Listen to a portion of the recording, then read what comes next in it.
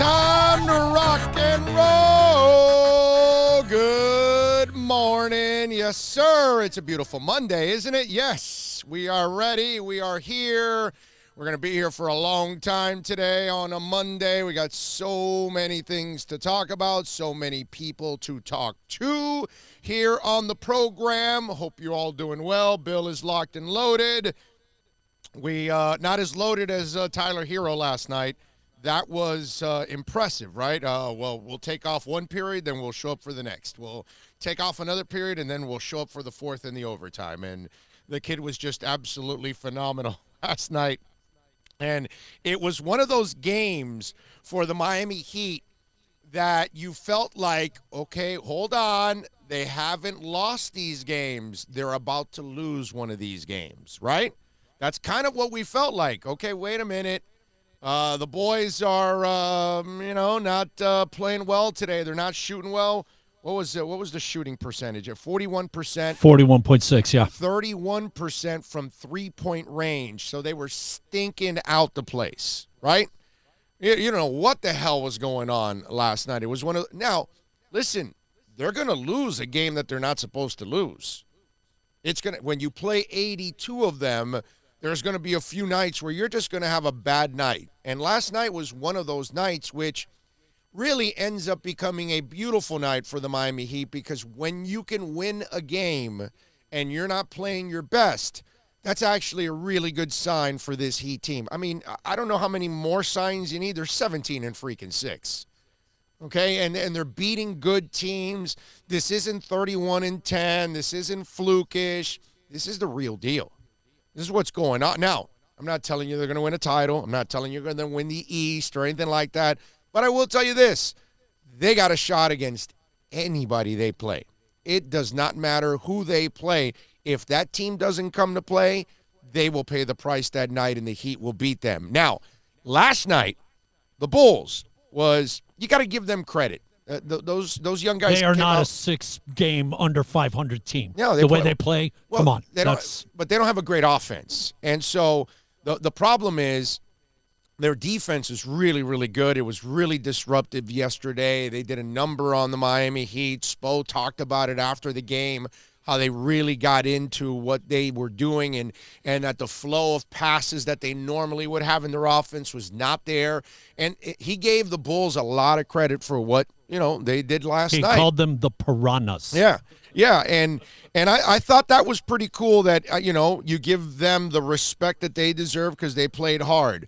But at the same time, I love that the Heat was able to fight through all of this and kind of get through an ugly night where you thought, okay, well, are they finally going to lose their first home game, and they're going to lose it to a Bulls team that isn't very good? And it didn't happen. And that's pretty cool that at least they were able to pull it off. And then Tyler, he has these moments, right? And last night was one of those that this was like kind of his breakout moment.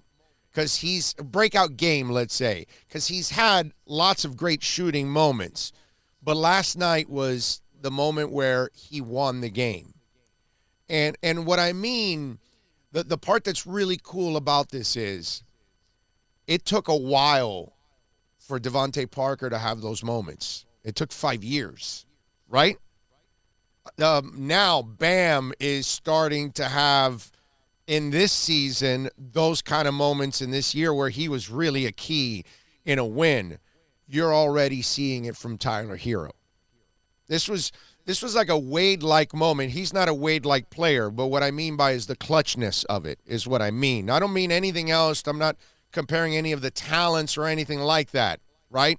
Devontae a couple weeks ago was it was clutch. Every time you needed a first down, he was there. You needed a big play, he was there. It was one of those things that was the moment you were waiting for 5 years from Devontae Parker. You got it right away from Dwayne Wade. Like in his rookie year, he had those key moments where he had key baskets and all that good stuff, and you got to the playoffs against Charlotte and all that, and the star grew. And I'm not saying that Tyler's star, that he's a star and all that in the making, But yesterday was a moment where you needed him to be clutch. And he came through for you. And to be that young and to accept that kind of a role and to be able to embrace it and then come through is awesome. And in a way, here's where I'm going to also compare it to Devontae Parker. There's no doubt in my mind that the receivers coach for the Miami Dolphins and Brian Flores have reached Devontae Parker, because it's not so much about your talent. It's also about your mental makeup. And when you've had so many failures and you've had so many breakdowns with your body, you start questioning your ability. You start questioning whether you can come back. And the fact that these coaches have instilled that in Parker, that is huge, because now he plays with confidence. He plays with bravado. He chirps at his opponent and all of that, because it's a different person. And that's part of coaching, instilling that confidence. Tyler, you can tell, is a kid that's already got swag and confidence. His swag and confidence, like Parker probably had fresh out of Louisville, has not been knocked down. It has now been preserved right from the get-go. And one of the things that has helped it is Jimmy Butler. Jimmy's the guy that has come in, befriended Hero, instilled confidence in him. You know, he's already, like, described him like, you know, like the kid that you can count on. You know, very few people are bigger Tyler Hero fans than Jimmy Butler. And don't discount the fact that last night, the guy that was igniting that stuff for Hero was Jimmy Butler. And that's Jimmy with him on the plane. That's Jimmy with him in practice. That's Jimmy with him playing one-on-one. That's Jimmy probably feeding it in his head. You can do it, kid. You can do it. You can do it. You can do it. And Tyler probably already thinks he can do it. Well, no, I'm sorry. Let me rephrase that. Tyler's probably convinced he can do it. And sure, and no doubt he can. He's done it. He did it last night. And that's all part of it. And it's really cool to watch it all come together, because the leadership of Jimmy Butler goes a lot farther than just points. It goes a lot farther than him just playing defense and getting a steal or two. It goes to instilling confidence in his teammates, believing in these young guys, allowing them to grow. It's not like Jimmy's dying to take the last shot. Like he has to be the guy. No, he's checked that ego in the door. He's going to do what's best for the Miami Heat at every single moment so far. If he's got to defend, he's got to defend. If he's got to be the one that facilitates to Tyler, then he's happy with that. Because once he sees the ball go in the air and go right into the rim, he's like, okay, this is what I want. I got dogs with me. And that's, remember, in Minnesota, he kind of went at it with Towns and Wiggins because he felt like they didn't have the ticker that it took to bring it every single night, that if they had dog in them, right? And he didn't think that they had enough dog in them. Clearly, he feels that Tyler Hero's got dog in him. Hell, you watch Carlos Silva, that kid, we barely even know him, but look at him, and he's all dog. You know what I mean? That's a guy that's just like, that's a junkyard dog waiting to play. And Kendrick Nunn, look, he had a better game last night, actually, a better shooting night finally. He didn't shoot well again the other night against Washington. But last night, Tyler Nunn was 6 of 11, not great from three-point range, 2 of 6, but he had the 18 points. But throughout all of this, he's still rebounding. Throughout all of his offensive struggles, he's still playing defense. Throughout all of this offensive struggles, he's still facilitating. And that's also very important for Kendrick Nunn, that he has not allowed his offensive struggles to affect the rest of his game, which happens to a lot of players, that especially young guys and all of that. You know, this group has got some swag. This group has got some confidence to them. I'm talking about the young guys that they added to this roster. These guys are fearless. And last night, the number one guy that was fearless was Tyler Hero, man. That was impressive last night. It's a team, and you could see they pick each other up. Like you're talking about, when you have a shortcoming, the guys are right there. Hey, come on. Keep your head in the game. We could do this. And what you were talking about, Jimmy Butler, man, the way he was taking it into the paint, and you could see, like Spoelstra had said, the piranhas getting on him and him looking for Hero and throwing it out there, and there he is by himself, knowing that the kid's going to take the shot and make the shot, and he did, man. 16 of our last 18 points. That is huge. Yeah. He was impressive. He scored, I think it was the final 9 points. What was it? Let me see. He scored the last 11 points of the game and 16 of the last 18 points. That's ice in your veins, man. Ice in your vein in overtime. Yeah, bro. And Bam gets hurt, and he still fights through it and gets back out there on the court. 21 points, 7 of 9 shooting, 13 rebounds, 6 assists, 3 steals. He did have 7 turnovers in the game, so that was the sad part of it. But yeah, their defense. You did say their defense. Yeah. We're they were young. good. We're young. They were good. But to overcome, there's a lot of tenacity, mental tenacity there. You know. Butler was 23 points. He stunk it out shooting. It was 3 of 14, 0 of 5 from three-point range. He had 7 assists. He had 6 rebounds. But again, it was one of those games where you didn't play well. And to not play well and come up with a victory is perfect. It's what you pray for on bad nights, that you're able to overcome all of that. And that's why I think that last night was huge in that sense, because Miami kind of needed this. In a way, these are the moments that you want to start seeing as the season develops, right? Hero that you can count on, none that you can count on, Bam that you can count on. And remember, you're not 100%. You got guys missing. And hopefully you'll get those guys back so you can have more depth along the way. I mean, let me tell you, you're doing all this stuff without no Goran Dragic. I think that is also enormous for this team, because we all saw what Goran has meant for this team off the bench. He's been just a revelation.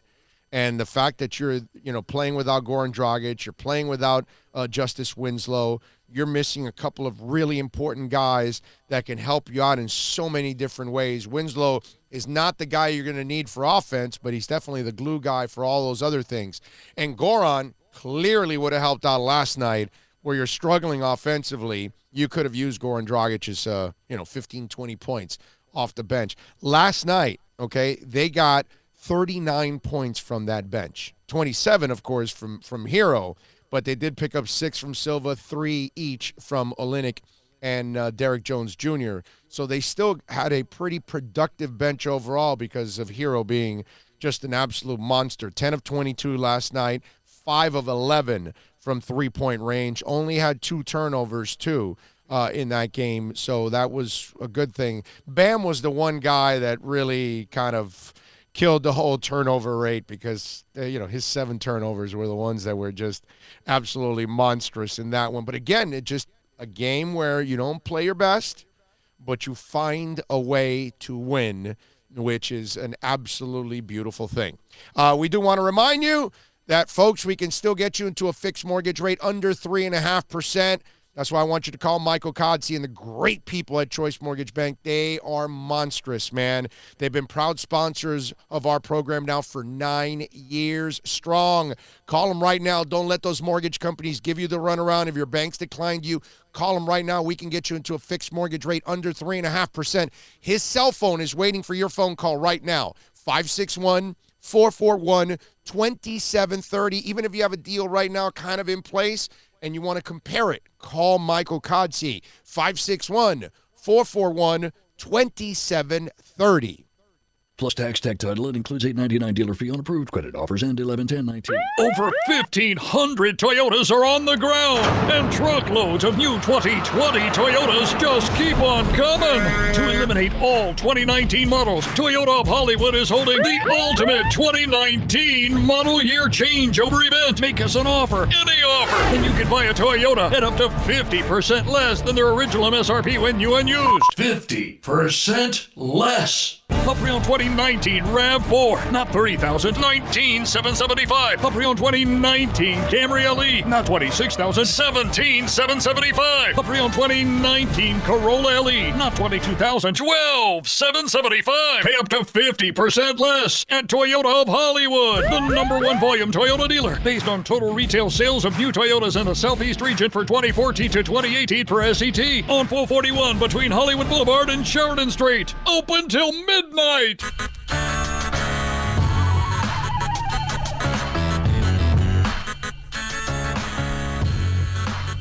Welcome back. Have a little fun here on the program. We take you, of course, till, I don't know, man. We're going to be here a while. We're going to be here till about 3:30, I would say, because we're going to have NorCal. Mark is going to join us at 3 o'clock. He's the president of the NorCal Dolphin Nation, and he's the guy kind of heading up our Las Vegas get-together. Like, if you want to join us in Vegas and you want good room prices, you got to call Mark because he's got the group rates instead of the crazy rates that they've got out there. So you can, we're going to own a hotel basically, and we're going to own Tommy Rockers. In fact, Tommy Rockers may be also calling in the 3:30 time slot, right around between 3 and 3:30. We might be talking to Tommy Rockers too today on the show. But we've got at noon, Kobe Price is going to join us. He is the South Florida Sun Sentinel FAU Owls writer. The Owls unfortunately lost their coach. Lane Kiffin is headed to Ole Miss. Yes, sir. Lane Kiffin in Ole Miss. Have they stated if he is coaching in that Boca Bowl against SMU? Is he staying for that at least? I doubt that very much because he was in Ole Miss last night. He's got to start recruiting. That's right. This time of the year is recruiting. I've heard all the coaches talking about, I won the game, blah, but I was in so-and-so's living room yesterday. Yeah, and the family was happy about him getting the job. So, we are going on a jet on Monday. To where? To where? Your dad is the new head coach of Ole Miss. Let's go!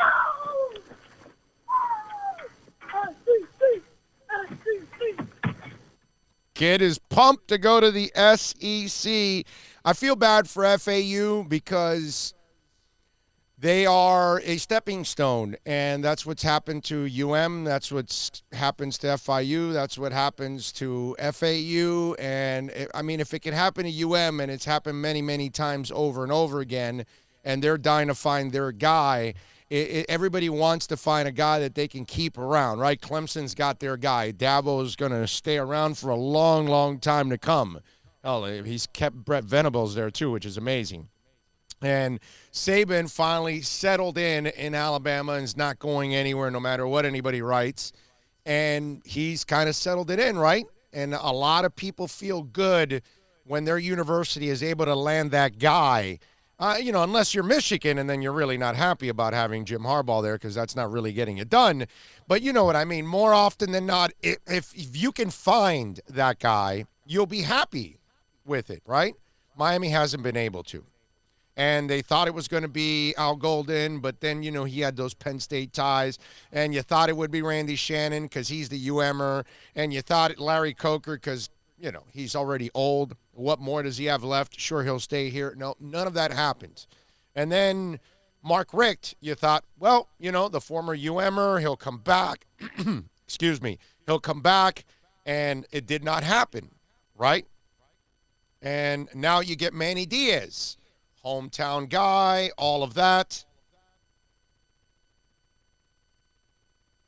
It seems like this is his dream job, but he's not acting like the dream coach. Well, and so far, right, he doesn't look like the right guy. And that's kind of the MO. You want to find the guy that will stay there. And unfortunately, Lane Kiffin was never going to stay there. Nobody ever thought that. We all knew that he got here for it to be a stepping stone, no matter what he said, whatever BS he fed any of you guys, we all knew that he was leaving, and eventually he got his job and he left. And he's in Arkansas. And he's in Ole Miss, which, by the way, he chose the right one out of the two. If he had a shot at Arkansas and Ole Miss, I would have gone to Ole Miss too. Because where Arkansas is at? Yeah, they're way yeah, down. Yeah. They're below the what is it? What is the usual The Kentuckys, they're below them now. Plus, overall, I thought, what's it called? The guy that's in Florida now, and he was at Ole Miss. Yeah, they showed some commitment there, and so if you're going to go to one of those two, go to Ole Miss. They'll spend the money, in other words. 786-322-1105 is the accidentlawfirm.com text line. Kobe Price from the Sun Sentinel will join us, so we'll talk about the FAU program and what direction are they headed in.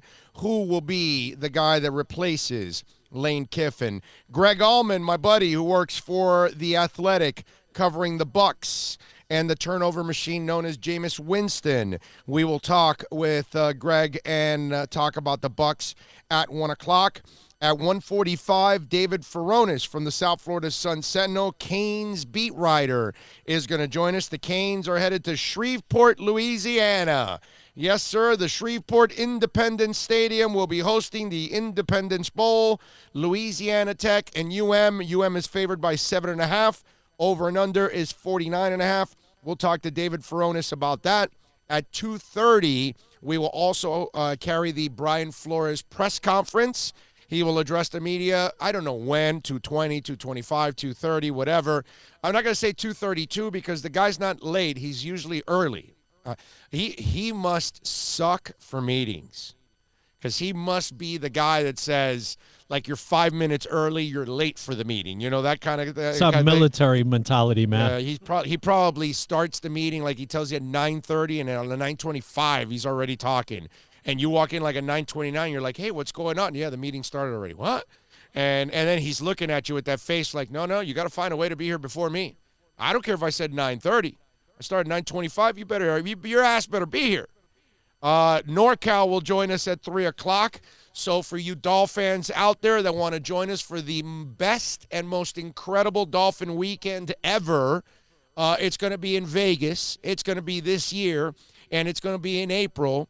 And we're going to be out there. We're going to be out there for a whole week, actually. But technically, that's next year, sir. Yeah, well, next year. Next year, technically. If you want to join us out there and you want to get a great room rate, you'll be listening to NorCal, and we will have a little fun with NorCal and talk a little bit about what's going on. And Tommy Rockers, too. I think he's going to get Tommy Rockers on. And that'll be cool because we'll talk to the man that is hosting us and all the Dolphin Nation at that bar for 3 days. You don't want to go and hang out with all the geeky people at the NFL draft just standing there and they're talking about all the other picks and all the other teams. You want to be with us in Vegas, okay, for 3 days where we're talking Dolphins, okay? And it's a Dolphin angle all the time, all right? That's what you want to do. That's who you want to join.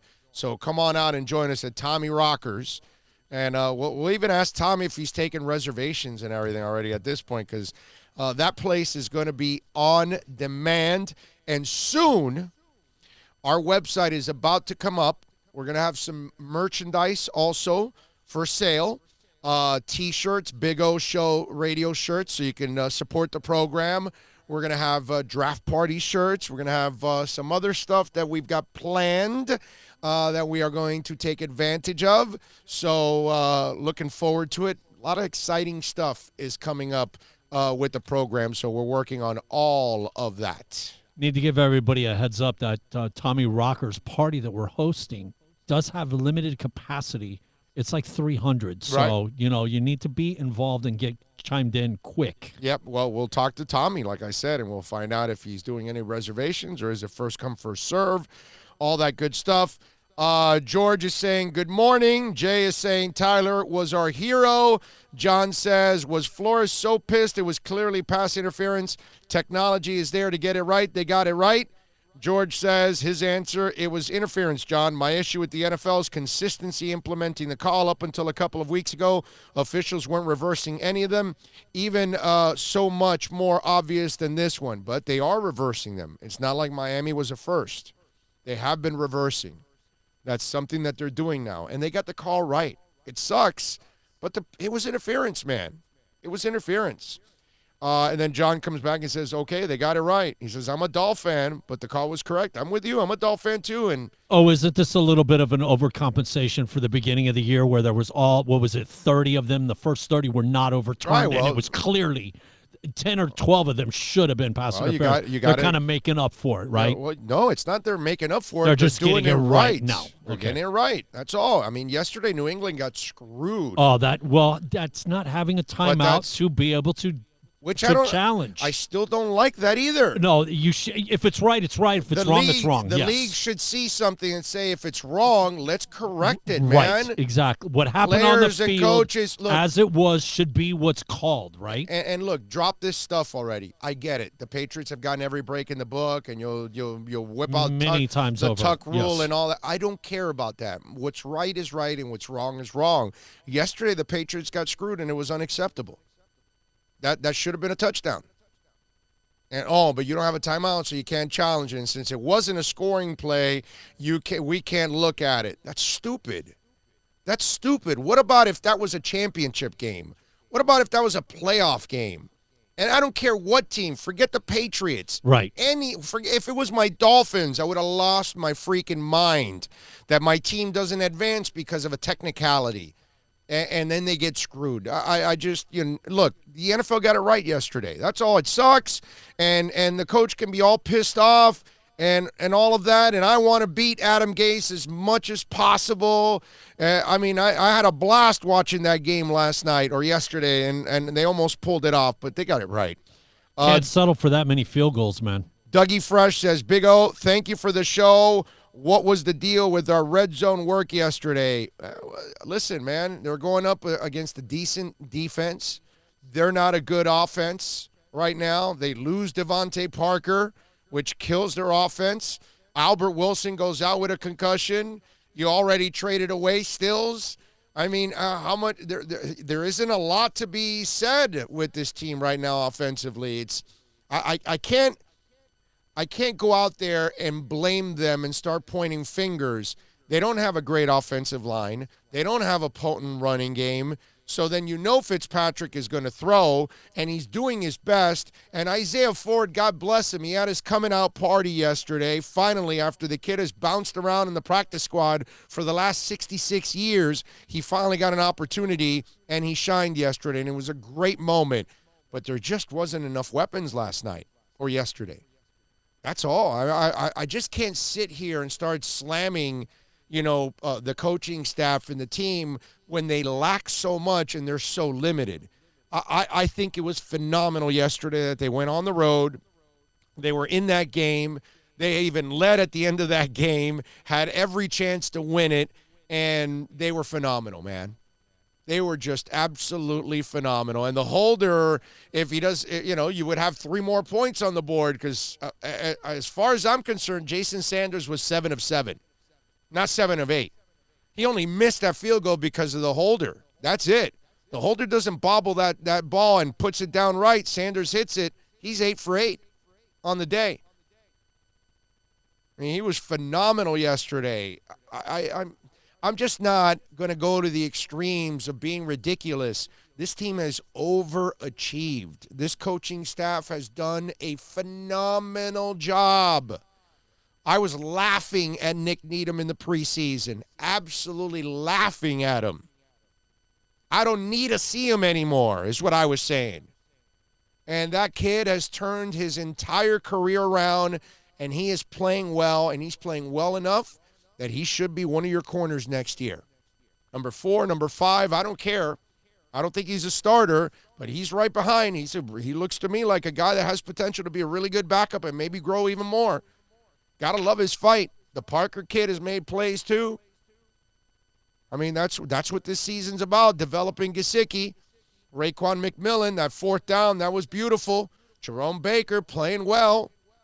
And I know Gesicki didn't have a good game yesterday, but he's turned his career around. Parker, Preston Williams. I mean, it just goes on and on. Whole bunch of guys. Hey, Jason Sanders. I pretty much had his ass cut at the beginning of the year, missing all those field goals. He's bounced back. He's won a bunch of AFC Championship Special Teams Players of the Week now because he won this one. Who the hell's going to win it outside of him this week? 7 freaking field goals. Should have been 8. That's what this season's about.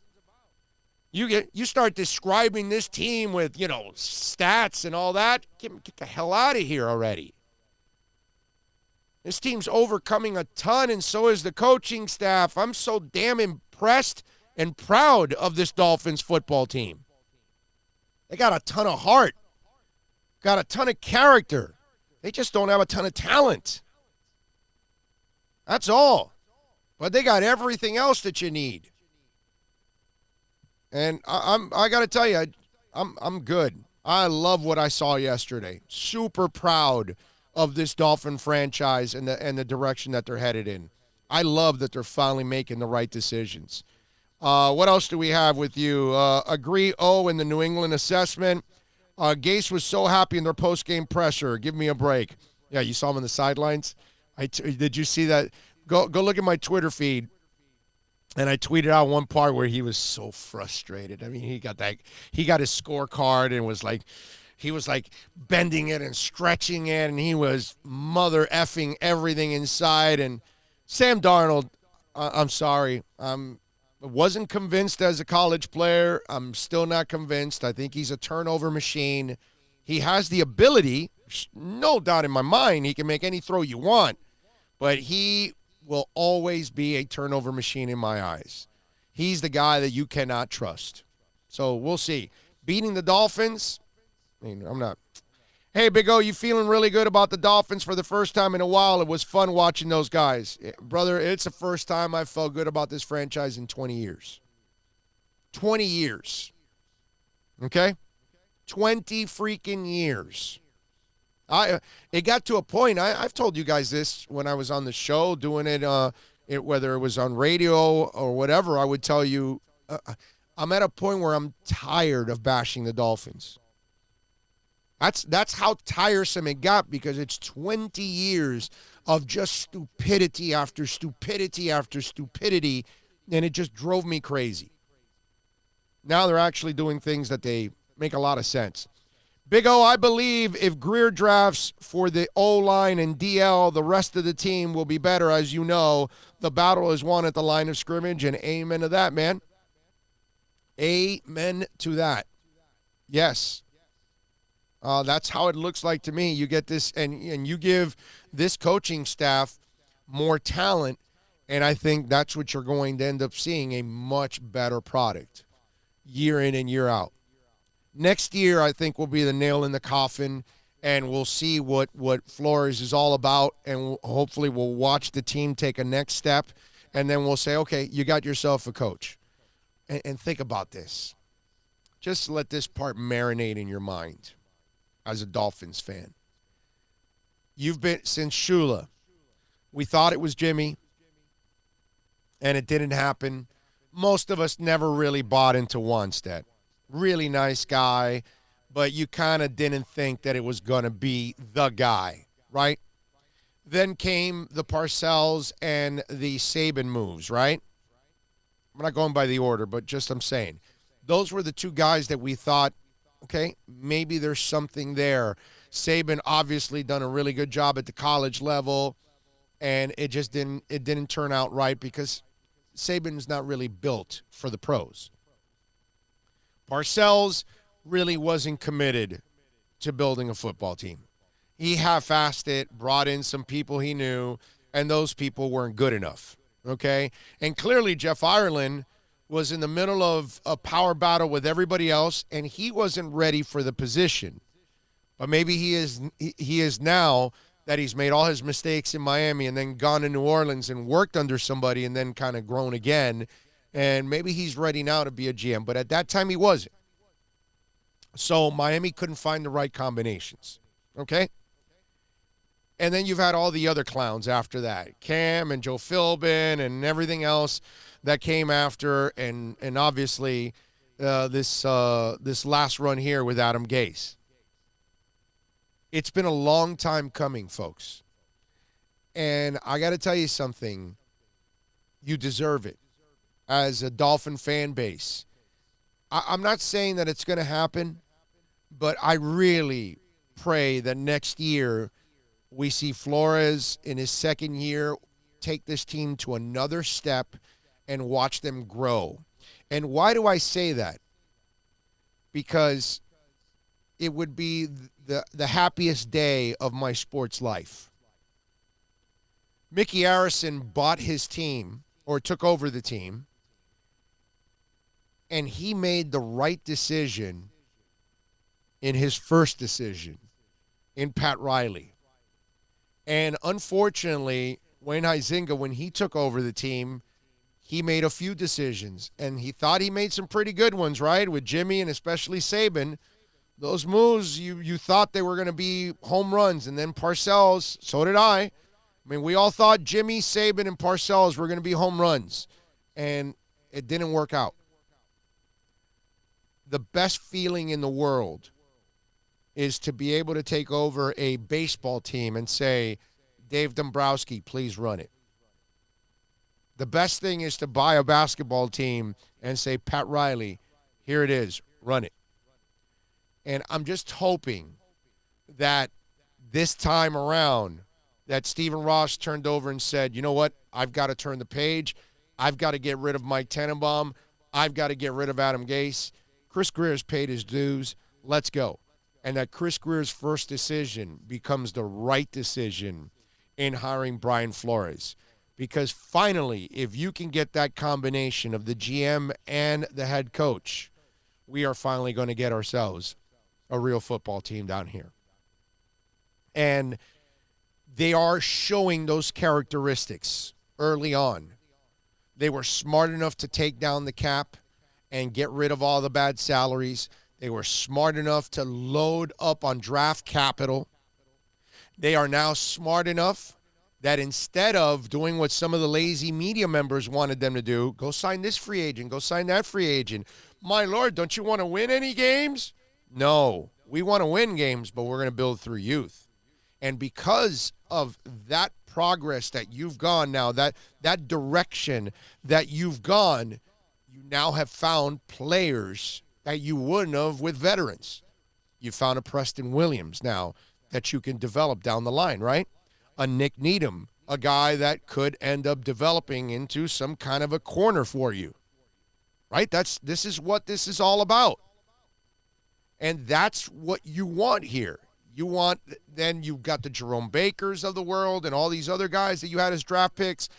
Now you find out which are the guys that can play and which are the guys that can't. And look, I'll pull up the roster. Going into next season, okay? And we'll go with IR guys too, all right? Because I got to go with the guys you're going to build on. Jakeem Grant, you're going to build on, correct? That's one. You're going to build on, I wouldn't call it build, but he will come back next year for depth purposes in Kalen Ballage, right? You will probably build, what can I tell you? I gotta mention. Preston Williams is also on the IR. That's a guy that you're going to build on, right? Because it's a young guy that can come back and you can build on him. All right, now you've got, let me go through the roster now. Devontae Parker, Alan Hearns, Michael Dieter, although he got benched yesterday. But you're going to build on him because he's a young guy going into his second year. Jesse Davis, Mike Gesicki, Patrick Laird. Let me see. Isaiah Ford now is a guy that will come in because that's 10 already.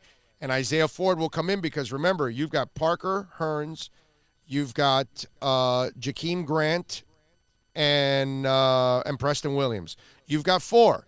So Ford is going to come in to compete with that fifth spot. And remember, Jakeem's a returner, so he's kind of that swing guy that becomes the fifth receiver that is more of a returner. So he will have an opportunity. Anyway, you've got 10. Durham Smythe has improved as the year's gone on for depth purposes. That's 11. Josh Rosen is a backup quarterback. That is 12. Now let me go to defense. Davin Godchow, 13. Christian Wilkins, 14. Sam Eguavon, 15. Raekwon McMillan, 16. Jerome Baker, 17. Nick Needham, 18. Stephen Parker, 19. Eric Rowe, 20. See, what else do we have here? Walt Aikens, 21, obviously a special teamer. Taco Charlton, I don't know what happened yesterday, but he was benched, but he'll be part of it. 22. Andrew Van Ginkel got the only sack yesterday, just got healthy towards the end, the 5th-round pick. 23. These are guys you're building on. Trent Harris hasn't played a ton, but he's a young guy that you'll build on for next year and all that other stuff. But I just gave you 23. The fullback, too, 24 if you want to throw him in there. So there are guys that you're going to end up building on going into next season already. That's a lot of guys. Then 24, and then you're going to throw in 14 draft picks. That's 38 right there. And then you're going to throw in undrafted free agents that you're going to add. And then a couple of street free agents that I think you won't commit to big money, but a couple guys that you'll add on. Look where you're at already. You're into the 40s. Grab a couple of players from other teams, practice squads, stuff like that, cuts. And I haven't even – and there's a couple of those guys that are on the roster right now. Did you mention X? Oh, yeah, X, 25. Right. Jason Sanders, 26. The putter, 27. I could just, if I want to. Sanders, the kicker, obviously. That's what I just said. Yeah, that's what I said. So there are guys. There's guys that I haven't even mentioned that are still there that you're going to be able to build on. So you've got enough guys now to kind of start building on something. It's a decent base, and it looks like we all know how important depth is. If you don't have depth, you're going to have injuries. You're going to be exposed And that's quick. what they're doing there. Yep. A lot of these guys are going to be depth.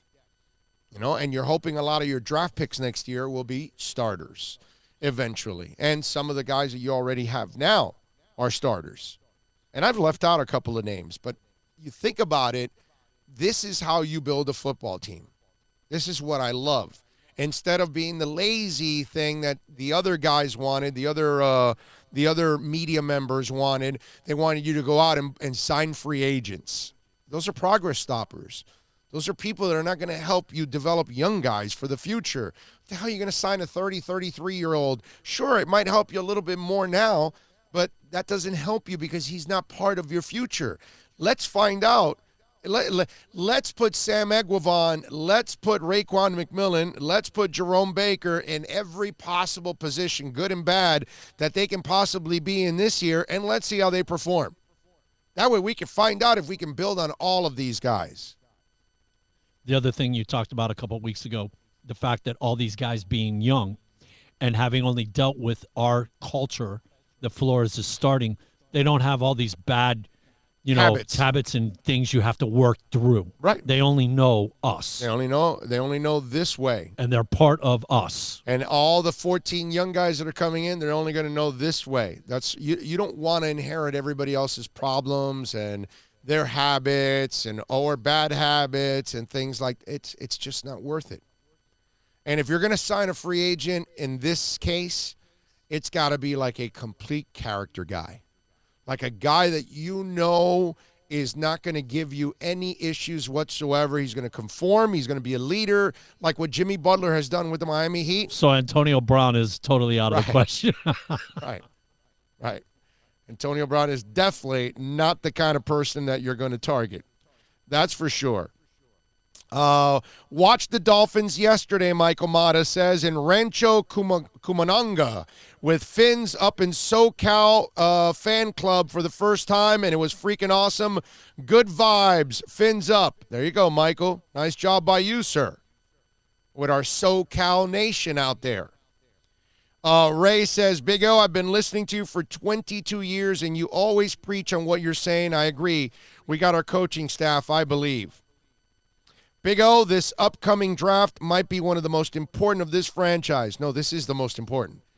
If they hit, they might be onto something. If they're not, they're back to square one. Greer so far has been average drafting.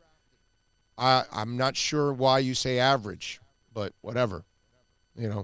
That's fine. We went over that on Friday. I got to think that the fact that he's been with the organization for 15 years, they think that he's been calling the shots for that long, and they just don't understand. Greer hasn't started doing this, sense. But they don't understand that he's only done this for 4, not all 15. Understand that, people.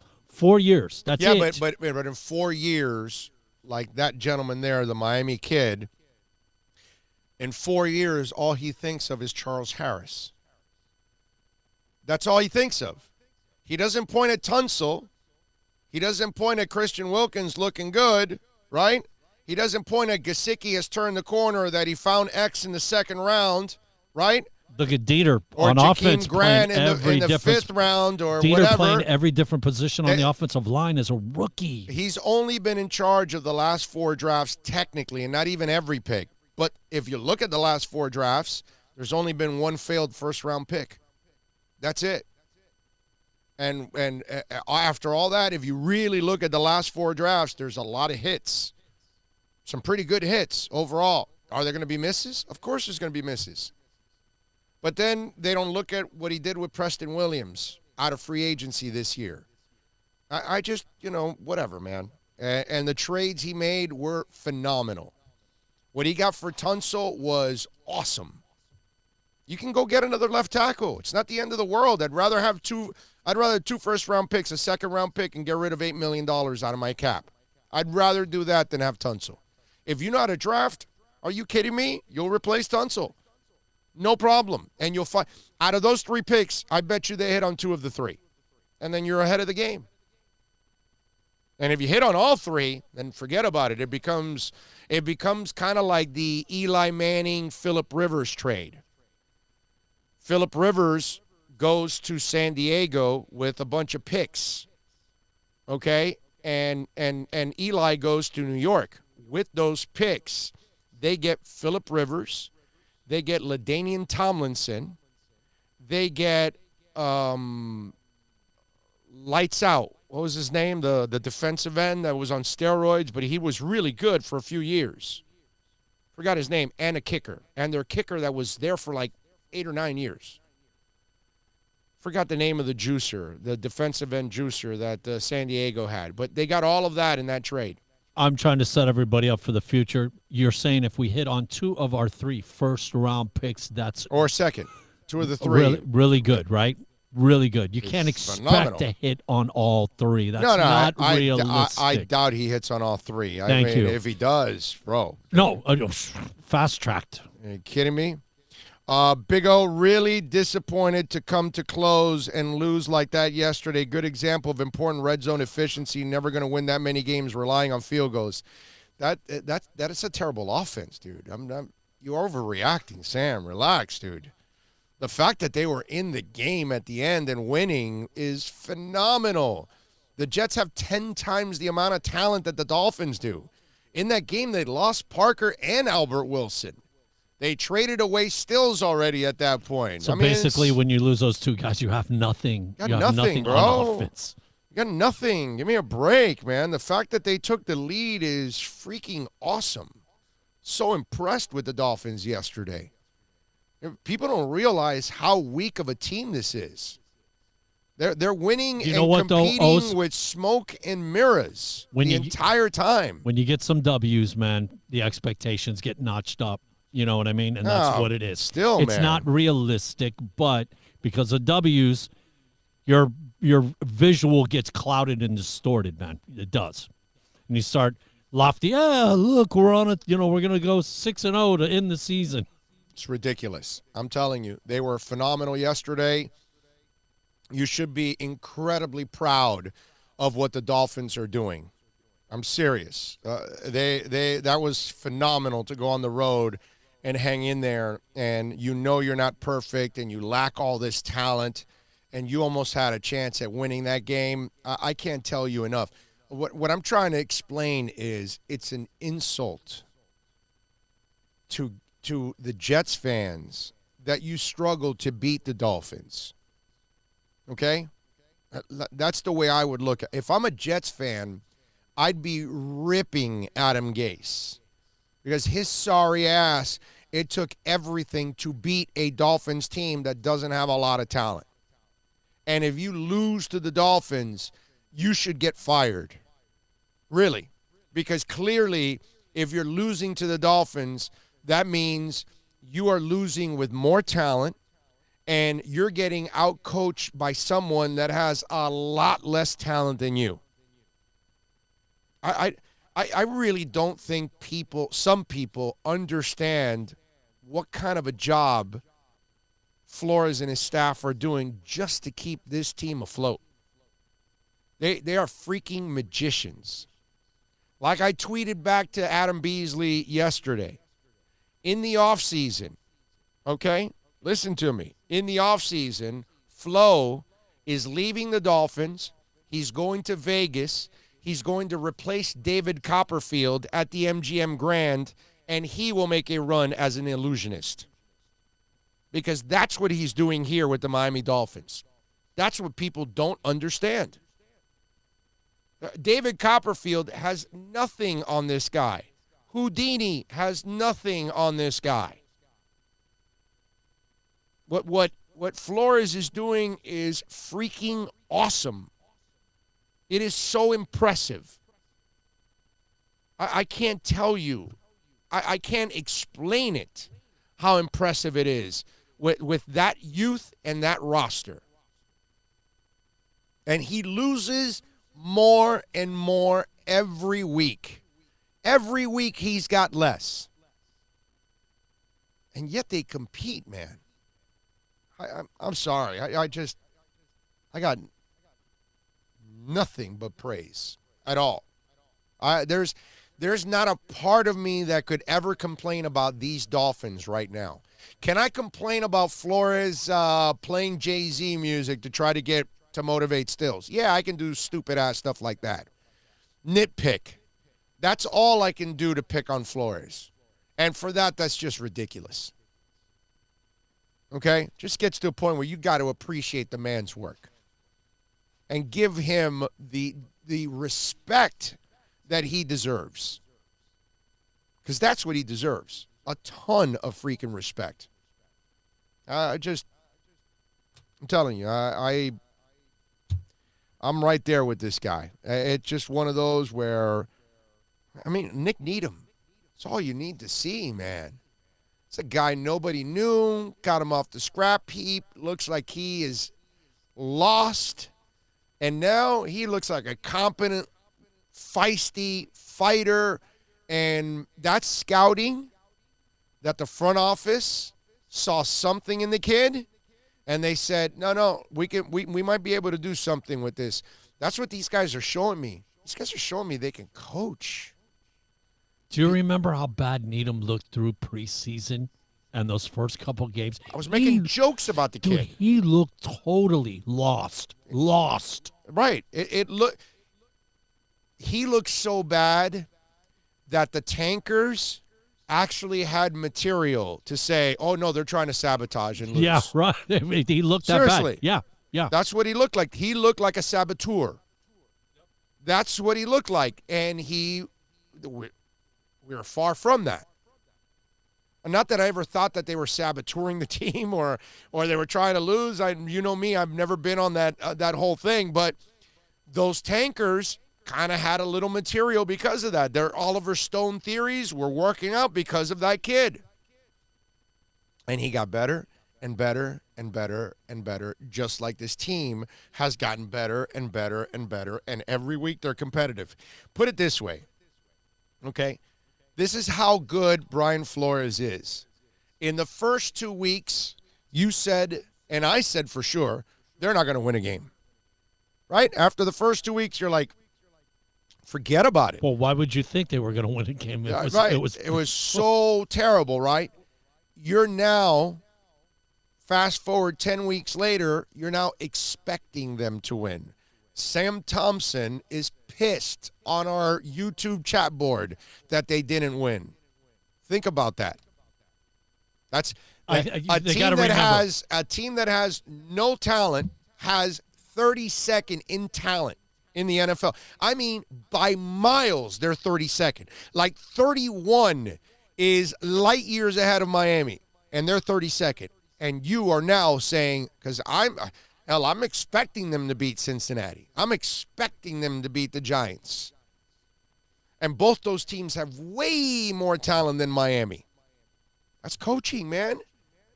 That's Flores raising your level of expectations to a point that you're even and by the way, Sam Thompson's not the only one chiming in since yesterday. I had several Dolphins that were pissed that they lost the game yesterday. Oh, do you think it's a little bit because it is to the Jets? It's the Jets. Of course, right? it's Gase Exactly. and Gase. Yeah.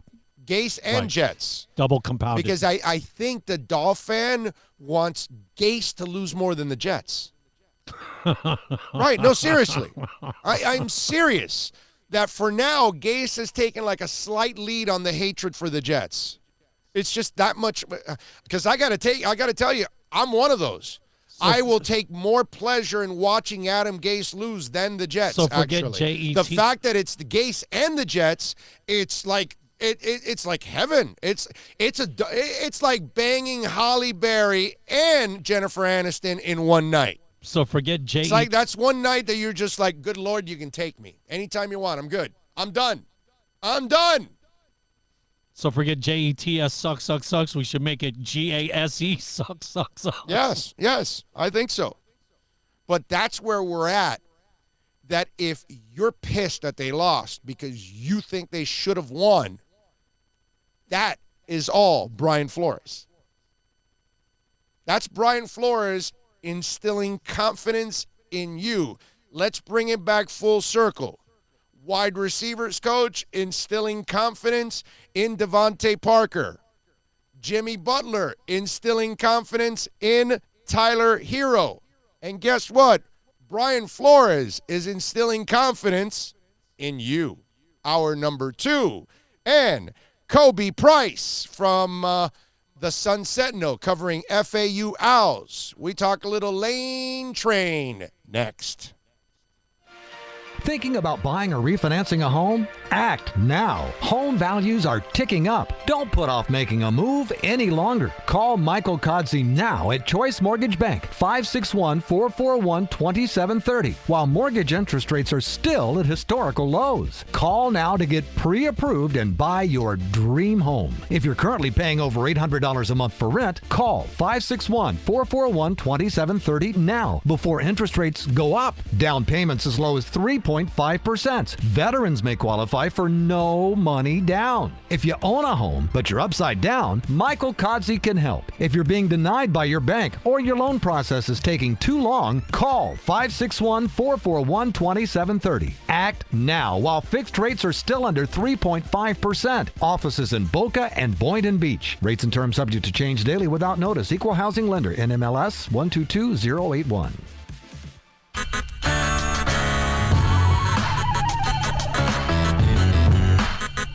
No one expects to get into a crash, but I expect you to go to accidentlawfirm.com if you do. Make sure when hiring a driver, you go through a rideshare app so that you can be covered by the insurance, which can be up to $1 million whether you're a passenger or a driver. In other words, don't try to save a few bucks by paying cash instead of going through the app. I'm attorney Bobby Nunez from Nunez Law in Miami, and we're here to help you through the process. Go to accidentlawfirm.com for a free consultation from me, Bobby Nunez. That's accidentlawfirm.com.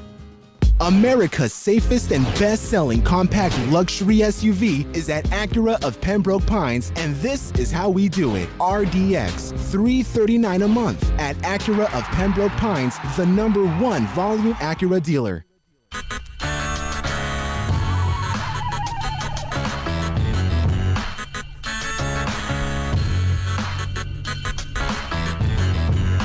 This is the Big O Show. This is the Big O Show. This is the Big O Show.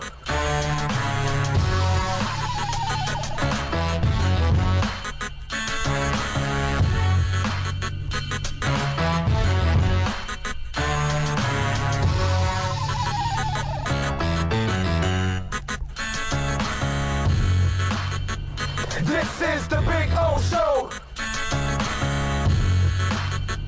This is the Big O Show.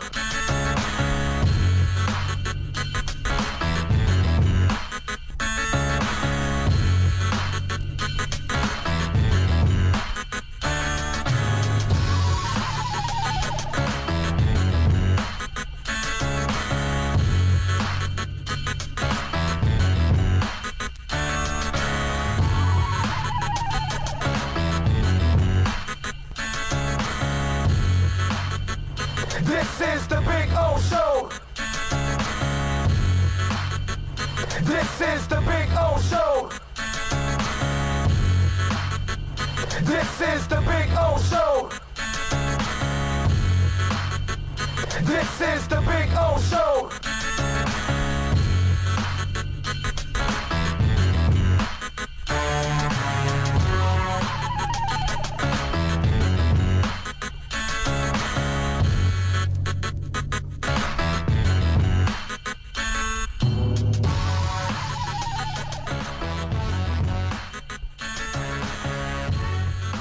Welcome aboard. We're going to talk a little Lane Train. We're going to get in contact with Kobe Price now, and we'll have a little fun. We'll talk a little FAU football, which I know it's not a good thing right now because you lost your coach. But hey, listen, overall, you got to be happy with the way the direction of the program. Hopefully, they can find a coach in the near future. We're going to talk to Kobe Price now. You could follow him on Twitter at Kobe KHOBI_P. You can catch his work at the South Florida Sun Sentinel covering the FAU Owls. He is Mr. Kobe Price. Kobe, good afternoon, my man. How are you doing? Good afternoon. I'm doing pretty well. I can't complain. All right, good. Although the FAU fans, are they complaining? What's the buzz? What's the feel? Because they win the conference for, what is it, like the third time in 4 years or second time in third year or whatever it is? What is it? Yeah, second time in 3 years. Second time in 3 years, and then they lose their coach to Ole Miss. So what is the reaction right now from the FAU Nation? I think it's more of one of those, like, you know, we're grateful. We're grateful that it happened. We're sad that it's over, but we're grateful that it happened. There was, I mean, and Kiffin said it himself, if you would have said to whoever, an FAU fan administration, whoever, 3 years ago that we're going to win 2 conference titles in 3 years and we're going to have all these wins, 26 wins in 3 years, they would have been like, we're on board. And if they said the team was going to leave after all that, we would be like, we're on board for that. That's better than anything we'd have done in that period of time. So it's one of those, we're grateful it happened, but sad that it's over. Were you surprised at all? Because I don't think you probably were, right, Kobe? Because we kind of felt that from the first second he took that job, it was going to be a stepping stone and he was going to wait for that next opportunity.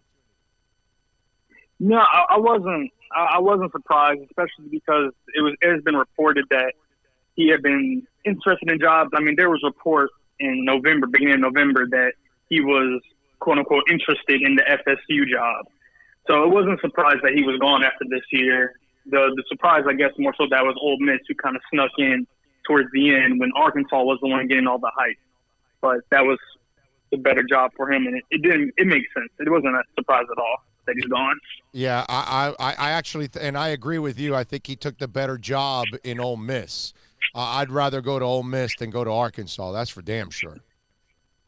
Absolutely, and to me, I was talking with people before it all happened. I was saying, I don't see him going to Arkansas. Like, if it's between Arkansas and FAU, I think he'd rather stick it out to wait for a better job. Now, the better job came up throughout the week. But that was once the Ole Miss came into the conversation, it was almost a foregone conclusion. That's where he was going to be at. Kobe Price joining us from the South Florida Sun Sentinel, Owls beat writer. You can follow him on Twitter at Kobe_P. All right, Kobe, so what's the word? What's the list? Who are the guys that they're going after? I did find a name out of that list that I found interesting, but go ahead. You tell me.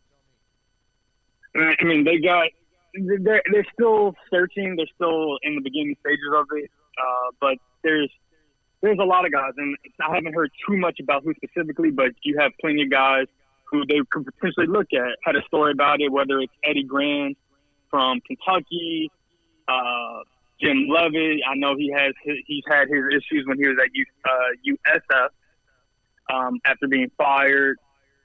Name that I mentioned as well was James.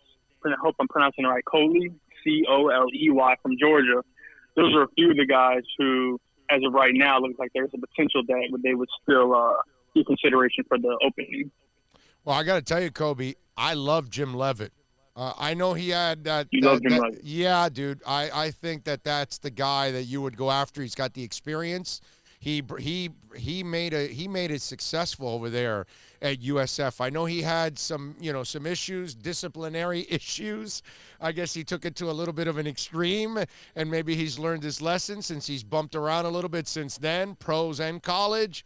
But the experience that guy brings to the table, plus I think if you get him, you might keep him there for a while because he's a guy that might have stayed there at USF. He might still be there to this day if he didn't have that controversy happen to him. So that's the other thing that, I've talked about this over the weekend, and I did a little bit today, that it's been so hard, Kobe, for the University of Miami to find a lifer. So the challenge for FAU and FIU is that much harder. Levitt might be that guy that might be willing to stay the rest of the way. He may be, and it's like I said, a lot of it's still preliminary, still trying to figure out who they're trying to find, who they're trying to go after. But I mean, he built that program up, and not just built it from the start, he built it into a successful one. Yeah, draft picks, dude. So that draft picks, brother, draft picks. I mean, that's the other thing. He put in guys into the NFL. That's at the level that they were. Now, I would imagine, Kobe, that there's some talk that, in today's world, you want more of a younger guy, a more modern guy, the offense, all of those things, because Lane, obviously, he got it. He understood what direction college football was going in, and he had that kind of offense. So is there that young name that you hear, that up-and-coming assistant that they may want to go after? Well, if you're talking about assistants, I think it's a name that you might hear quite often. He's in his late 30s. Looking up, he's 37. It's Kendall Briles. Right. And if that's a name that sounds familiar, it should be because for FAU, that was the offensive coordinator back in Lane Kiffin's first year. He went to Houston the following year. Is at Florida State. He's probably out of a job now at Florida State. And he's a name, like I said, 37, younger offensive coordinator who could, I mean, if you wanted to, he could probably come to FAU and take over the head coaching reins. I know there's going to be probably some bad press. He is a former Baylor assistant, right? And we don't have to go over everything that happened with Baylor. But of course, there's going to be that connection. However, if you're looking for an offensive-minded guy, someone who's already familiar with FAU because he did spend a year here, that would be a guy that you could definitely look forward to. Kobe Price joining us from the South Florida Sun-Sentinel as the FAU Owls just won their conference. Unfortunately, they lost their coach. The Lane train is headed out to Ole Miss. And so we're talking about the coaching search for FAU. What is the deadline, Kobe? I would imagine this is something that they want to resolve quickly because of recruiting. Yeah, they haven't mentioned any strong deadline, but I mean, obviously with the early signing period coming up very soon, ideally you would want to have your guy before then. You would want to have that guy before then, have them out there recruiting, have them out there. So when you go, I mean, and the assistant coaches, they're out recruiting now. When you go out there and you're talking to players, you can say, this is the guy who you can look forward to. This is the guy who you know will be leading our program. So while they may not have a public deadline out loud, I would guess that they want to have something figured out before the early signing period, probably a couple days before then. Kobe, fans would gladly offer Dan Enos over to FAU. What do you think about that? I'm not sure. Not sure how much FAU fans would be behind that one. Not sure if they would be riled up for that one. Kobe, you're around the program. How attractive of a job is it? Because, dude, it's a great campus. I love that little stadium. They did a great job with that stadium. They improved their facilities now under Lane. So it seems like a more attractive job. You tell me, because you're around it a lot more than I am. Well, the one thing is, and even if you're upset, for fans who may be upset, but say rightfully have the feeling to be upset. If you are upset, you can feel good knowing that Lane left this place better than when he came here. like you said, the facilities, the stadium's beautiful. They're about to finish. They actually have finished. They're going to be opening up their practice facility for when spring practice will start. We're going to have a brand new facility. Stadium's beautiful. The campus, I mean, they like to promote 1.8 miles away from the beach. Good location. You're in South Florida. Great recruiting area for a coach. It's a great place to be, and it's better. And you still have a roster. You're going to have a roster with good players. You have Chris Robinson, who had a great season, MVP caliber season in the conference. You're going to have, unless we have anything with transfers, you're going to have a strong running back group coming back. Mm-hmm. You have talented and quick players on the defensive end. You have a good roster, good location, good facilities. It's a good job, and a proven winner. Oh no, I'm with you there. That's why. How are they talent wise going into the season? What kind of a turnover is there in key positions for the team going into next year? Well, there's going to be a couple big losses. You got a guy like Harrison Bryant, Mackey Award finalist the senior year. He'll be leaving more than likely for the NFL. I can't imagine he wouldn't be drafted. Yeah. He's most likely going to be drafted at some point during the middle of the round. You got a guy like Rashad Smith's going to be gone. And you have other grad students and seniors are gone. But for the most part, you have a pretty good roster coming back next year. So whoever is going to be the coach, they're going to be inheriting a good roster, a talented roster that should be able to compete for the conference next year as well. Kobe Price is the name. He covers the FAU Owls for the South Florida Sun Sentinel. Follow him on Twitter at Kobe, KHOBI_P. Kobe, thank you for taking some time, my man. Look forward to having you on again when FAU makes that hire. What's the prediction? You got a prediction for me on who ends up getting the job early on here? Man, predictions, those are always, because it's so early. We want to make you look bad, bro. I do this every day. Every day I do bad predictions. So this is your chance to join me on the bad prediction machine. You want to make a bad prediction? Let me make a bad prediction.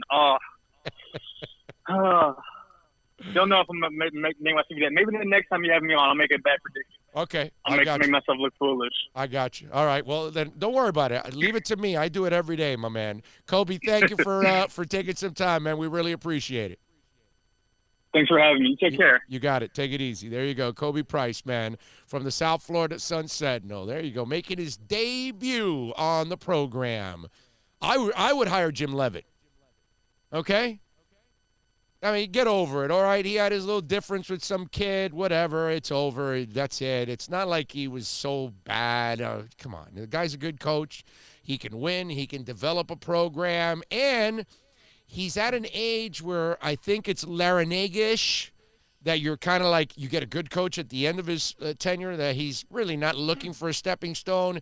He'll just take that program on to the next step. The other thing is, I mean, Kiffin has a name. You bring in another coach that has some semblance of a name. They've won 10 games, 2 out of the last 3 years. Yeah. Bring a guy with a name. You'll get some kids. You maybe keep up the tradition they've established here the last few years. The only thing is that people may start picking on FAU for hiring Leavitt because of his past and all that good stuff. Of course they are.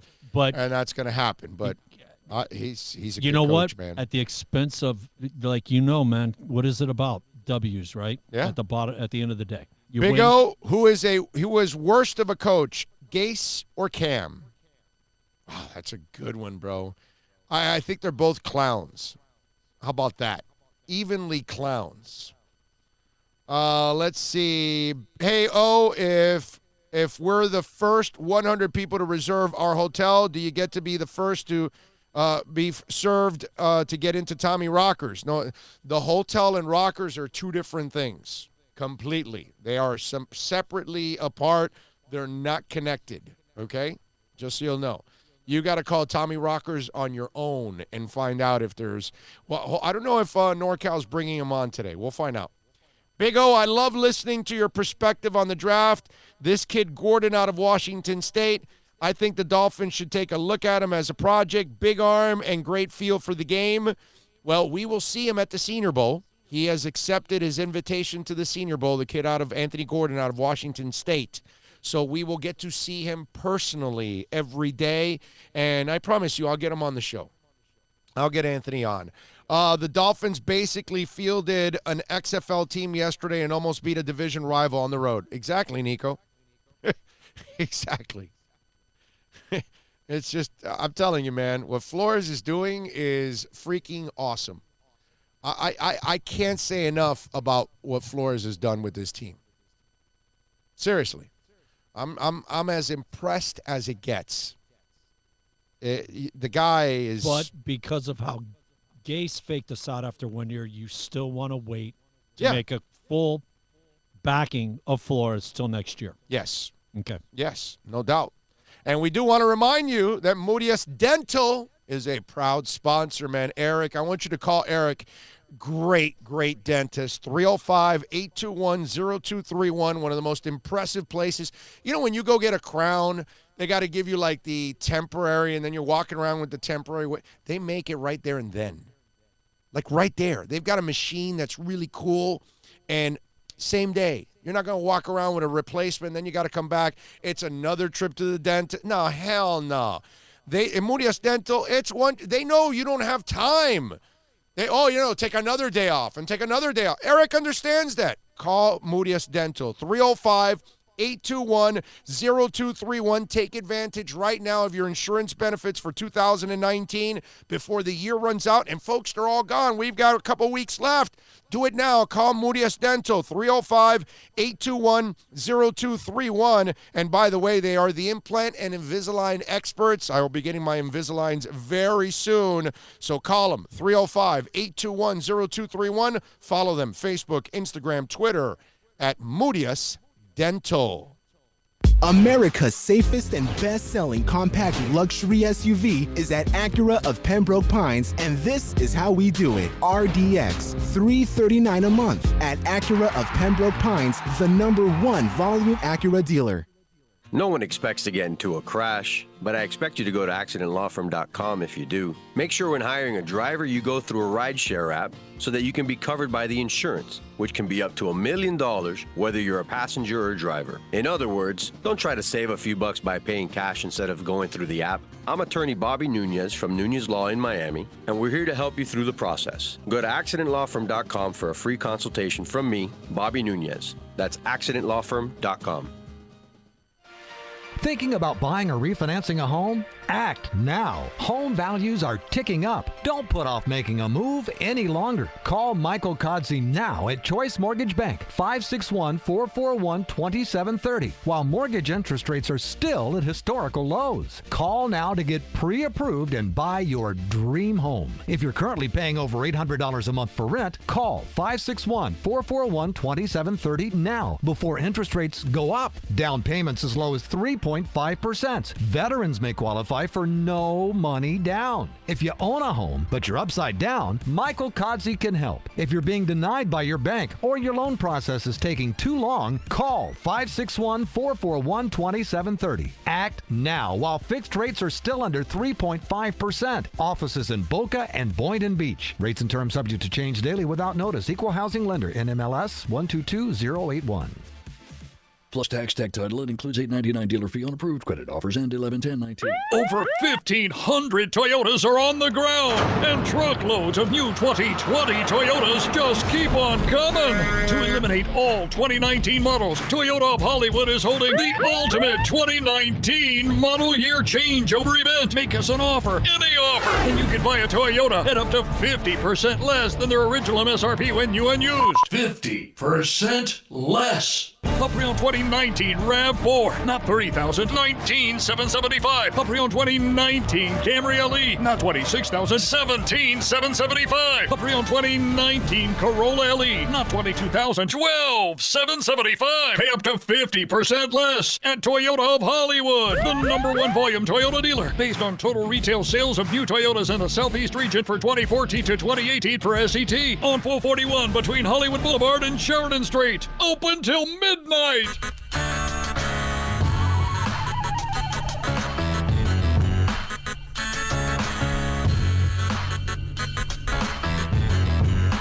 This is the Big O Show. This is the Big O Show. This is the Big O Show. Ba-ba-ba-da-da-da. Welcome aboard. We take you till, I don't know, a little over 3 o'clock. We'll be here for a long time today. We're doing a lot of radio today here on the program. We got a lot of guests. Greg Allman's going to join us at the top of the hour to talk a little Bucks at 1:45. We'll have David Furones from the Sun Sentinel talk a little Canes. At 2:30, we're going to hear the Brian Flores press conference.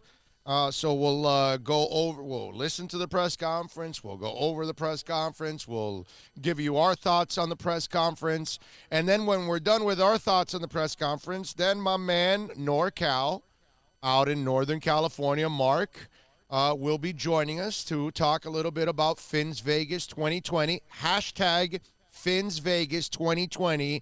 Let's get that viral. Hashtag Fins Vegas 2020. Anything you're talking Dolphins, I want you to hashtag it at the end with hashtag Fins Vegas 2020, okay? Let's make that hashtag viral because the greatest Dolphins party will take place in late April in Vegas, okay?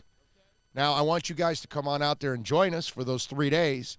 Personally, I'd love for you guys to go out there between the 20th and the 27th for a whole week. Okay, so that way we're all hanging out, having a great time. Wouldn't it be cool that we do our shows, our early shows at Tommy Rockers? Because we're going to do a show on Monday at Tommy Rockers, on Tuesday at Tommy Rockers, on Wednesday at Tommy Rockers, before the draft on Thursday. All right? Bill and I are going to get all the kinks out of the way, all that good stuff, set everything up on the stage, be ready, have some fun, broadcast out there first before we start. And I would love for Dolphins to join us, man, for the show. It's a beautiful thing. Although the show will be a little later out there than normal, because normally normal times, Bill and I like to come on at 11 a.m. You know, sometimes we come on at 10:30, 10:40, whatever. But by 11 is usually our normal time of starting, which that would be 2 p.m. out there. For if we start at 11 over there, it'll be 2 p.m. here. So, I don't know. We'll see. We'll talk to Tommy. I don't know how early we can get in there so we can do the shows, but we will. We will. We're going to have some fun. And the good thing is you come on out there with us for the draft, and the draft will end 3 hours earlier, which then means we got time to party and hit Vegas. Yeah! I'm gonna take Bill down to Fremont Street, and I'm going to put his ass on the zip line. He's going to go all the way across Fremont on the zip line. Would you do a zip line? Yeah, man, but if we're going to do that, like I told you, we need a roller coaster, go upside down, 360s. Well, yeah, they got Let's that get there. crazy, bro. They got that there. They got You got to do coasters. some Montu type stuff. There's a couple of coasters. Some Sheikra. And you know what? I'll take you out to that hotel that's outside the Strip, a couple miles away. I don't know, maybe somebody can send it in. I don't know what the name of the damn hotel is, but it's got its own roller coaster. It's got its own amusement park, and it's got a pretty cool roller coaster. I'll probably take you to that one, too, because the one in New York is terrible. Yeah, no, I don't want to ride no terrible roller coaster. Well, no, but you want – it doesn't go upside down. But That's what we need. It's We a need some steel upside coaster. down, brother. It's a steel coaster. I think the one that goes upside down for sure is the one that's in Circus Circus. Do you know the ride, the spin out? The one that has the arm that flips you upside down. And that's one of my favorites. Right. That's almost better than a roller coaster, the way it throws you upside down and it's an invert. When you go home tonight and you're relaxing, pull up Circus Circus and look at their amusement, because they have an indoor amusement park. Oh, so this is like doing Aerosmith, the way it's indoors, the rock and roller coaster at Disney. Their whole damn amusement park is under roof. That's pretty cool. Yeah, because it's so hot, I guess they wanted to get people away from the sun, which is super smart. Obviously, if you're in Vegas, you want to kind of stay away from the heat. No, plus they do everything on a super grand scale. Like, we're gonna put the amusement park indoors, the whole park. Yeah. Iron Maiden just tweeted out, "Nothing says I love you more than a pair of Maiden tickets for Christmas." Get yours today. I love that. That is a great Christmas present. I got to tell you, you give me a pair of Maiden tickets, you are my friend for life. That's for damn sure. What else do we have here? The Raging Dolphins Maniac says, Gase has had a good group of players. BF has nothing. That proves enough to me. Raging Dolphin Maniac, sir, you are right on target. I can't argue with that. Let's see. Dino Rodriguez retracted a message. I don't know what it said. What did you retract there, Dino? John says Circus has been closed. Might be closed. Oh, really? I had no idea. Which goes to show you how much I go to Circus. I did the amusement park stuff in Vegas years ago. I haven't really done, since I've gone the last couple times, I'm just, I'm more worried about gambling food and sports gambling. And we're definitely going to be doing some blackjack and some craps. Yes, yeah, blackjack and craps for sure. Damn right we're going to do that for sure. I got to play, especially craps. I love playing craps, man. That since I learned the game, and I'm not an expert at it, but since I learned the game, it's the best odds, and it's really probably the most enjoyable time that you can have, especially when the table's rolling. It is a blast to take part in. That's for damn sure. Anyway, you want to get in on the accidentlawfirm.com text line. It's 786-322-1105. That's 786-322-1105 if you want to get in on the program as we take you till about, I would say about 3:20, something like that, right around there. That should be more than enough broadcasting, a little over 4 hours of broadcasting with very little commercials. So, yes, we will carry you till then. And we got a lot of things to talk about today on the program. Panthers. Let me congratulate the Panthers because they got it done last night against the Sharks. Now, they took on two teams that they were supposed to beat over the last couple of nights, and it's very important that you go out there and take care of business, and that's exactly what the Panthers did last night against the Sharks.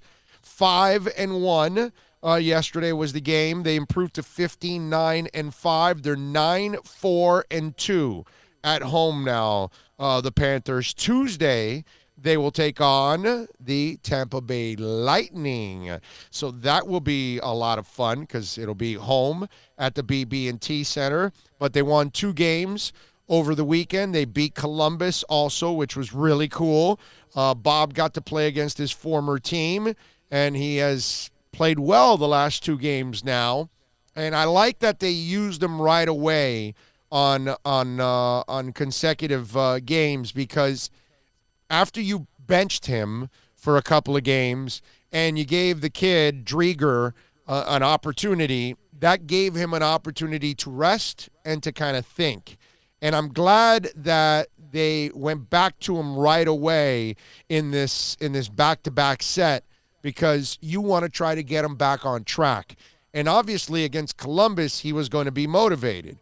And against the Sharks, he was outstanding. Your team has won now 9-2 in the last 2 games. And Bobrovsky has been outstanding. It is time now to get on a roll.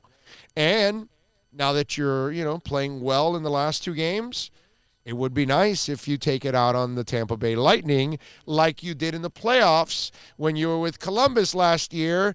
And I believe you swept the Lightning and you shut them out. And that's pretty impressive. So I would like a little nightmarish type of thing to come back for the Lightning. And on Tuesday night, tomorrow night, I want to see the Lightning Adam Gase-like frustrated because they can't score. Impressive yesterday. By the way, San Jose, #1 penalty kill in the NHL, and we got 2 power play goals. Yeah, but we're one of the best in the power play, we're too. like number 5, number 6. So you're but it's you're got, doing it's this got rubber against meets number road, 1. You're doing against number 1. That's impressive. And what you're talking about, this little home stretch, Tampa, the Islanders, and Boston. Yes. 3 high-quality teams coming to our place. Yes. But I just want to start with Tampa first because I won't feel good about the other 2 if you stink it out. So you've played well. the last 2 games you were supposed to win. You took care of business. You kicked their ass. You didn't just win. You kicked their ass. I like that. I like that a lot. And we're now in, we're approaching middle December. Let's go. It's time for you to play the way you're supposed to play. And this is a good opportunity. Matt Nagy confirms that Roquan Smith, by the way, has a torn pec and is headed to season-ending IR. I'm seeing here on Twitter, breaking news. So Roquan, as expected, is out for the year for the Chicago Bears. There you go. Breaking news. Anyway, back to the Panthers. Tuesday will be a nice little test to see if he's really turned the corner and really is the guy that they need him to be on a night in and night out basis. And I think he wants to be that guy again too. He just seems to me like the kind of guy that takes pride in what he does. Like a lot of you out there. I don't care what you do in life. If you're a waitress, if you're a lawyer, if you're a broadcaster, if you're a garbage man, I don't care, man. A job's a job. Take pride in what you do and do your best. Doesn't matter what it is. In fact, now that I think about it, let me ask you guys something. Do you ever run into this? Because I ran into this yesterday, right? These people that work behind the counter in a restaurant, okay, they put on gloves because they don't want to touch the money. And, hey, money's dirty. I get it. I understand. You ever watch somebody that actually touches the money with the gloves and then touches your food with the same gloves? Yesterday, I'm at Fuddruckers on Kendall Drive and 155th, right? And I went to go get my grilled chicken sandwich. And I go to the bakery counter to pay because that's where you pay for the pickup. So when I'm paying, a girl walks into the counter because the lady that was there, she didn't speak English. So she had problems communicating with people, which, by the way, I still don't know. I get it. Even if you're in a Latin neighborhood, you should try to hire people that know the damn language. You are in America, by the way. Okay? Anyway, that's a whole other ballgame. But listen. So she can't communicate, so the young girl comes. And the young girl has a cellophane, right? She has it on her body. She's going to use it to cover something. So instead of holding it, she has it connected to her body, and then she comes to use the counter. She grabs it and puts it on the counter. I don't know what she's covering with that, but it's already got the germs from her chest and now the germs from the counter. And I don't know what she's covering. So she has gloves on. Right? So the guy buys some dessert there because where you pay to pick up at that Fuddruckers for takeout is in the bakery side of it. So the guy pays for whatever, right? Bills. She grabs the bills, she puts them in the counter, she gives the guy the change, and then she goes and gets the cake in the counter. She grabs the cake with her hand with the same gloves that she used to grab the bills. I watch her put the cake inside the plastic cup or the container, hand it to the guy. The guy doesn't put one and one together. He doesn't pick up that she just handed him a cake off of the same gloves that she was handling the bills with because she doesn't want to touch the money. But she's willing to touch your food with those gloves. So the guy just grabs his cake, walks away. I look at her and I go, do you realize what you just did? And she looks at me and she goes, what? And I go, you handed all the bills with the same gloves and then you went and grabbed this cake with those gloves. She had no answer for me. Nothing. I mean, completely unprofessional. She looked away from me and turned around. Okay? I paid for my bill, credit card, boom, got my credit card back. I went back to the counter, and I went to pick up the sandwich, and I told the general manager there. I said, yo, you're the manager here? Yeah. I go, hey, I just saw your employee do this. Oh, well, I'll go talk to her. Fuddruckers, 155th and Kendall Drive, where they handle money and your food with the same gloves. Boy, that's Suevis right there. 786-322-1105 if you want to get in on the accidentlawfirm.com text line. I mean, seriously, dude, that was just disgusting. Seeing that yesterday. Just absolutely disgusting. Dino Rodriguez says, Suppo, looking good, bro. Well, I don't know about looking good, but we're alive for another day. The good Lord has given us one more day to survive, so we appreciate it. But thank you, Dino. I appreciate that. As always, what else do we have here on the accidentlawfirm.com text line? 786-322-1105. Let me see what we got here. Big O, should the Finns trade up with Cincy to draft Burrow? Mike in Los Angeles. Mikey, it will never happen because Joe Burrow is an Ohio kid. Cincinnati, I think last time I checked, is in Ohio. I think. Not sure. Not going to happen, my brother. Got to stop with all of that. Stop with the mental masturbation. Stop with the giving yourself an ulcer. It's not going to happen. Okay? The Bengals will take Joe Burrow. They will have the number one pick. Miami is going to have to look for another option. I don't know who it is yet, but they're going to have to get somebody else. And if they end up with Chase Young, then, hey, it's not the end of the world. Okay? But forget about Joe Burrow. He'll go number one to the Bengals, unless they're really stupid. In your 26, don't forget Laird and Beagle. Oh, Vince Beagle, that's a good one. I did add Laird. Laird I did mention. Beagle I did not. So there you go. It's close to 30. Guys that you can build on. I'm telling you, the Dolphins, they know what the hell they're doing, man. I got tired of pointing out all the stupid things they've done for 20 years. Now they're actually doing stuff that's really smart. Big O, did you see Mark Spears on Get Up this morning apologize to Brian Flores and Dolphins about tanking? G from Pennsylvania. Well, that's why Mark Spears is my guy. There you go. Good for him. I'm glad that people are realizing that they were dead wrong about tanking. They were never tanking. They were building through youth. Which I tried to explain it over and over and over again to local beat writers, local TV, radio people, local fans, nationally on Sirius. I've done it all, man. I've tried to explain to people what they're actually trying to do here with the Miami Dolphins. But, you know, listen, you're going to believe what you want to believe when you're just closed-minded that way. And if you want to sit there and think that Chris Grier is back there going, hey, how can I scheme and make Flores lose?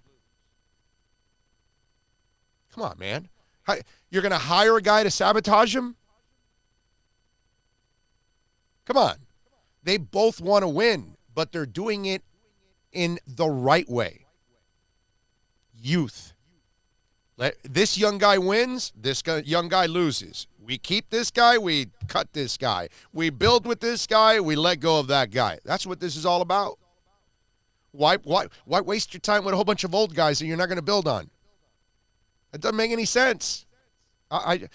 This is the way to build a football team. This is also the fastest way to get good. That's the part that people still don't understand. Even people that played the game like Steve Young, okay, they don't understand it. You got to also understand this. Some of you out there, believe it or not, you are hardcore enough. Pay attention here. You are hardcore enough and you followed the game enough that you understand the big picture more than even players do sometimes. Yeah. Because a lot of players, they don't really end up learning about the business, and they don't understand the big picture, and all they think about is them and selfish and their numbers and their stats, which, you know what? There's nothing wrong with that to a certain extent. But it also, the ignorance clouds you to not know what your environment is all about. And there's a lot of you fans out there that do get it. A bunch of you that don't, obviously, and media members that don't, and players that don't. But there's some of you out there that actually get it more than even players do. That's scary. But that's a fact. That's just a fact for you guys out there. And that's what a lot of people, they just don't understand really what's going on here. Now they're starting to understand it. And like I told you, eventually they will start the trend. And other people will do what Miami is doing. At least they will try. I believe Miami's got a kick-ass front office that over the next couple of years, they're going to prove to people that they are building a team the right way. We'll see.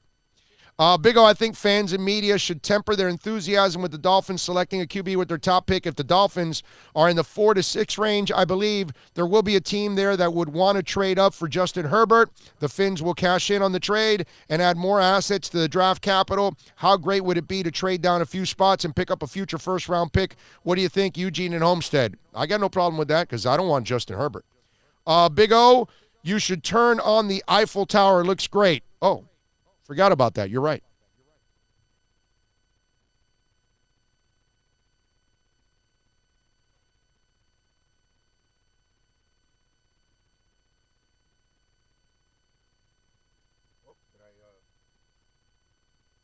Hey, I think it broke. No, don't say that. Oh, wait a minute. It's trying. There it goes. There we go. All right. It wasn't connected right. There you go. Got the Eiffel Tower on. All right. Now we're set. Got a little Eiffel Tower action for you. Make the wife happy. I had to get that. I saw they had little ones and bigger ones and bigger ones. I bought the second biggest one. There was another one that was even bigger, but I was like, yeah, no, I got to fly back with it. This one actually fit in my bag. That was the beauty of it. But it's so cool, so I had to get it. But, yes, you're right. Thank you for reminding me that I had to light up the tower there, Eugene. Appreciate you, as always, keeping it locked here. How about that? Live in exchange, and they're saying, hey, turn on the tower already, huh? They're already demanding the Eiffel Tower to be lit. How about that? That is beautiful. Oh, can't you see organizations make QBs? As Bill Walsh once said, Tannehill managed improvements in dysfunctional environment. Saddled with the loser coaches and surrounding talent, his best wide receiver was traded in 2018. The Dolphins are a dumpster fire. Hey, bro, if you want to believe that, then go ahead, my man. Knock yourself out, my brother. I think Tannehill is what he is. And he's leading them to the AFC title. Yeah, exactly. They're going to win the Super Bowl. It's a Tenny kill year. Yeah, it's the Raiders are a joke, and it's nice to see that John Gruden is not proving me wrong. Unfortunately, at least for the Raiders' sake, I wish he would have proven me wrong. But he's a clown, and their record is so just. I've already brought it up on this show many times. His record is just bogus. They've beaten bad teams. That's it. And when they play a decent team, they get their asses kicked. They're just a phony team. And this is a perfect situation for Ryan because of the running game, the offensive line, and then the defense is playing really well.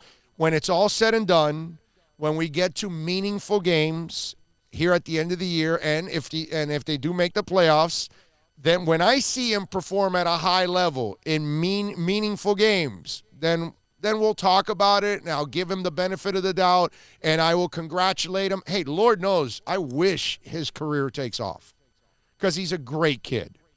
But I still think he's a Jag. I think he will always be a Jag, and I think he will fool you over and over and over again, and I think he's fooling people now. That's all. And I think he will break their hearts when it's all said and done because that's what he does. So we'll see. I hope I'm wrong, okay? For his sake, because he's a fantastic young man, he deserves to have a strong end to his career. He does. That I will say. But I got to be objective. Do I believe in the kid? No, I don't. Never have, and I never will. You got to show it to me.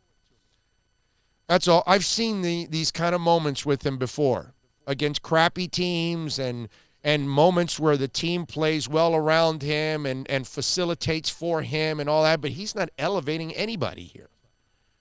And he's not ever that guy. But, again, time will explain all of that. Time will solve all of that. Good afternoon, Big O. My fam in this chat, don't forget to help out Big O by hitting that button. Damn right, baby.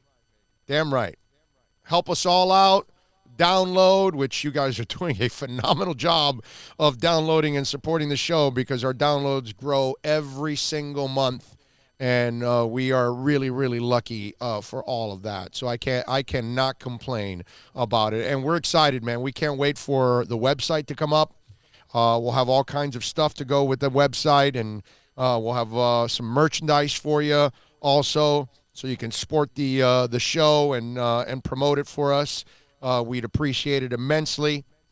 A lot of things going on. Hurricanes, by the way, have been invited to the Independence Bowl. They'll take on Louisiana Tech on the 26th of December, the day after Christmas. Miami is favored by 7.5. The over and under is 49.5. The college playoff series is set. LSU is taking on Oklahoma. LSU is favored by either 12 or 13 right now, are the opening lines. The over and under 76. Ohio State taking on Clemson. Clemson favored by 2. The over and under is 63.5 in that one. Those are some of the games in college football. Obviously, we've got all the other bowl games set too, and we'll address those as they come along throughout the month and going into next year. Looking forward to all of that. So Greg Allman will join us at the top of the hour from The Athletic to talk a little Tampa Bay Bucks. David Furones will join us at 1:45 from the South Florida Sun-Sentinel. Canes beat writer. We'll talk a little Canes with him. So we covered the FAU story. We covered the Canes story. Butch staying at FIU, right? Because they're not hiring him at Arkansas. Some people even thought that he would go to Arkansas, or it would be an opportunity. They're going to hire Chad Morris, or they're hiring Chad Morris, the O-line coach of Georgia, not Butch Davis. That would be a major mistake by Arkansas to hire Butch Davis. But, hey, what can I tell you? It is what it is. Speaking of Ryan Tannehill, he, by the way, addressed the Meteors. He was talking with CBS after the game and after the win yesterday. Ryan, congratulations on the win. The 4th straight week this offense has put up at least 30 points. Knowing that this game was essentially a must-win for both teams, what was the mentality of this team coming into this game? It was a big game. Coming on the road across the country, it was a big game. Had a lot of respect for Oakland, and first half was tight. We were scoring, they were scoring. It was a shootout there in the first half, but this team is resilient. We just kept fighting, just kept playing, and eventually broke this thing open. Yeah, and you mentioned the shootout. I think we all expected a battle on the ground today. It seemed to be the exact opposite. Almost 400 yards passing for you, 3 TDs. How were you able to be so effective through the air today? Our guys did a good job. They're winning on the outside, making plays somewhere. You see John, you're making a big catch in the end zone there for a touchdown. All day, guys are making plays, tough catches, run after the catch, the whole thing. Protection was great all day, so really proud of our guys. And Houston comes to town next Sunday with first place in the AFC South on the line. You actually face them 2 out of the last 3. What can we expect from that matchup next week? It should be good games. We have a ton of respect for Houston. Obviously, they've been playing well all year. It's going to be a big finish for us. We just have to keep taking it one at a time and take advantage of the opportunity next week. There you go. The vanilla one. Ryan Tannehill. Good for him, man. Good for him. He's such a nice young man. He really is. I doubt he'll do anything down the stretch, but we'll see. We'll see. I hope I'm wrong, man. I hope I'm wrong and people can come out of the woodwork and see, I told you. Because I know what's going on. It's the guys that the guys and the women that are dying to be proven right since they were proven wrong, that Ryan really never turned out to be anything. And so they're just dying for that moment. And whenever he goes on a little run, they come out of the woodwork and they tell you, you see, and then they hide forever until he comes out again. And so it's just one of those things. We'll find out soon enough. That's the beauty. This is what we could be looking at in a few years. Obviously, this will change with draft and player and trades and player development and disappointments, etc. But what here would you change based on the info we have now? And that's what Mike Barracuda is asking me. And right now, if you're talking, I believe, Mike Barracuda, you're talking about the Dolphins, right? And this is what they could be. I wouldn't change anything right now. The only thing, if you want me to change one thing, is that I wish that Fitzpatrick, Minkah, would have said, he would have understood what's going on and said, yeah, I want to be a part of it, like all the other guys. That's about the only – with Tunsil, I'm fine. I'm fine letting Tunsil go because you got so many picks. With Minkah, you got the first rounder back, and you're going to pick somewhere right where he got picked or just after, and you've got to try to find a player like his. I know you also got a fourth rounder, too, in return, but overall, the pick that you picked him at and where you're going to get the one from the Steelers is maybe slightly lower, and that's why it's going to be a little bit of a challenge for them to find another player like that. But that's it. Outside of that, that's the only thing I would change, but they couldn't control that. You're not going to stop the direction of your franchise because one player doesn't want to be a part of it. And because one player who was supposedly called, the Swiss Army knife didn't want to be a Swiss Army knife for you. It's funny, right? Oh, the guy that could play all positions wasn't willing to play all positions for you. What are you going to do there?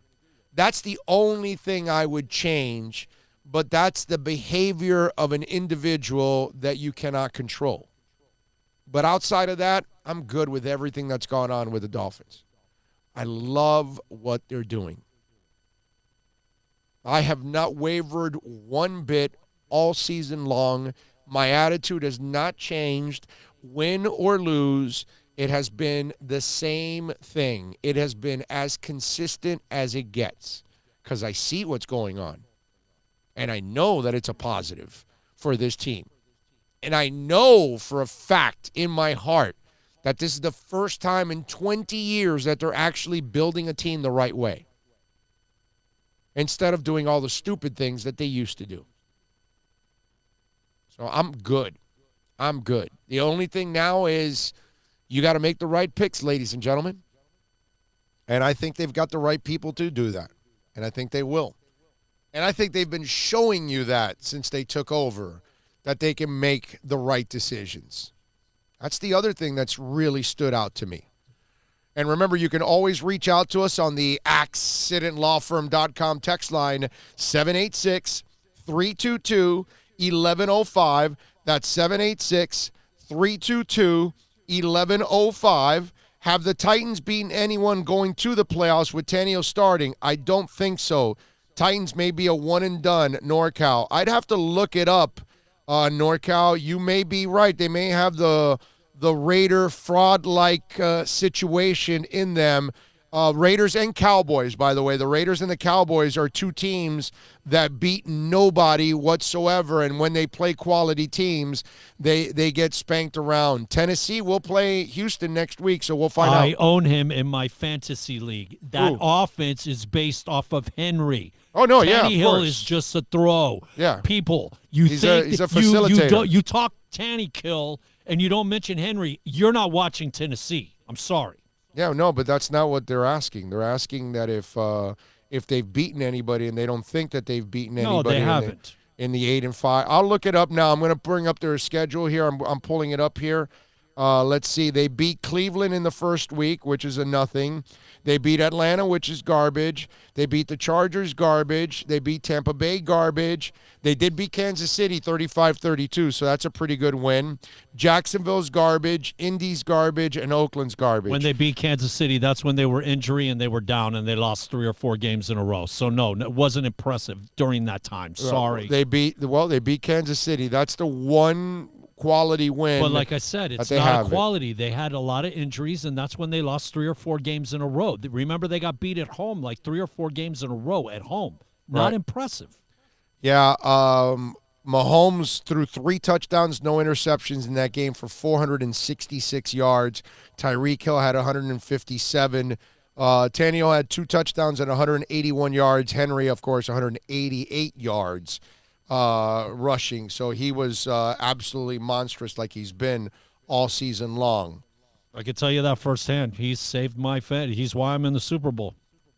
Yeah, he's kicking some ass.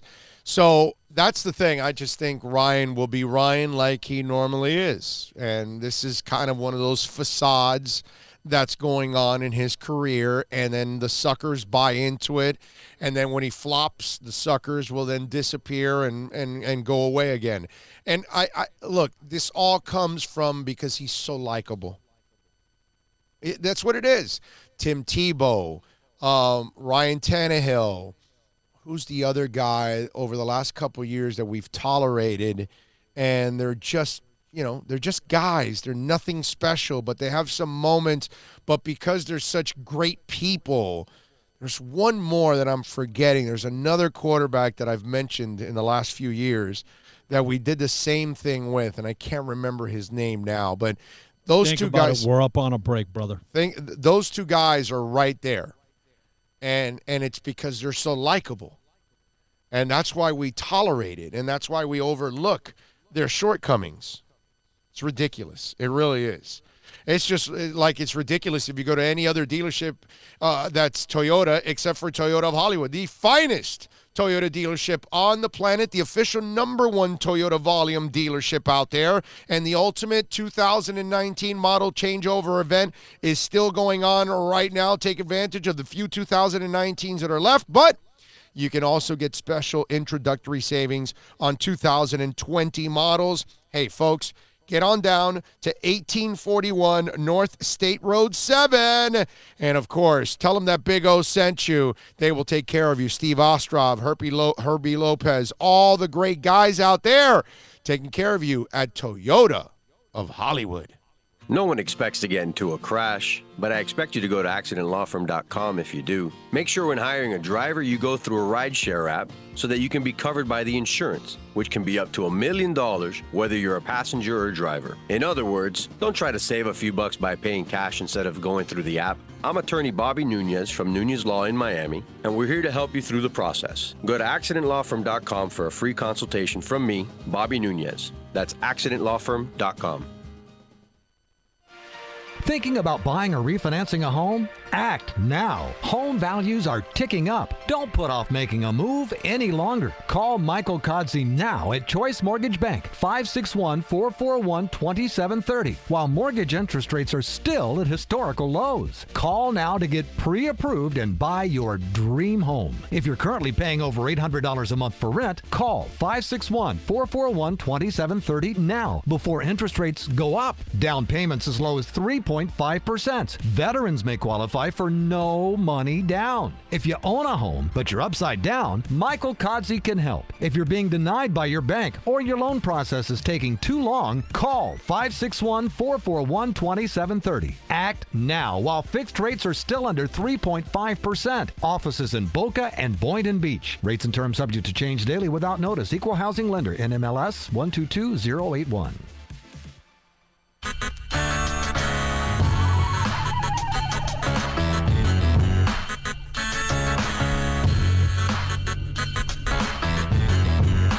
This is the Big O Show. This is the Big O Show. This is the Big O Show.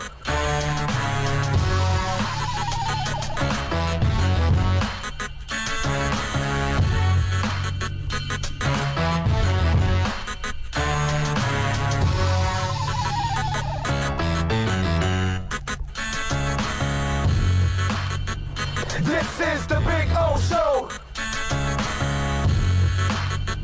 This is the Big O Show.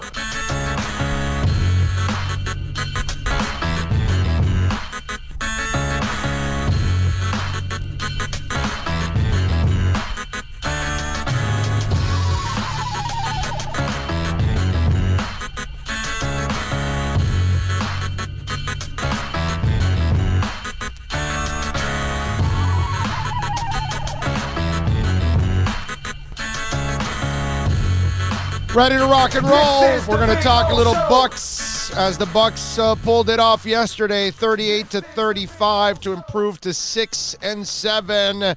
And the man that has to cover the Bucks and the erratic Jameis Winston on an everyday basis is Greg Allman from The Athletic. And, of course, you can follow him on Twitter like I and so many others do at Greg Allman, AUAMAN. Greg, good afternoon, my friend. How are you doing, sir? Doing well. Hope you are as well. I am doing great, my man. Yesterday they pull out the game 38-35, 10 points in the fourth quarter. Big time for them overall. So talk to me a little bit about this season. Where are we with Jameis Winston's development, and where do you think Bruce is with him at this point? You know, he's kind of doing the whole I have to wait till the end of the season to make an evaluation kind of thing. But, you know, the fact that they've stayed with him as steadfast as they have this season through, 23 interceptions and 5 fumbles lost, I think they want to move forward with him. I don't know that it'll be a long-term deal. It could just be a one-year deal or a franchise deal. But, he's among the leaders in yardage and touchdowns for the entire league. So you just have to balance that and say, can you get him to do that and just cut his interceptions by half or by a third if he could? Something to get him to where he's a little more careful with the football. That's been the story with him for 5 years now, is too many interceptions, too many turnovers. What's your story, Greg? What do you see? You see it every day. What's your gut? What's your heart tell you? Who is this guy? What's he going to develop into? Yeah, I mean, I think to look at the circumstances right now, Bruce Arians is 67, and I don't know that he came out of retirement to take on a project with a rookie quarterback in year 2 or another quarterback who probably might be a little safer than Jameis, but probably not the playmaker that he is. So my instinct is that they stick with him. I mean, the Buccaneers have never had a franchise quarterback here in terms of somebody that can command a second contract, that can, Jameis is 25, and he has the team's career records already for yards, for touchdowns. So I think they know how hard it is to find even a good quarterback. So if they have any inclination that he can be a great one at some point down the road, I think they want to be patient with him, probably more so than most of their fans right now. Well, that's that. So the fan base is kind of want him. Is the fan base kind of run out of patience with him? Is that what it is? No, I think the fan base is divided. I think it kind of jumps from week to week, whether they win or they lose. I mean, they've won 3 straight games right now. Some of it because of Jameis Winston, some of it despite Jameis Winston. But like last week, we put out a poll on Twitter, had like 2,000 people respond, and I think it was 67% that wanted him back, whether on a franchise tag or on a long-term deal. So that's impressive. That's 2/3 right now. I think when we did the same poll 2 weeks before that, when they weren't quite as successful, he was polling in the mid-40s, as they say. So right now, I think he does have a decent amount of fan sentiment behind him. Again, we don't know how much it's going to cost for them to keep him. If it's a franchise tag, that's like $27 million, which is not easy. They paid him $21 million this year, so that's even less money to put into a supporting cast around him to try and get the defense better, to try and get the run game better. But like I said, if I'm guessing right now, I think he's back there next year. Yeah, but Greg, that's the catch-22 to it, right? Because if you tag him, that's a hard cap number. Whereas if you can sign him to a long-term contract, you can kind of fudge the numbers a little bit. You can play with the signing bonus, as you and I know. You can backload it a little bit more, give the team a little bit more flexibility to put a better team around him. But if you don't trust him to the point of giving him $50 million up front, then you're going to have to tag him. And by tagging him, how is their cap situation? Because that creates problems for anybody and everybody that has to do that. Yeah, they actually have a fair amount of room. They've got what looks to be 22 free agents, so they'll have a lot of people they have to sign. But they have about $90 million in cap space. So obviously Jameis would be a big chunk of that. They've got to re-sign Shaq Barrett, who's leading the NFL in sacks, Jason Pierre-Paul, and Ndamukong Suh. They've got lots of needs they would have to fill if they don't re-sign a lot of these free agents. So even though they have $90 million, it can go kind of quickly. Is the head coach there for a long time? Is that because you just mentioned his age, and he's had his health issues? How long does Bruce give this? How long do you think he'll stick around to try to maximize what he can there in Tampa?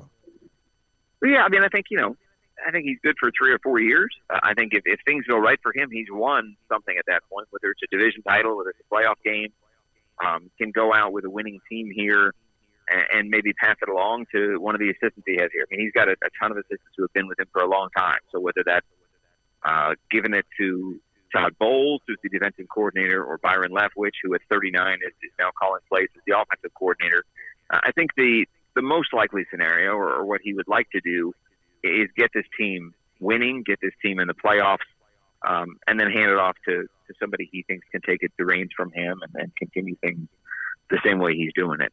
But again, that's a couple of big ifs between now and then. Yeah, no, I'm with you there. Greg Allman, of course, from The Athletic, Tampa Bay, covering the Bucs on a daily basis. Greg, how's this team look for next year? Is this the kind of team that Bucs fans can feel that they have a shot at the playoffs next year? Because you're at 6-7 now, so you're hovering right around 500, but you said they've got 22 free agents. So you tell me, how's the future look for Tampa Bay for them to kind of turn the corner and get back to the postseason? No, I think the momentum is certainly on the upswing here. I mean, they've been 5-11 the last 2 years, so to be 6-7 is already progress in the right direction. They've got to go to the Detroit Lions on Sunday. Lions have dropped 9 of their last 10, so that's certainly a game they could win there. So to see them at 500 in mid-December is something we haven't seen in a while here. They did that in 2016 and just missed the playoffs at 9-7. But aside from that, this is my 7th year on the beat. That's the only other time they've been that good that late. So I do think things are trending upward to where, if they're a 7 or 8 win team next year, with some of the division in flux, with possibly a new coach in Atlanta, we already know a new coach in Carolina. I think the expectation would be that they're right there in the thick of things for a wild card in 2020. Let me ask you something. Do you think they would take a quarterback in the draft? They could. Like I said, their every action and word to this point has been extremely supportive of Jameis Winston. So it could be that they know they don't have other options right now, and if they see somebody in the draft or if they see somebody like Teddy Bridgewater they're enamored with, they could certainly turn the page and start a new chapter with a different quarterback. This is a quarterback class that should have some good stuff. Right now they're picking number 16, so you're not going to get Burrow. You're not going to get Tua at that point. You're not going to get Herbert at that point. So you're looking at maybe the third or fourth quarterback in a class. Usually that isn't somebody you're terribly excited about, but maybe there's somebody they like as a second-tier quarterback that they would either have in competition with Winston or just, displacing him entirely. But right now I think it's more likely to be Winston back here next year. Godwin, this guy, did you see this coming? The way he's developed the last couple of years and how he's become just an absolute stud. Yeah, I think we definitely wrote a lot about how ascending he was and how excited people were for him. I don't know if I thought he'd be top 3 in the NFL in yards and top 5 in touchdown catches like he is. No, he's made some amazing catches. He made a catch on a short pass this Sunday that, again, you're not sure how he caught it. He made a touchdown catch on a ball that was thrown behind him and low that, again, I don't think he knows how he caught it. He's got great instincts in terms of yards after the catch. He's on pace for just under 1,500 yards right now. So, I think everybody thought he'd be a strong number 2 to Mike Evans. But, it'll be a real slight if he isn't in the Pro Bowl when things get going in Orlando here in January. So is the contract coming? Are they going to let him play out because he's going to go into his final year next year. I think I'm looking at it here. He's got a base salary of $768,000 next year, a cap hit of $966. This is the best bargain in the NFL right now. I would imagine that they're not going to allow him to play the final season of his contract, right? Yeah, I would think so. It depends on how quickly he wants to move on. He's actually going to make about $2 million this coming year. They have a thing that rewards players that play a lot when they're a lower round pick. Yes. So, again, $2 million is still an amazing bargain for a guy who has 9 touchdown catches with 3 games left in the season. So, yeah, he's going to be, when he gets a deal, he's going to be a $13, $14, $15 million a year receiver. And it's hard for NFL teams to pay 2 guys like that. Mike Evans is already in the book for $16 million. I don't think he's going anywhere anytime soon. So, If they do make a move to get him this year, that's great. It might keep a little bit off the top of what he'll cost them a year from now when he's potentially an unrestricted free agent. This has been a very steady emergence for him from a quiet rookie year to having 7 touchdowns last year to now being, a top 10, if not top 5 receiver in the NFL from a production standpoint. So it's exciting for Godwin. I'll be curious to see whether they can use some of this year's cap space to avoid that being an issue or a question mark a year from now. They're very pleased with not only what he does, but how he does it here. So they'd like to have him back if at all possible. Yeah, and Greg, you mentioned something really important. Nobody really pays 2 receivers like that. And Mike has an $18.3 million cap hit next year, and then it drops to 13.5 after that, and 15 and 16. But are they going to be able to manage that down the line like that to keep those 2 big salaries like that? And then if you got to tag Winston, wow, that really starts to take up a lot of space right there. Right. Well, and the problem is that we're talking about investing more money in the offense. When they have a top 5 offense from a scoring standpoint. You're 31st in the league in defense right now, scoring defense. So that's probably the side of the ball you got to start writing checks for, is upgrading your defense and getting it to where it's at least a middle of the road defense. So you're not losing. I mean, they won a game 38-35 yesterday. They've lost games this year where they score in the 30s. That gets really old really quick. And then it's nice to have gaudy stats and 4,000-yard passers and 1,000-yard receivers, but ultimately want to get back to the playoffs. Yeah. So they've got to get their defense better to make that happen. Oh, Greg, you're just at 53. You're reminding me of my Marino days. Just watching him light it up, and then watching the defense get lit up after. And there's Marino in a shootout every single week in the 30s and the 40s, and losing plenty of those games in the 30s and the 40s because the defense wasn't up to snuff. I remember those days. Follow him on Twitter. Yeah, Go ahead.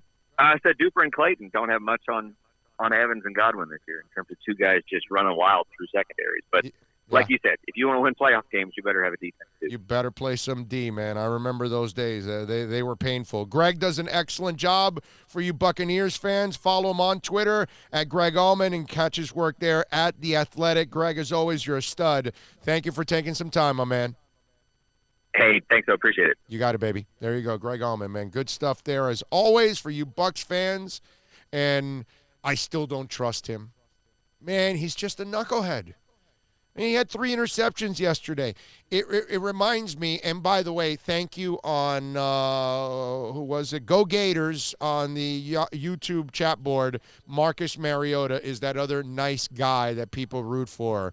Tebow, Tannehill, Mariota. Those are the 3 guys. Thank you very much. That was the guy I was missing. Thank you. But going back to Jameis. Jameis is just a guy I don't trust. There's just been too much knuckleheadedness in his entire life. And I get it. You do things that are knuckleheaded. I do it. Bill does it. We all do it every once in a while. It happens. Okay? But the stuff that this guy does and has done on a consistent basis, and then he's a turnover machine. And he always will take the kind of chances and make the kind of throws that you're just going to sit there and scratch your head and go, what the hell were you thinking?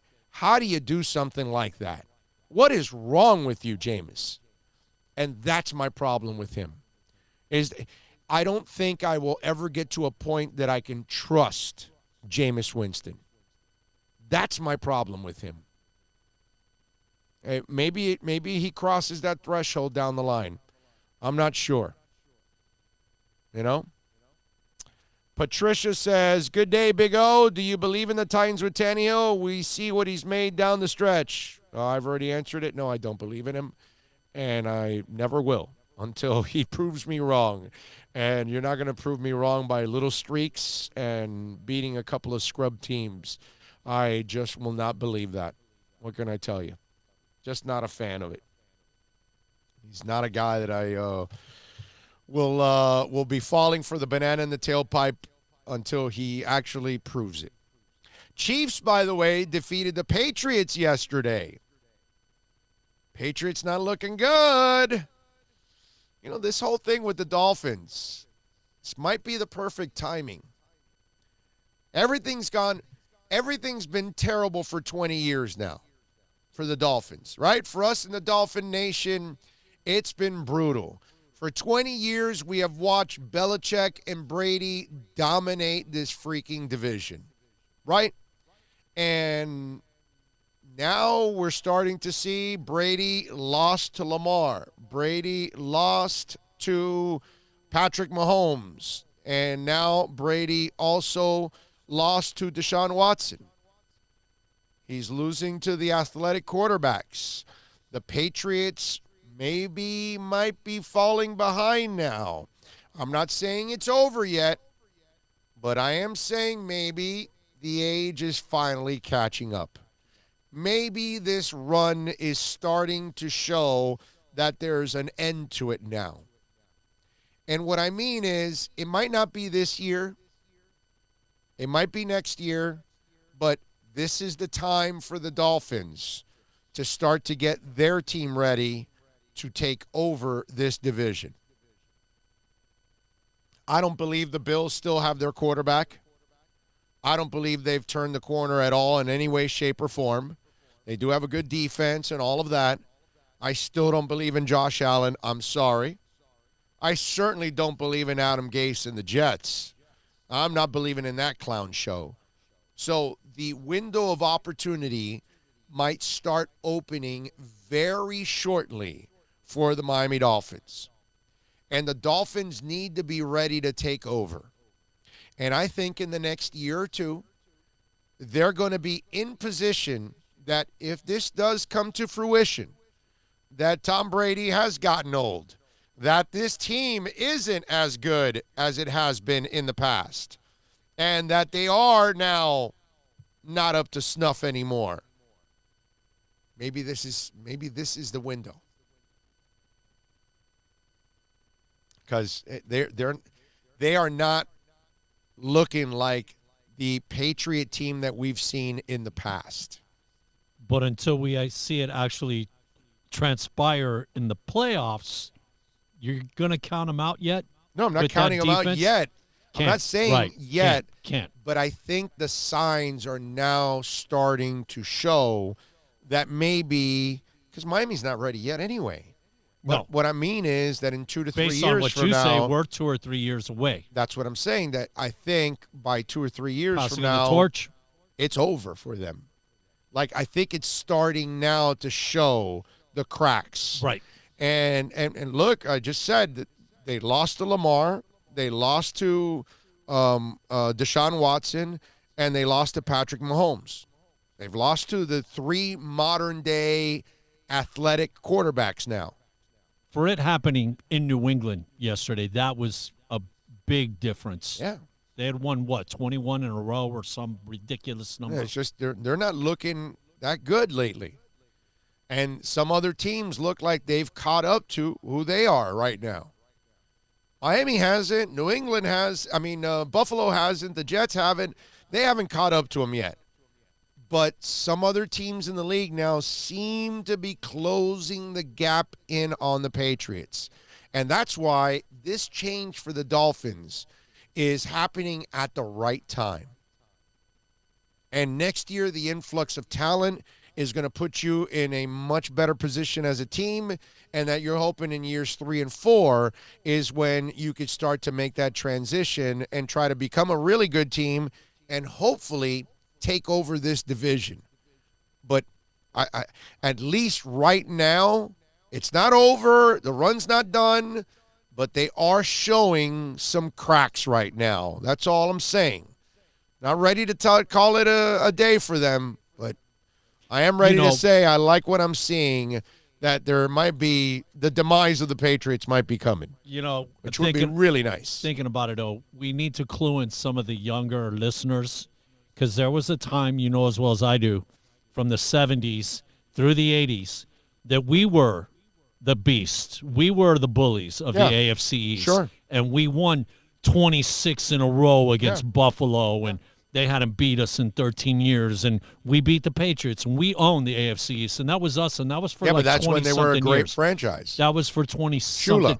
So what the Patriots are doing, we did that for Well, 70s, 80s, and through the 90s. Well, we did it, but light. They did it heavy. Well, they won a bunch of Super Bowls, and that's the we problem. just made appearances in They won three and 5 lost. Super Bowls, Well, man. They have done it like nobody else We made has 5 done it. appearances and only came away with 2. You know. Let's see what else. Flippin' Side Fishing says, "Hey, Big O, is there anything Herbert can do to earn your trust if he plays well in the Rose Bowl and Senior Bowls?" The Rose Bowl would be nice. I would like to. The problem is, we can't go off of one game, and I needed to see more dog moments from him throughout his career, and we haven't. There's something about him that I just don't trust. I don't buy. I really don't. I just can't. I saw him this weekend, and again, I just wasn't impressed. Friday night, I can't tell you that I was sitting there, wow. I just wasn't, man. Like you were with Burrow. Right. He was wow. Wow. That play where he's scrambling all over and then finds the guy, we put it out on video. It's on our thing. You know he won what? the Heisman. He locked up the game there. He locked up the #1 pick. He got his. Have you ever seen a moment like that from Herbert? Never. Never. And that's the problem that you have with Justin. I would love to earn some trust, and I would love to think that he's the right guy. But if you're taking him, it's because you're banking that all the talent that he has will turn into moxie, and I don't see moxie. You know what? The Fields kid for Ohio State had a great second half. Yeah, but he's a baby. It's great second half. He's not coming out for 2 years. Really good. Hey, man, we're No, I just know. talking about No, the I know. QBs and, No, you know. but he shows me moxie. Yeah, man. Yeah. That comeback. The other kid he doesn't, man, he just doesn't show it to me. Like Watson, you saw it at Clemson. Even when he lost to Alabama, you're like, that dude balled freaking out. He didn't quit until the end. The clock showed 0-0. Only reason they had a shot because of him. Yes, that fourth quarter, 3 touchdowns or whatever he threw. Forget about the beating Alabama. That's easy. In the loss, you said, dog. That dude's got dog. That dude's a player. That's what you say. When have you said that about Justin Herbert? When you watch him, that you say, dog, that guy's awesome. That guy's a monster. That guy's a stud. Never. Never. You could tell me all you want about his size, and he's 6'6", and he's 340, and whatever, 240. You know what I'm saying? He's the Jolly Green Giant. You can tell me all you want about him. All the physical attributes. Show me dog. Show me on the field that you are kicking ass. Show me that you're scaring the crap out of your opponents. I don't see it. I don't see it. Joe Burrow, man, that kid, he's got the it factor. And what he did this weekend against Georgia, that was awesome, man. I need to see that. And let me tell you, 2 years ago when Watson came out, I told you I loved Watson. And if you remember what we talked about, and it's still to this day what I felt about him, you know, Watson isn't the most accurate guy in the world. It's a weird combo because I'm not a fan of the guys that aren't incredibly accurate. But here's the thing about Watson. He is as clutch as it gets. That when you need the plays, he'll make the plays. I don't think he's the guy that is going to be passing at 70% all the time. Where is he at now? Let me look it up. Where is he at now? I gotta look that up, and I'll tell you. But it's one of those things that I don't think he'll ever be that guy that's got this high completion percentage. But let me tell you something, my man. It's third down. It's fourth down. It's the fourth quarter. It's 2 minutes left in the game. It's the last down. It's what you need in order to get over the top. That's when you want that dude. That's when you want that dude. That's when you say, okay, this is why this guy is, cojones. Because that guy has got a set that doesn't even fit in, what's it called, Reliance Stadium or whatever the hell it's called? I don't know, whatever, that big-ass stadium that they play in. That guy's got a set that doesn't fit in that stadium because that's the difference. He's just that guy. And he's at 67%. That's pretty damn good. That's even higher than I thought. But that dude, man, he is special. He is just flat out special. I thought it was like at 64, 63, 65, maybe most. Didn't even think it was at 67. Look, let me see his completion percentages so far in his first couple of years. But Deshaun Watson, when it comes to big moments, it's hard to find people that have it better than him. 61, he did 68 last year and 67. Excellent overall. Pretty good stuff. And let me tell you something. He's that scary, he could be even better than this. That's how good that guy is. But he's money. He's money in the bank. That's the thing about Deshaun Watson. He's the kind of guy that you don't want him. You don't want to be facing him in the fourth quarter with 2 minutes left with the final drive. You don't want that dude there. You don't want any of that smoke, as they say. Because he's the guy that can have his bad moments and then, wait a minute, now you need it? Okay, here we go. That's who Deshaun Watson is. Scary, man. Scary clutch. I don't see that from Justin Herbert. I just don't. Joe Burrow has shown it to me. You got to show me dog, and I don't see that from Herbert. And that's my problem with him, and that's why I wouldn't pick him personally. And if the Dolphins do, then you're just gambling on pure talent. You're not gambling on that you have seen Justin Herbert go out there and ball out and scare people. I don't think anybody is afraid of facing that dude. I really don't. I think Deshaun Watson, you fear the crap out of that guy. You're down. You're up by 3. There's 2 minutes left in the game. He's got the ball at the 10, and your knees are nervous. You're like, oh, dude, you know what this guy does in these kind of moments? We're toast. That's what you expect from Brady. That's what you expect from Breeze. That's what you expect from Russell Wilson, Aaron Rodgers, all those kind of guys. Deshaun, he's just like those guys. And he could be playing his worst game, and the key moment, he's going to burn your ass. And Russell Wilson can do the same thing, and so can Aaron Rodgers, and so can Tom Brady, and those kind of cats. They're the kind of cats that they don't have to be playing a great game, but then when the moment comes, and you've seen it from Brady over and over again, they're not having a great day, but here comes the key moment, and the dude drives downfield and beats you. That's not Justin Herbert.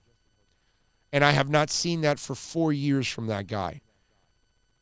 Just because I find it one time in whatever, the Rose Bowl or whatever game he's at, it's not enough for me. It's just not enough. And I would imagine, here's the other thing. He's a senior. I wonder if he goes to the Senior Bowl. Or does he stay away? Let me tell you something. I'll lose even more respect from him if he stays away from the Senior Bowl, because that tells me he's afraid of the competition because it could hurt him. Justin Herbert's the guy that desperately needs to be at the Senior Bowl. He needs the Senior Bowl more than anybody else. And he needs to ball out in that Senior Bowl. And it's important because when you get there to the Senior Bowl, you're going to get there and you haven't played with 95% of those guys, 99% of those guys, let's say. Because maybe you have one or two of your own teammates that are there. That's it. And when you're a quarterback, you're throwing to all kinds of new receivers and tight ends and running backs. So you've got to adjust quickly. So that shows me what you got here if you can adjust quickly. And I definitely, Herbert better go to the Senior Bowl. If he doesn't, I have very little, expectations for him. I will have no expectations for him whatsoever if he misses the Senior Bowl.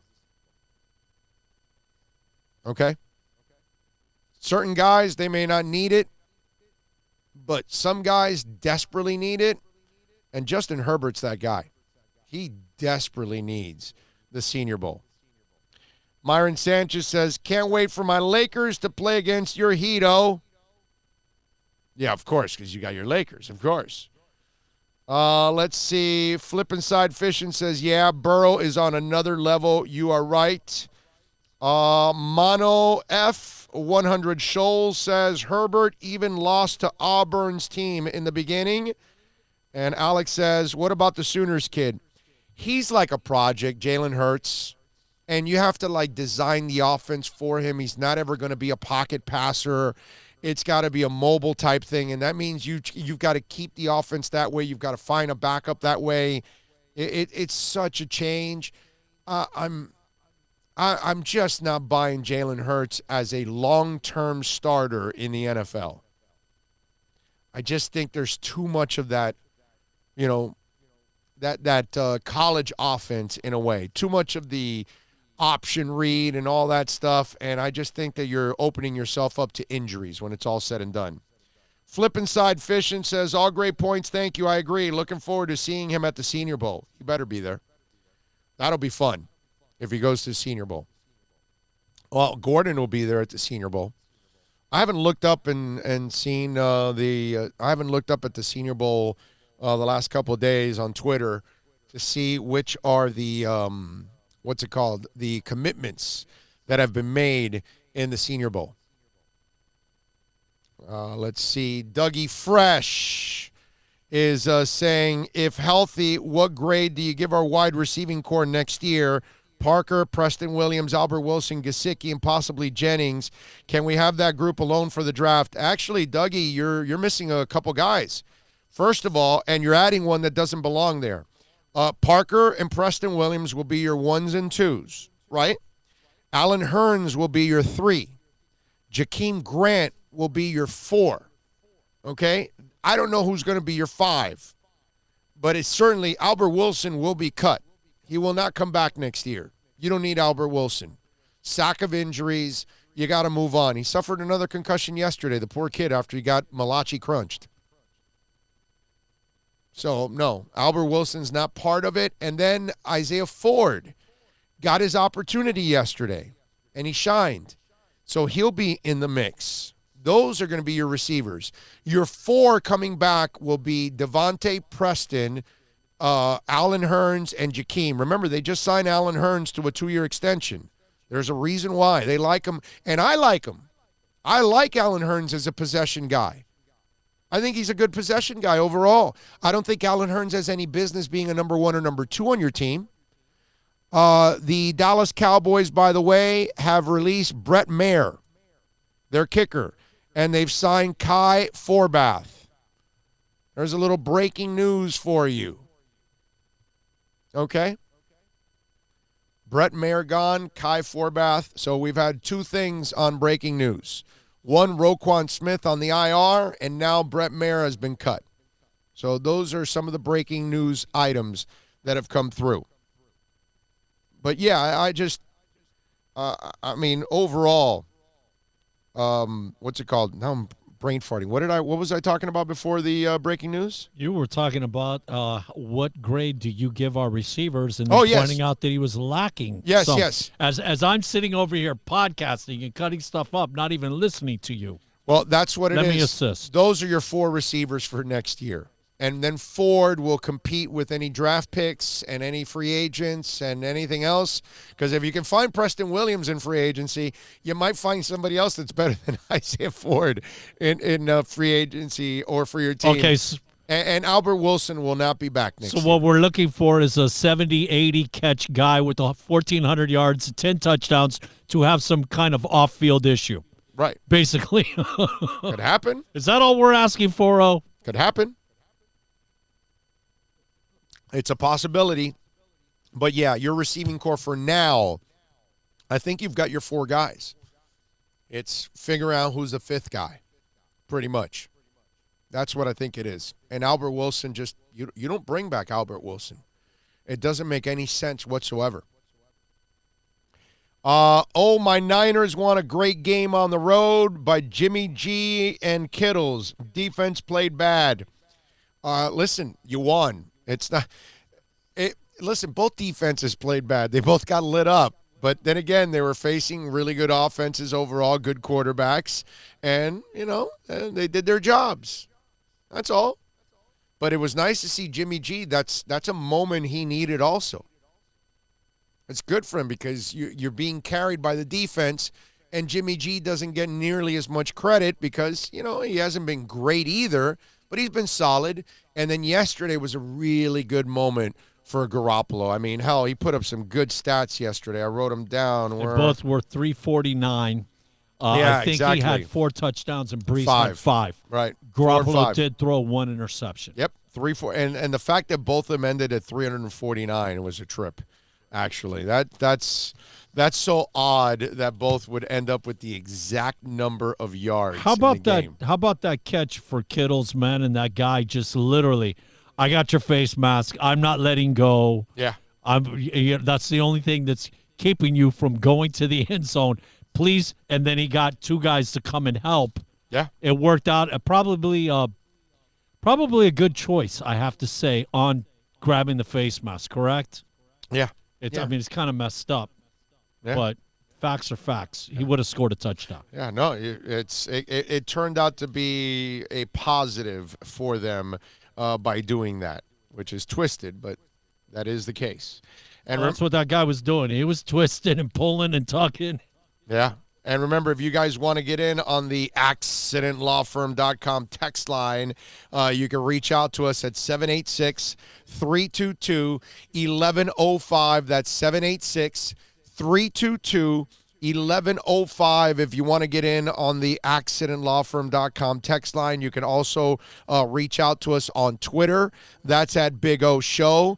You can always follow us there, as we've got a 24-hour talk show going on Twitter at Big O Show and Instagram at Big O Radio Show. That's the other way to reach out to us. And we do want to remind you that your one-stop shop for all your warehouse needs is Pallet Rack City, baby. Yes, they buy and sell new and used pallet racking. Largest used racking inventory in South Florida, folks. That's why not only do they sell pallet racks, but everything else for your warehouse needs, including shelving, hand trucks, dock boards, fork extensions, packaging supplies, floor scales, warehouse rolling ladders, and everything else. Pallet Rack City. Call Eddie right now, 305-887-9212. If your warehouse needs upgrading, please call Pallet Rack City. Call my friend Eddie right now. He's going to hook you up with the best deal, guaranteed. Eddie's been a big-time supporter of our show,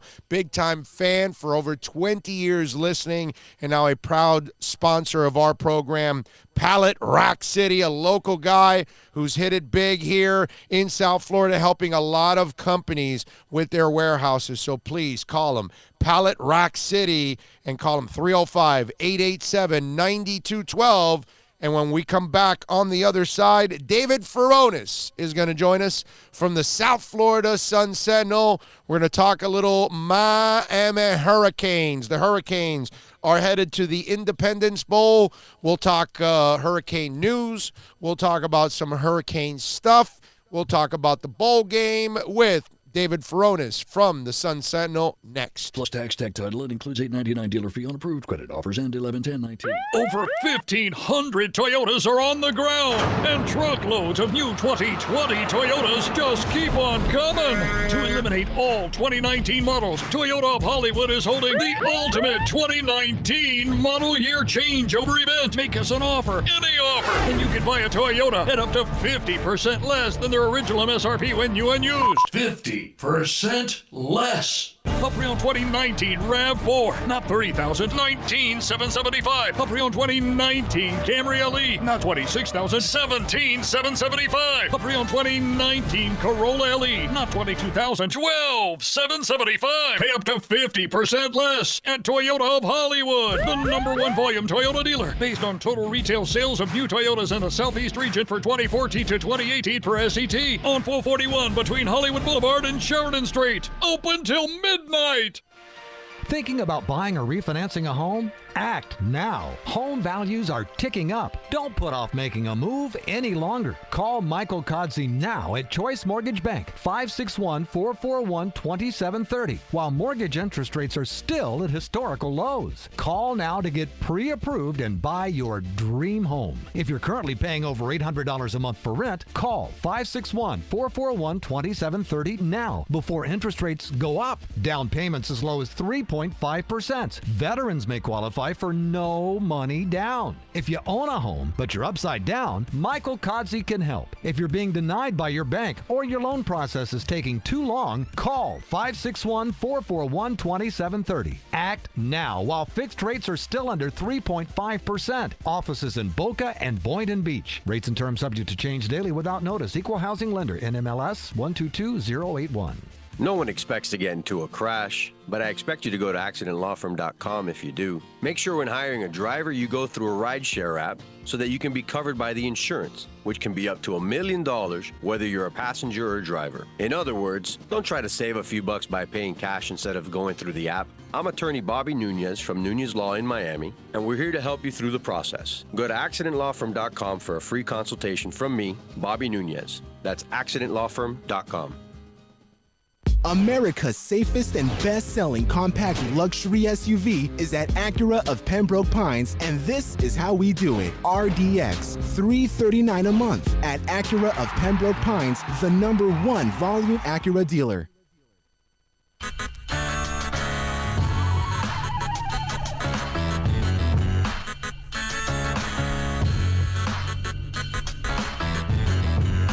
This is the Big O Show. This is the Big O Show. This is the Big O Show.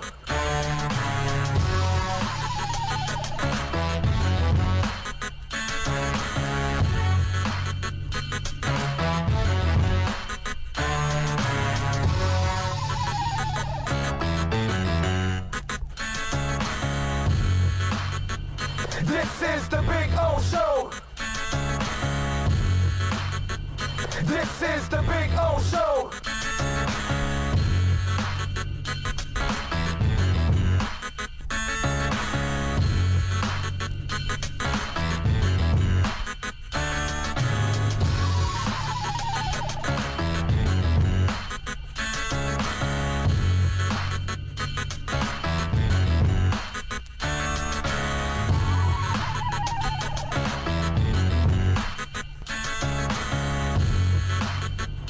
This is the Big O Show.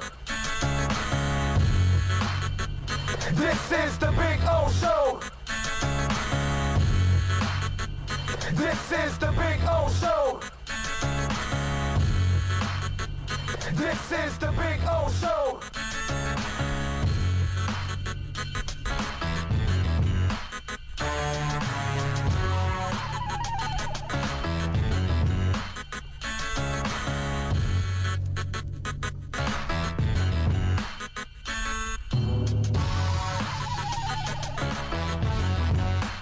We promised you we're going to talk a little Hurricanes football. David Furones does an excellent job of covering the Canes on a daily basis for the South Florida Sun-Sentinel. David is kind enough to join us now on the program. You could follow him on Twitter at David Furones _ and catch his exceptional work at the Sun-Sentinel. David, good afternoon, my man. How are you doing, sir? Good afternoon, Big O. Doing well. How about yourself? Very good, very good. You're headed to meet Flo, huh? Yes, yeah. Filling in on Dolphins right now. Just writing another Kane story. Our Dolphins writers, Safedin, Omar Kelly, who do a great job.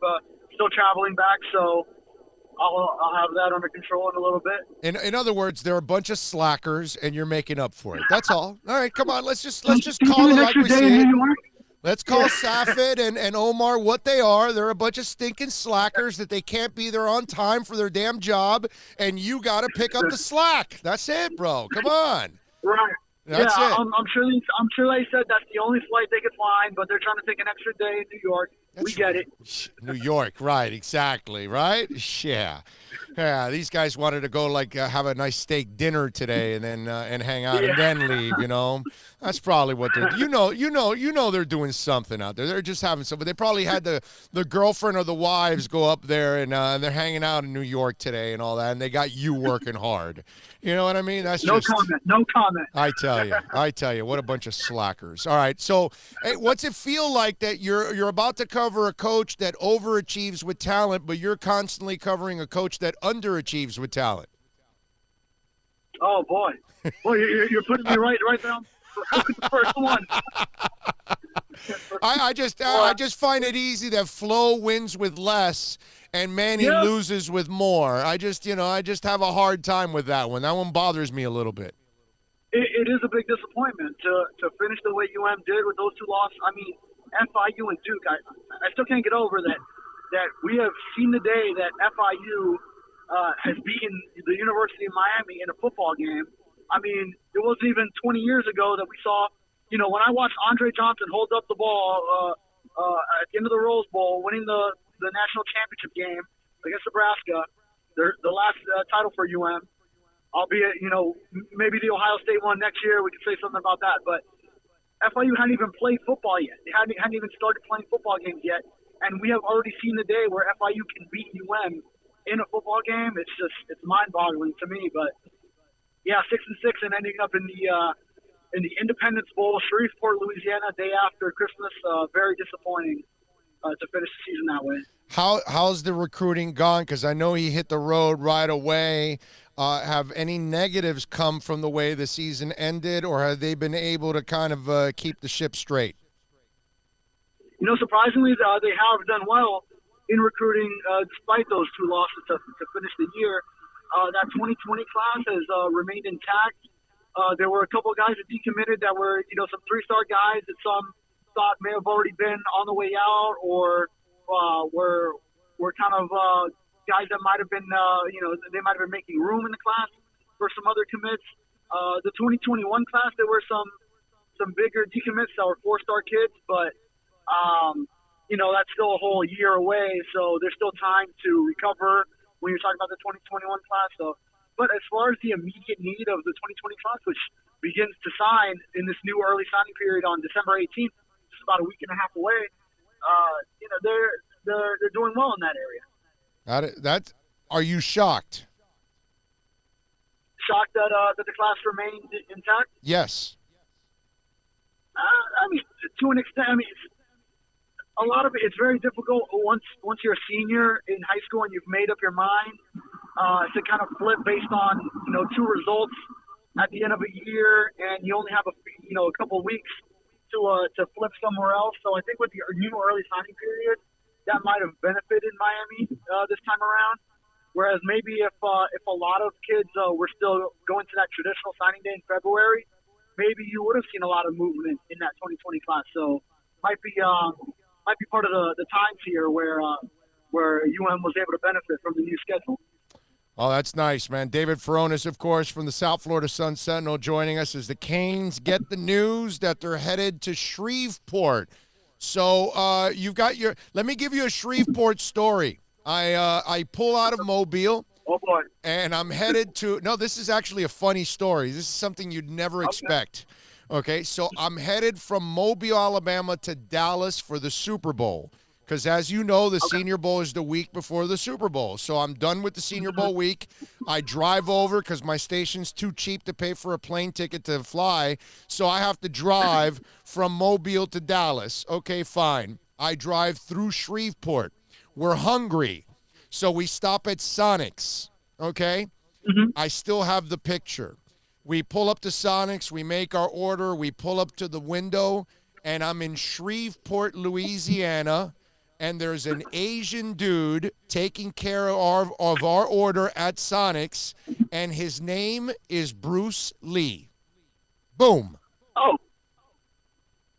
Yeah. The Bruce Lee? No, of course, the Bruce Lee is dead. But the fact that I ran into an Asian dude named Bruce Lee in Shreveport, Louisiana. Come on, bro. Come on. That is insane. Come on. If you run into an Asian dude named Bruce Lee in Seattle, we're good. We're good. Right. Shreveport, Louisiana, and a Sonic's drive-through, bro. A Sonic's drive-through. Okay? That's wild. That is wild. Yes. And I actually told him, hey, can I take a picture of you? And he goes, happens all the time.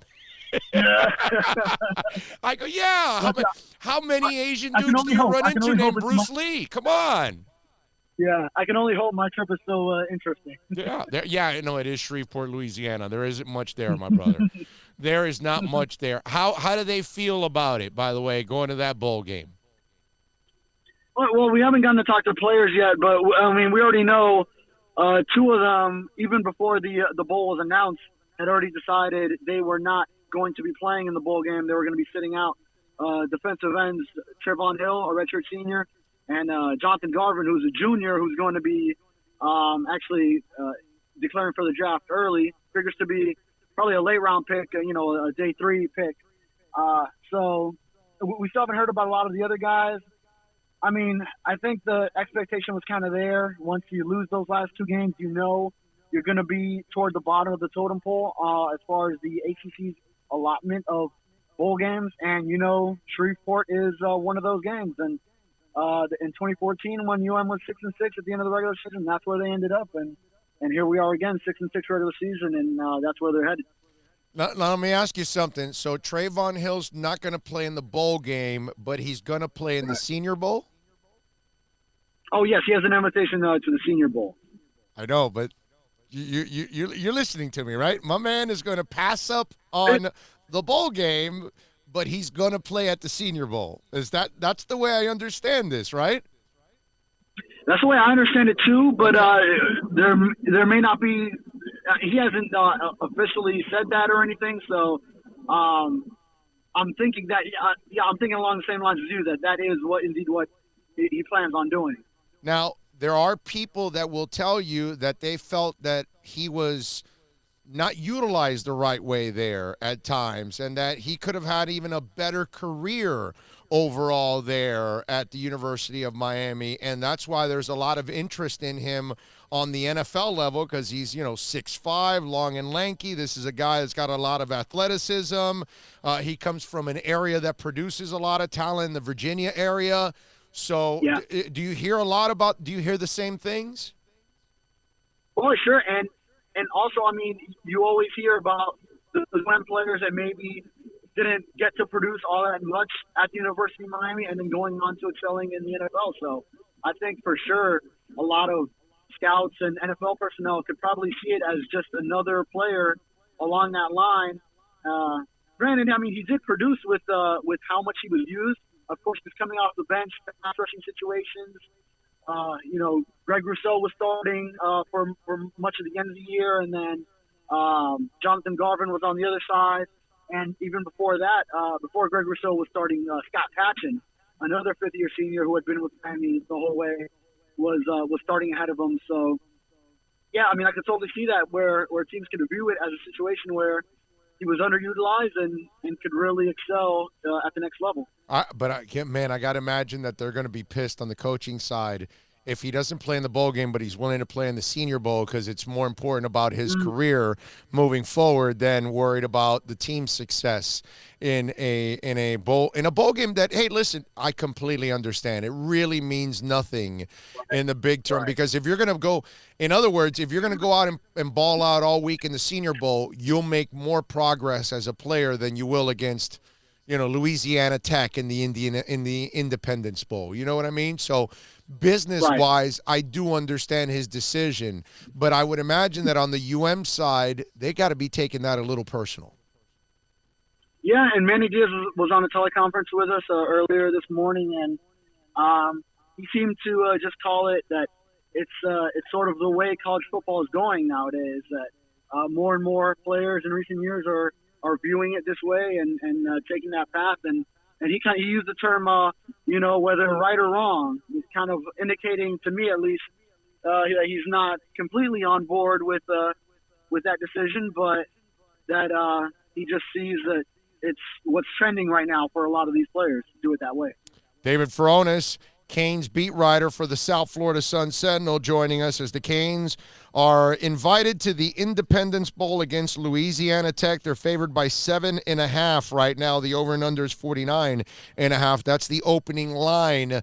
Do you like them in this game? This will not be an easy game for them. Louisiana Tech is a little bit of a pain in the ass. Plus, they might have home field advantage on this one, right? I would imagine.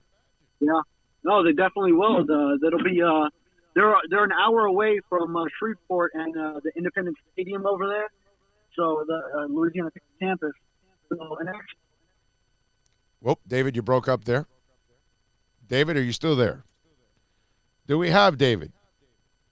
All right, let's see if Blake Baker. There we go, David. We lost you for a second there. Go ahead. You said they are an hour away from Shreveport, and then we lost you. Go ahead. Yes, sorry, I'm driving into a parking garage. All you still good. got me? All good, baby. Go ahead. Yeah, I was just saying, it's going to be a home field advantage for Louisiana Tech, just an hour away from Independence Stadium over there. Manny Diaz and Blake Baker are both coached there. Diaz spoke about kind of the atmosphere that they have around that team. They in that area they have a fan base that is really into that Louisiana Tech Bulldog program. So I'm sure they'll show out for that game because that's a big deal for them. While it might be a kind of a bummer bowl for UM, it's going to be a big deal over there for them. So it'll be interesting to see how they come out and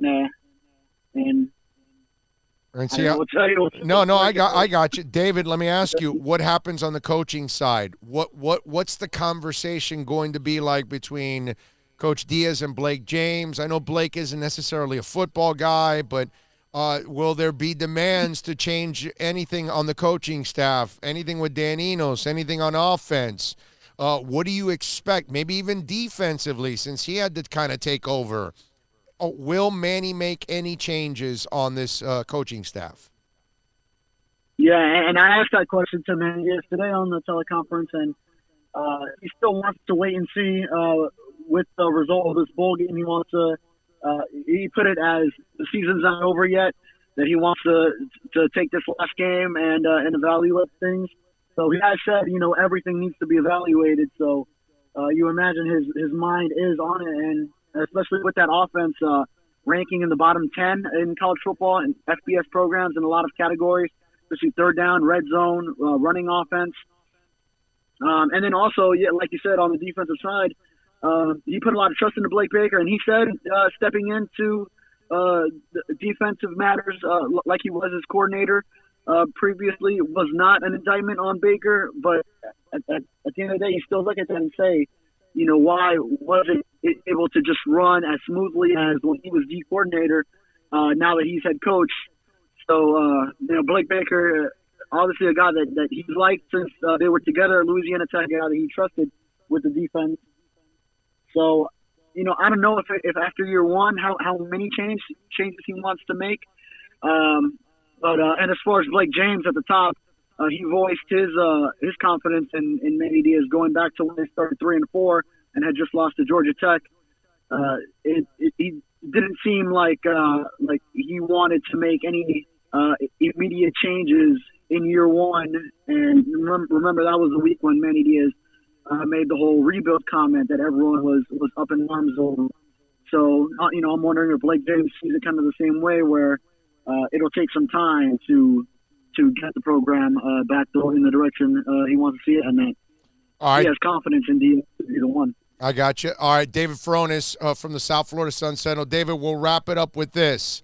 Did you guys ask him about his approach over the next couple of weeks? Because 3 times they had a week off, and they had 2 weeks to prepare for their opponent, and they came in flat every single time. This time they're going to have a month off. I'm afraid they won't even score a point. They won't tackle anybody. They won't even they won't even be able to kick the ball off to start the game. Okay, that's how incompetent I think they might be. So I'm not. Now, all kidding aside, did you guys ask Manny Diaz about his approach now with all this time off? How is he doing anything different than he did the first 3 times that he and his staff, handle time off and have his team prepared for a game? We haven't yet. There were so many questions that needed to be asked after more than a week away from any media availability. But I'm sure it will be a storyline throughout all the bowl practices leading up to it, because, like you said, they've come out flat in every single time that they've come by, and even how Manny Diaz has said, there's been times where they've come out flat when it wasn't off a bye. I mean, there was the Georgia Tech game wasn't off a bye. The Central Michigan game was not off a bye. So, it's hard to really pinpoint exactly what goes on in those games, but some time off, the team has come out flat each one of those times. No doubt. Follow him on Twitter at David Furones _ and catch his work there at the South Florida Sun Sentinel. And you can catch him today in Davie covering for that slacker, Omar Kelly and Safid Deen. Those 2 slackers that are just celebrating in New York, having some fun while David is working his ass off here on 2 different beats. And now, is the Sun Sentinel paying you double right now? They should be paying you double. Right? Triple. Because you're covering for these 2 bums and yourself. That's triple. You need 3 paychecks, dude. 3 paychecks.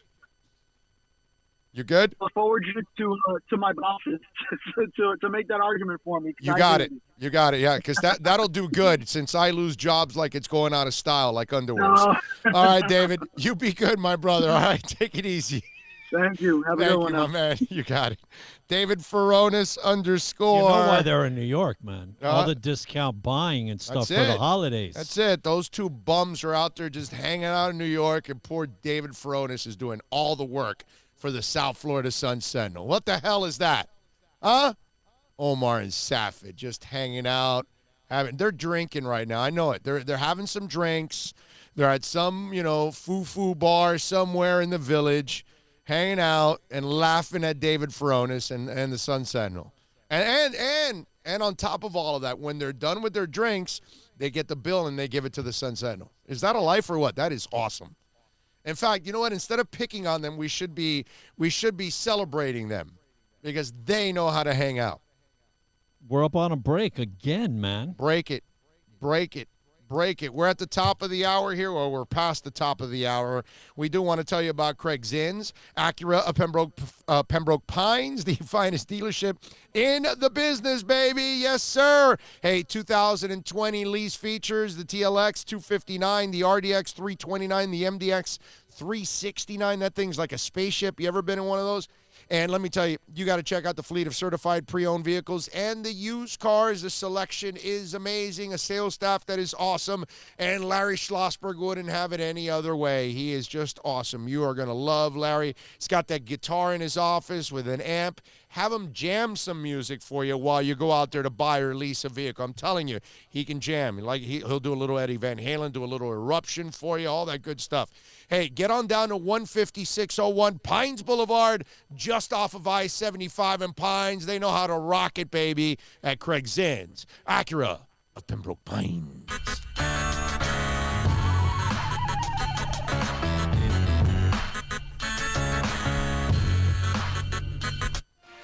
Thinking about buying or refinancing a home? Act now. Home values are ticking up. Don't put off making a move any longer. Call Michael Kodsey now at Choice Mortgage Bank, 561-441-2730, while mortgage interest rates are still at historical lows. Call now to get pre-approved and buy your dream home. If you're currently paying over $800 a month for rent, call 561-441-2730 now before interest rates go up. Down payments as low as 3.5% 3.5%. Veterans may qualify for no money down. If you own a home, but you're upside down, Michael Kodzie can help. If you're being denied by your bank or your loan process is taking too long, call 561-441-2730. Act now while fixed rates are still under 3.5%. Offices in Boca and Boynton Beach. Rates and terms subject to change daily without notice. Equal housing lender. NMLS 122081. No one expects to get into a crash, but I expect you to go to accidentlawfirm.com if you do. Make sure when hiring a driver, you go through a rideshare app so that you can be covered by the insurance, which can be up to $1 million whether you're a passenger or a driver. In other words, don't try to save a few bucks by paying cash instead of going through the app. I'm attorney Bobby Nunez from Nunez Law in Miami, and we're here to help you through the process. Go to accidentlawfirm.com for a free consultation from me, Bobby Nunez. That's accidentlawfirm.com. America's safest and best-selling compact luxury SUV is at Acura of Pembroke Pines, and this is how we do it. RDX, $339 a month at Acura of Pembroke Pines, the #1 volume Acura dealer. Plus tax, tech title. It includes $8.99 dealer fee on approved credit. Offers end 11/10/19. Over 1,500 Toyotas are on the ground, and truckloads of new 2020 Toyotas just keep on coming. To eliminate all 2019 models, Toyota of Hollywood is holding the ultimate 2019 model year changeover event. Make us an offer, any offer, and you can buy a Toyota at up to 50% less than their original MSRP when new and used. 50% less. A pre-owned 2019 RAV4, not $30,000, $19,775. A pre-owned 2019 Camry LE, not $26,000, $17,775. A pre-owned 2019 Corolla LE, not $22,000, $12,775. Pay up to 50% less at Toyota of Hollywood, the #1 volume Toyota dealer, based on total retail sales of new Toyotas in the Southeast region for 2014 to 2018 per SCT, on 441 between Hollywood Boulevard and Sheridan Street. Open till midnight.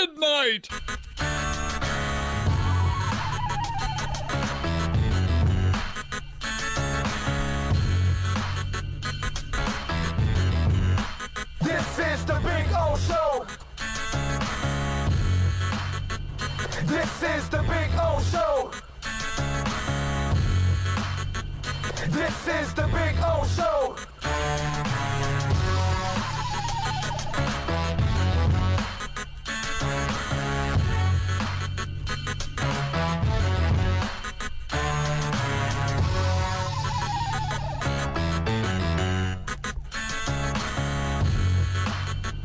This is the Big O Show. This is the Big O Show. This is the Big O Show.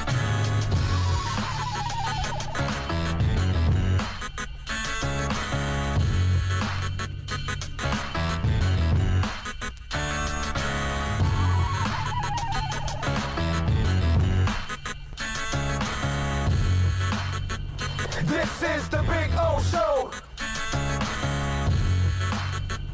This is the Big O Show. This is the Big O Show. This is the Big O Show.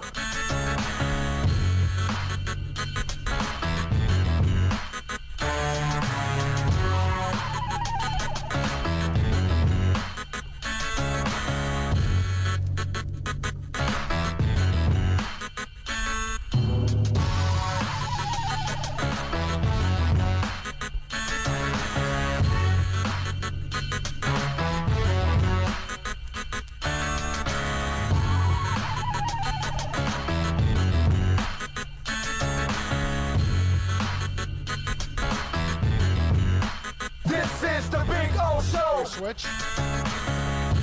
All right. This is the Big O Show. We are back. We're back. We're ready. We're ready. We are waiting for Brian Flores. He is scheduled around 2:30 to address the media. We will carry that press conference as soon as it happens. We'll take your phone calls, and well, not your texts right here if you want. We will talk on the YouTube chat board. You got anything to say?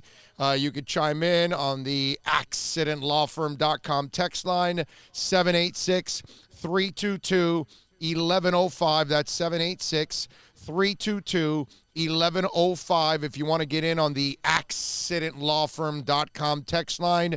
And, of course, here on the YouTube chat board, you can chime in on Twitter at Big O Show. If you have any questions, we will handle them there also for you on the program. And we'll keep you updated on anything going on. And hopefully we will get Brian Flores on in a couple of seconds, or a couple of minutes, actually, not seconds, in a couple of minutes. Sometimes he comes on early. The thing is, I was going to have David Furones on around 2, and he goes, hey, can we do 1:45? Because the coach sometimes likes to come on a little early, and he's got to be a bitch for meetings, right? Like a 9 a.m. meeting, he probably starts like at 8:55. Just to screw with you. He's one of those kind of guys. So we will await Brian Flores here in the next couple of minutes, and we'll continue the conversation with you all out there. KC without Mahomes, Titans are fake news. Okay. All right. I got you. I'm not believing in the Titans either. I can't believe in the kid. I'm sorry. Mike No Go Zones is saying cool Warriors shirt. On a music note, what are your thoughts on the Motley Crue reunion? Now, first of all, thank you for the Warriors shirt. We love our Warriors as always. And what's it called? On Motley Crue, look, it's going to be a fun concert. I saw the tickets went on sale today. They were like at $200 to something. It was a little too much. I think I may end up passing on that concert. I've seen Leopard a whole bunch of times. Look, Vince Neil can't sing anymore. Okay, I love Motley Crue. Don't get me wrong. And I've seen Motley Crue a ton of times, dating all the way back to the 80s from the, from Shout at the Devil Tour, their second album. Obviously for Livewire, they never came into this part of the world, this part of the country, that is. But their second album, obviously, they exploded. And all that good stuff. And I've seen them in their heyday, and I've seen them lately, and I saw them in their last go-around in their final world tour that was supposedly, their final world tour. It's a fun band. You're going to enjoy the concert. Joe Elliott can still sing for Def Leppard, so you're good. Bret Michaels still has a good voice with Poison, but Joan Jett, I love her to death. She's a Hall of Famer, but she's lost her fastball also. She can still sing, but she doesn't have the power in her voice, and she cannot sing anymore with the kind of emotion that she has. And whether you're singing Bad Reputation or, what's it called, Do You Want to Touch, or any of her songs, you need a certain amount of emotion, and she doesn't bring it anymore, and because she's old already. I mean, I'm in my 50s. She's in her mid to late 60s already at this point, Joan Jett. So that's where this concert, you're gonna have 4 bands, and it'll be a lot of fun, and you'll enjoy Joan Jett. She'll do a nice job. You'll enjoy Motley Crue. They're gonna be a lot of fun on stage. Poison will be fun, too. They'll sound good also. And Leopard will sound really, really good.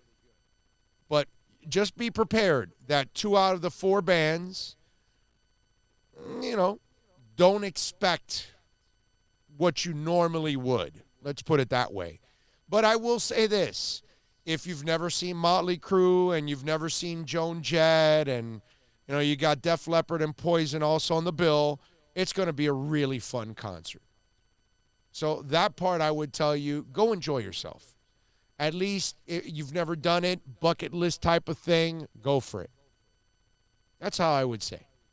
But don't expect anything special, especially from Vince Neil. They will sound good. I will say that the band will sound good. That I expect. They normally do. But Vince will talk the songs. He does the same thing that David Lee Roth does. That's all. But I saw the prices, and they were just too extreme today. Too rich for me at this point. And I would probably pay for it if I hadn't seen those bands so many times. You know what I mean? I've seen Poison quite a bit, and not that I'm paying that price to go see Poison anyway. It's really more about Leppard and Motley Crue why you're going to pay those prices. And knowing what I know already, I would just tell you that buyer beware. If you go and you're disappointed or whatever, at least I warned you, okay? If you don't know, well then, you can't be faulted if you don't know and you get there and you're like, hey, Vince is not singing. He's kind of talking through the songs. He can't hold any notes, falsetto. Yeah, that's what it is, unfortunately. So there you go. That's my 2 cents on the Motley Crue and Def Leppard tour that's coming to the Coral Sky Amphitheater. It will be a fun concert. That I will say that you're going to get your money's worth in that sense. But performance-wise, there's a couple things there that unfortunately are not going to satisfy you. What else do we have going on? Titans beat the Raiders. Raiders are the frauds that I thought they would be. The Chiefs beat the Patriots. Let's see, Butch Davis not going to Arkansas. We've got football tonight. Are you looking to get tortured? Giants and Eagles. And Eli is starting. That's about the only thing interesting about that game. That if Eli goes out there and balls out, like Giant fans will be looking at each other. The front office will be looking at it like, oh, what do we do now? You know, that kind of stuff because Daniel Jones is injured, so he's not playing. But what a torturous game to have to watch. Ugh. Giants and Eagles. This is one of those nights where I'm praying that the Heat and the Panthers will be playing tonight, and unfortunately they won't be. I'll be more excited tonight about my first night back on the week for fantasy basketball. Okay? That I'll be more excited about. All right? And being 5-1 and everything will be even more exciting. But anyway, that's about it. I'll look forward more to the basketball matchups, which, by the way, I don't know what the basketball matchups are tonight. Usually Monday's not necessarily a heavy day in basketball, but I'm wondering if there are some good matchups tonight. I haven't even looked at the basketball slate because, you know, you're so Heat intensive, and the Heat aren't active till tomorrow when they take on Atlanta, and then Friday they will take on the Lakers, and Saturday at Dallas. This is going to be an interesting week.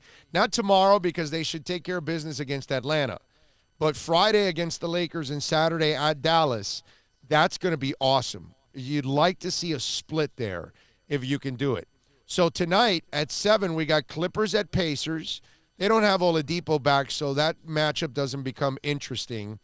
Right? Is Oladipo playing? I don't even know now. No, I don't think so, right? Oladipo's not back yet, is he? I don't even know. You know that? Has he played? I don't think so, right? Has he come back yet? I'm going to look up the stats now. I even forgot about that now. When's he supposed to get back? Or is he back? Let me see. It'd be funny if he is back. No, he's not back. Okay. I know I was crazy. I'm not that crazy. But let me tell you, they're 18-8. Even without Oladipo. 15-8, I'm sorry. Even without Oladipo. That's pretty good overall, I got to say. So we got Clippers at Pacers. Cavs at Celtics is terrible. Kings at Rockets. Kings they got a couple young guys, but not enough. Magic at Bucks. Not interesting either. The 11-11 Magic against the Bucks are going to kill them. Pistons at Pelicans. Raptors at the Bulls. Timberwolves at Suns. That might be the best game so far.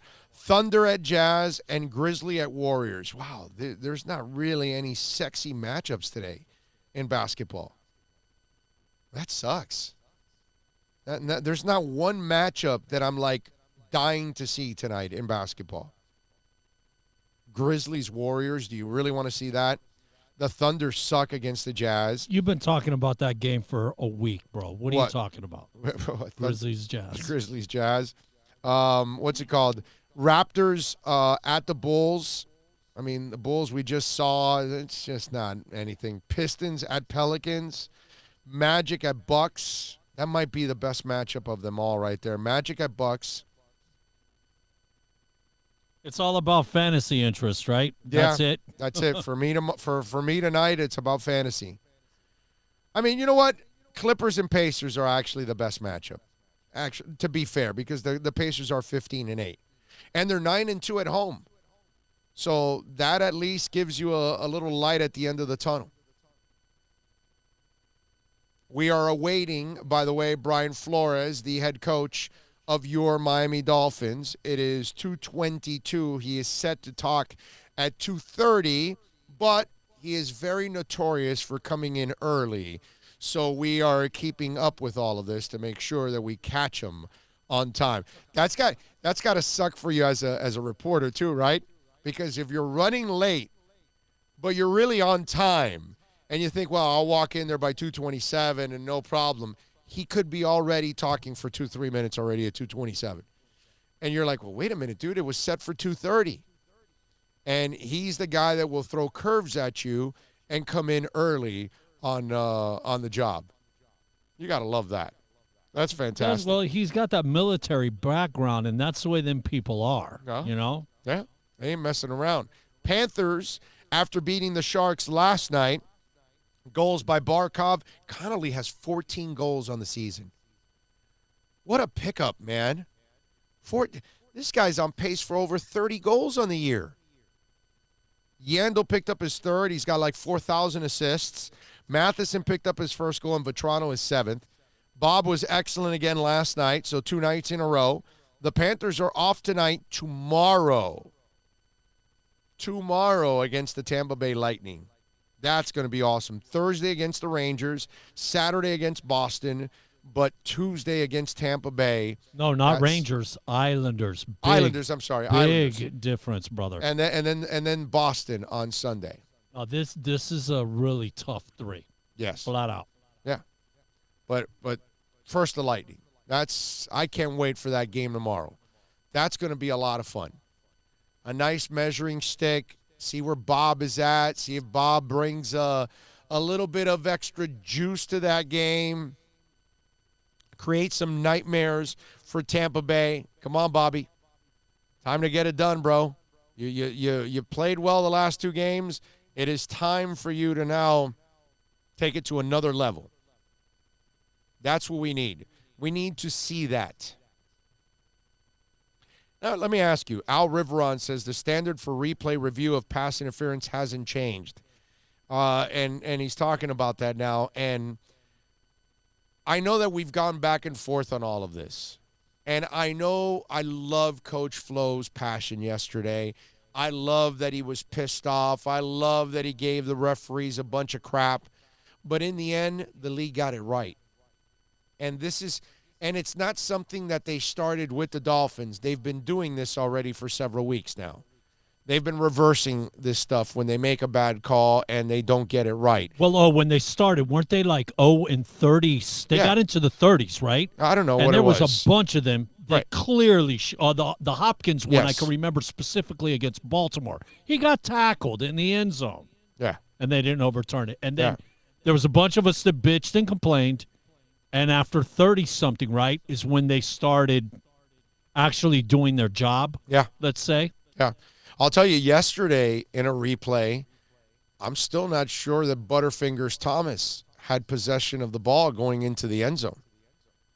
That kid may have been stripping it at the same time as it was busting through. And I get the call because if you can't prove that it was being stripped right there and then because the review just didn't let you inside the center of his body where Needham was trying to rip out the football.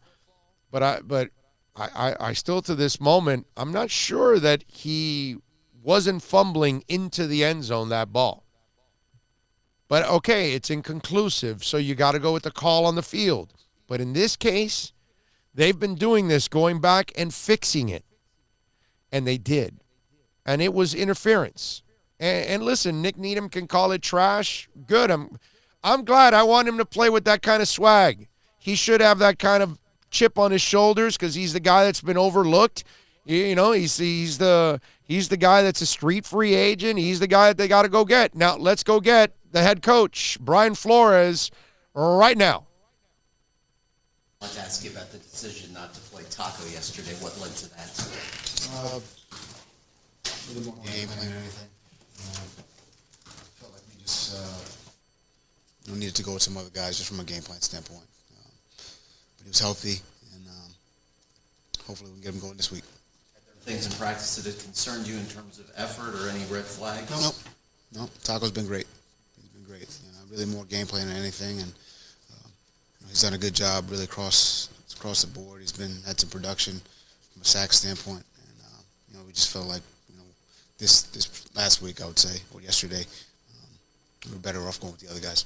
And with the two receivers who left yesterday with head injuries, are both Albert and Devontae in protocol, or is only Albert in protocol? Yeah, both guys in protocol. And sorry, we have to probably ask you this at every point, every week from this point forward, but Ryan Fitzpatrick starting Sunday, do you think? Yeah. Now that you've had some time to think about it, Brian, what are your thoughts about the reversal on the call at the end? There's always calls that, don't go your way. I think as a team, we've got to deal with that adversity and be able to, move past it. And I thought we did that, in a lot of areas yesterday. We had obviously two receivers go down. Other guys stepped up. It was kind of a back and forth game. There at the end, you say what you want about the call.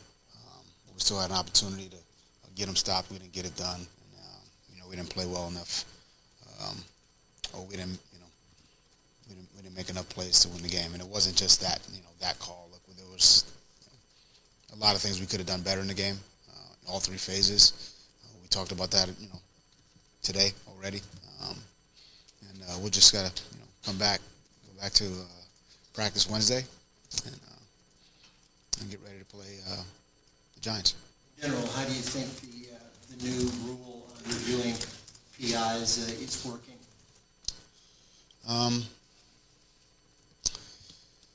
I think every week, I think the officials do a really good job. It's not an easy job for them.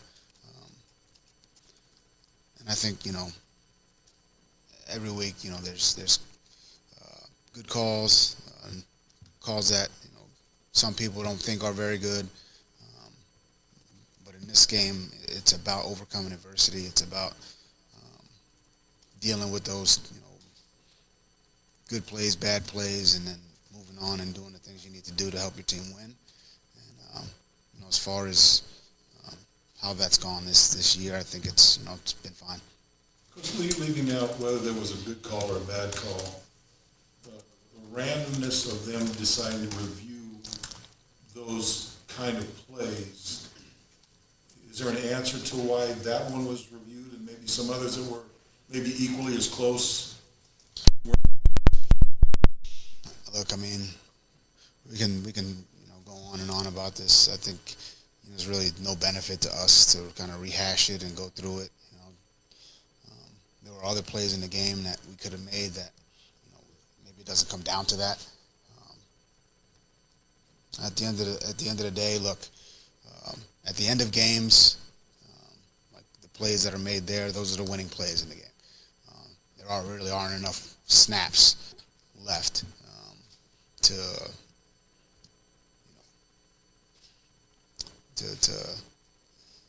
in some instances overcome whatever the situation is. So I thought our guys fought hard. Look, I'm always going to advocate for our team. That's not going to change. Our guys work extremely hard. I think not everybody's in the trenches with us, but this is a hard-working team. It's important to them. We wanted the win. We weren't able to get it.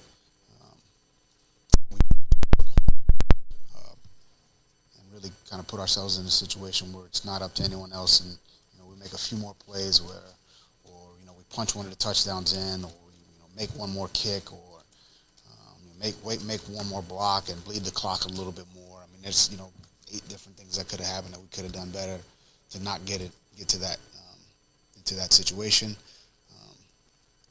But yeah, at the end, those are the winning plays, and we weren't able to make them. Play you got at left guard better yesterday with Sutherland playing most of the snaps instead of Dieter.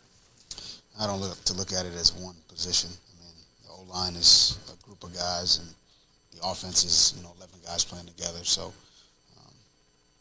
I thought Sutherland had some good plays, some bad plays. I think that's the case for everybody on offense, defense, and special teams. So, having looked at it, you always want it to, look, we're going to strive for perfection, and obviously we all fall short of that. But there were some mistakes there. There were some good plays, there were some bad plays, and just got to make the corrections and try to play better next week. Looking at it again today, any additional reasons of what the problems were in the red zone and not able to move the ball? Well, they played well defensively. Look, we had we had a lot going on offensively. When a couple guys go down, we just had I thought our guys did a really good job. I thought our tight end stepped in and really played some different positions. We had guys directing traffic out there and getting guys lined up. I thought Isaiah Ford really did a great job. I thought Alan Hearns, he was dinged a little bit and fought through it. I thought Fitz got people in the right position, and say what you want. I know we didn't play well in the red zone, but the offense moved the ball efficiently. We got ourselves in a scoring position. We kicked the field goals, and we were in it at the end. And one more maybe.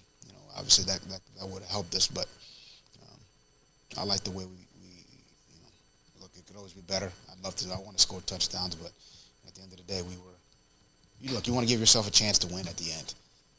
Like at the end of the day. Some games you got to score 40. Some games it's like I'm a defense guy. I like a field goal game. That's kind of how I'm wired. So to win, to play a game where you kick 7 field goals, you got a chance to win. You don't do. Do you want to score and punch it in the red zone? Always, but not every game is that way. So I think we, as a team, that was a great learning experience to see that you can find different ways to win. In this case, we didn't get it done, but I think everybody can see that we had a chance there, and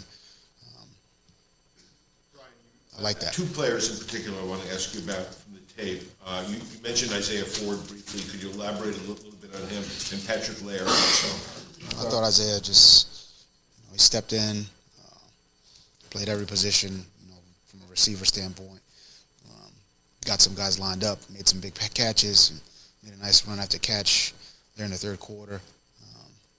I thought he really played solid overall. Patrick, he had some good runs there in the second half. Caught a big pass on the slant go late in the game.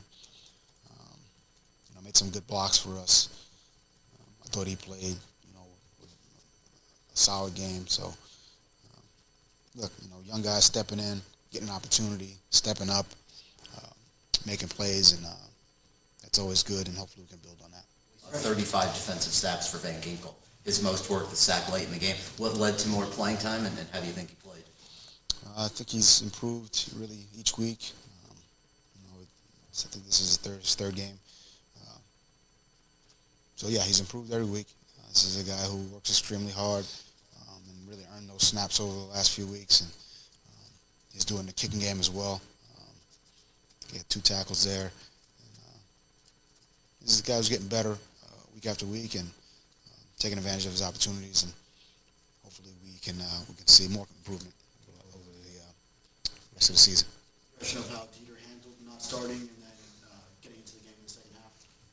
Dieter, he's a team guy, so whatever we feel is best for the team, he'll jump in there and do. So if it's field goal, if it's right guard, left tackle, he's played a lot of different positions this year, so. I'm sure, I know he was disappointed, but at the same time, he wanted to see us, do well, and stepped in there late in the game as well. Before that call at the end, the Jets aren't in position if not for the big play. Stephen Parker kind of gambled on the deflection, and the receiver got loose. Is that a teaching moment for what'd you tell him in that situation? It's a lot of plays come down to this much. That's the National Football League. So when we talk about details, and we talk about alignments, and we talk about reading your keys, and we talk about those things, I mean, we don't say that for no reason. So it's an example, great example for not only for him, for Parker, but for really everyone on the team. That's the margin of error in this league. So most times that's what it is between, what's a sack and a 40-yard play, or in that case, that's called an interception or a breakup. Catch, no catch. I mean, there's that's your margin. So when we talk about being detailed, when we talk about using the right technique, fundamental communication, that's why we do that. Because at the end of the day, it's that much. You obviously were pretty angry at the end of the game there. How did you process that? How long did it take for that to subside? I get over things pretty quickly. So I was, looking. It's an emotional game, and it's not really my anger. It is my anger, but it's it's for the players. I'm upset for them. Because I watch them work on a day-to-day basis. I watch them meet and walk through. I see how important it is to them. I watch them lay it on the line for each other. So that's where that emotion comes from. It's not for me. It's not about me. This is not about me. I'm all about serving those players. So that's what that is. This isn't about me at all. It's about those players, the coaches, the cafeteria people and the equipment staff and everybody in this organization. I mean, it's, we all put a lot into this, and winning is important to us. A quick thing on, you've had a bunch of midweek editions this week, Tuesday, Wednesday guys. Some have played on Sunday, like Matt Collins yesterday. What generally, Brian, has been your message to them when they arrive? Is it just learn as much as you can quickly? What do you tell those guys generally? Well, I try to talk to them about the culture we're trying to establish. So let's be on time. Let's obviously get into the playbook. Get with some of these, some of the younger guys, and I would say the younger coaching assistants. Our, let's call it our quality control guys, do a really good job of getting guys up to speed and meeting with them extra. So early on, we tell them, look, it's going to be a small role, and then your role will grow. Or the opportunities you get, and it'll be the ones you create for yourself. So that's my normal message, or something in that realm. And I think Mac went in and made was productive in the kicking game. Obviously, he had the DPI, or he didn't have the DPI, but he caused the DPI, and that was a big play for us. But we've had a lot of guys. Zenner went in there and played okay in the kicking game. So, it's not easy to get those guys ready, but our coaching staff does a good job of getting guys up to speed quickly. And I would say it's never perfect, but I think guys have gone in there and try to give them as much as they can do.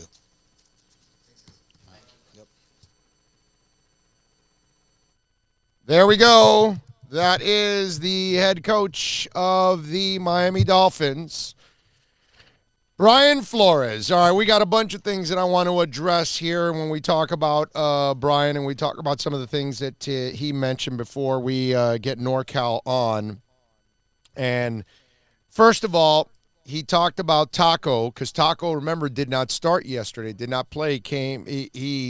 He felt like they needed other guys, and Taco has gotten some sacks, right? I think he's got 5 sacks, which leads the team. But I think it also tells you that Taco has not done a good job against the run and has not done a good job of holding the edge, right? And maybe they felt like Van Ginkel and other guys were better at setting the edge and were better against the run. And they felt like they were probably going to get pounded a lot in the run at times, right? So maybe Taco was not a game plan type guy, which now listen, we got to look at this a couple of ways. One, they were doing what's best for the team, which is the most important part. But two, if you're Taco Charlton, you have to look at this like an indictment on who you are. And you're not good enough to be counted on every play in every game, that we can game plan your ass out. That's not good for Taco. So Taco needs to look in the mirror and say, okay, I am screwing up here, here, and here. It's kind of like, you know that Whiteside can get your rebounds, but he worries too much about the rebounds and not worries about other things that are going on. And so it takes away from it. And while he's stat chasing, he's hurting your team. Okay? And there must be some of that going on with Taco. That they game planned his ass out of the lineup. Not good. Then both wide receivers headed for the concussion protocol, which is Devontae Parker and Albert Wilson. Terribly sad for both individuals, especially for Devontae Parker, because he was having such a great year. Not that I wish it upon Albert Wilson or anything. That poor young man's had his share of injuries too, one after another, and he's a tough kid too, man. But it's a real shame, because Parker is definitely something that you're building on for the future. And again, they keep asking if Fitz will start. Fitz is going to start every game, ladies and gentlemen. There will be no Josh Rosen.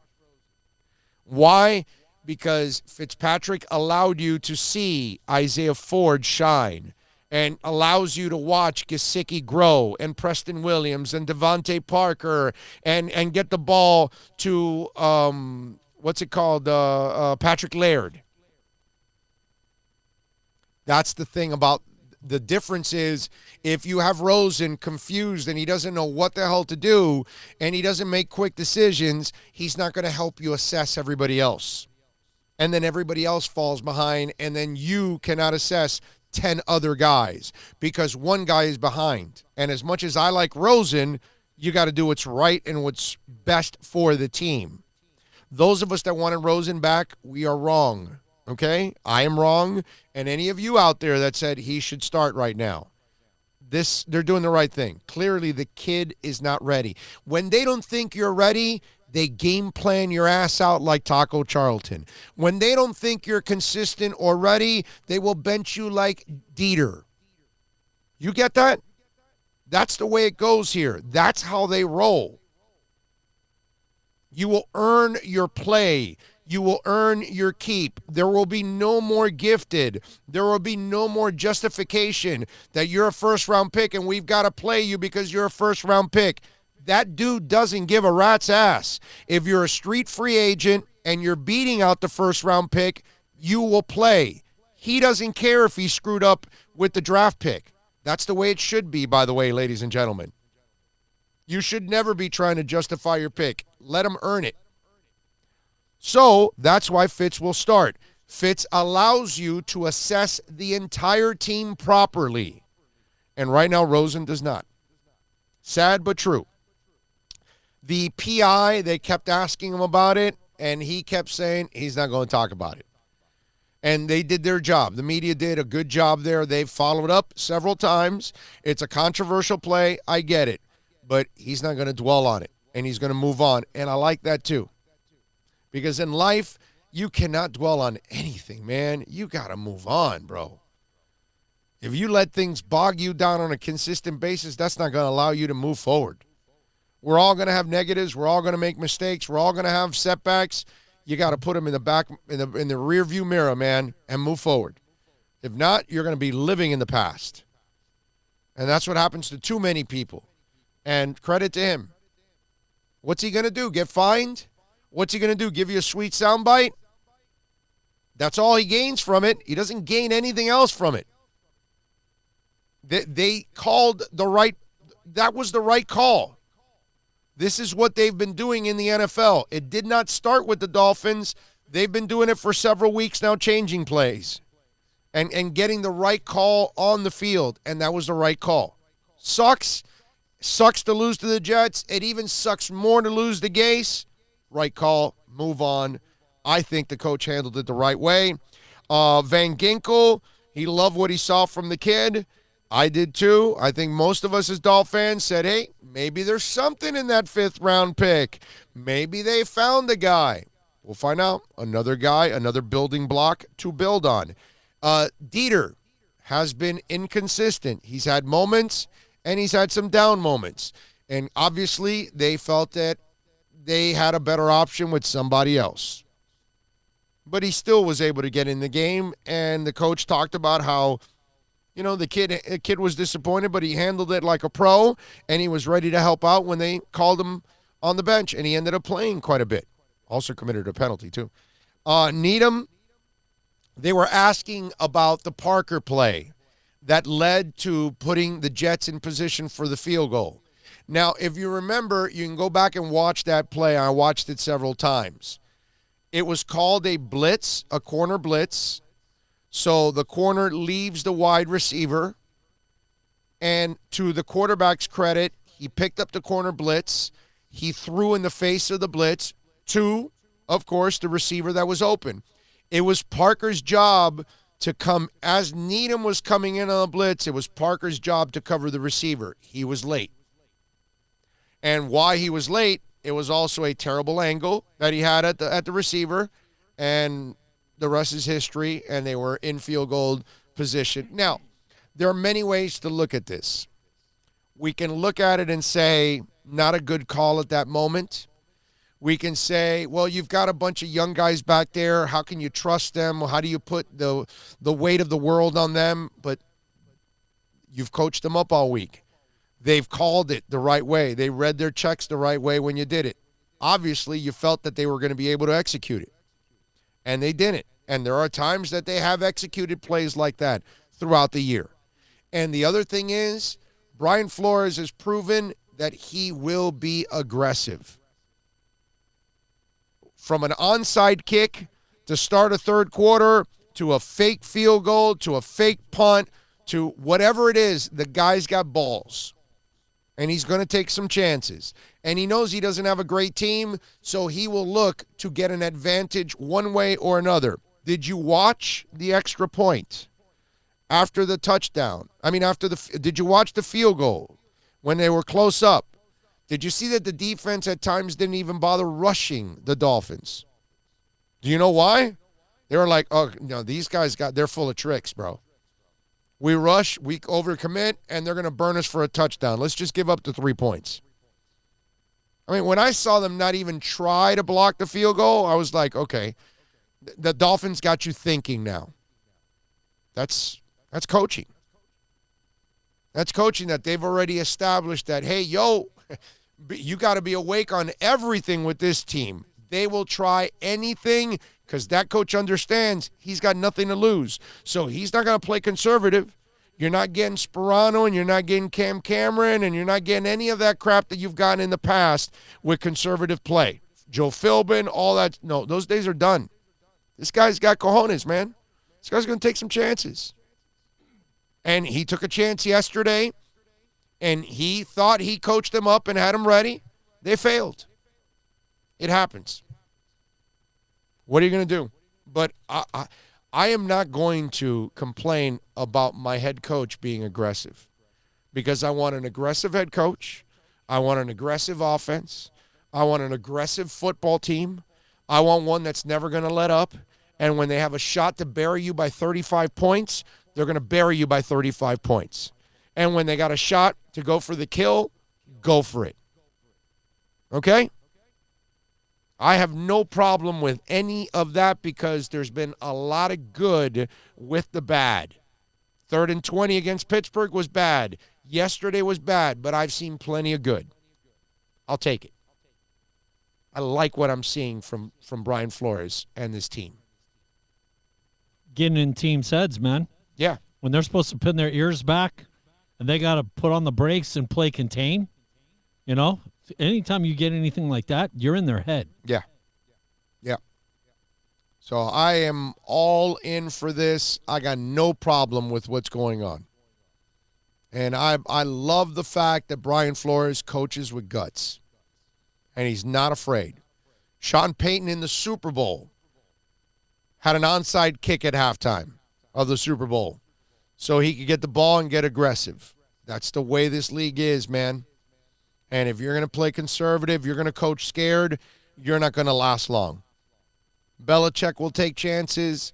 Coaches have to take chances in this league. You must be aggressive. You must be willing to do the things that others aren't willing to do to get an advantage. 786-322-1105. That's 786-322-1105. If you want to get in on the program, that's the accidentlawfirm.com text line. You can also reach out to us on Twitter. That's at Big O Show. Follow us there. As always, that's like a 24-hour talk show. You can also reach out to us on Instagram at Big O Radio Show. That's the other way that you can reach out to us. And, of course, the program, it's brought to you by East Coast Public Adjusters. And, folks, there's only 10 months left to reopen your IRMA claim. Do not settle for less. For a free inspection, please call our friends at East Coast Public Adjusters. Tell them that Big O sent you. 855-GET-ECPA. Save it on that cell phone. 855-GET-ECPA. And only 10 months left to make a claim and get an open claim on that IRMA claim of yours. So please don't settle for less. Call my friends at East Coast Public Adjusters and reopen your IRMA claim. All right, when we come back, final segment of the show, we're going to have some fun. NorCal, baby. Mark, NorCal, Dolphin. You guys want to go to Vegas? You want to join us in Vegas? Tommy Rockers, we're going to be broadcasting, but you want to find out about a hotel, what we're doing in Vegas, that is next. You want to get a great deal because the hotel rates are crazy. He's the inside man. He's the inside man. You want to join us in the same hotel, so it's just a sea of orange and green, or aqua and orange, shall I say, the entire time throughout that building. That's what you want to do. You want to join the official Dolphin Hotel, Dolphin Hotel. Okay, let's not get in trouble with the team here. Dolphin Hotel with us here. NorCal will join us next.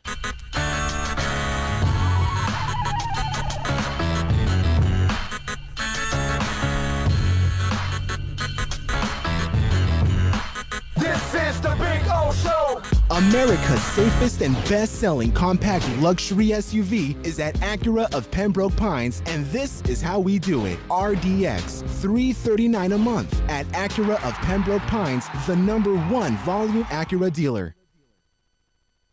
No one expects to get into a crash, but I expect you to go to accidentlawfirm.com if you do. Make sure when hiring a driver, you go through a rideshare app so that you can be covered by the insurance, which can be up to $1 million, whether you're a passenger or a driver. In other words, don't try to save a few bucks by paying cash instead of going through the app. I'm attorney Bobby Nunez from Nunez Law in Miami, and we're here to help you through the process. Go to accidentlawfirm.com for a free consultation from me, Bobby Nunez. That's accidentlawfirm.com.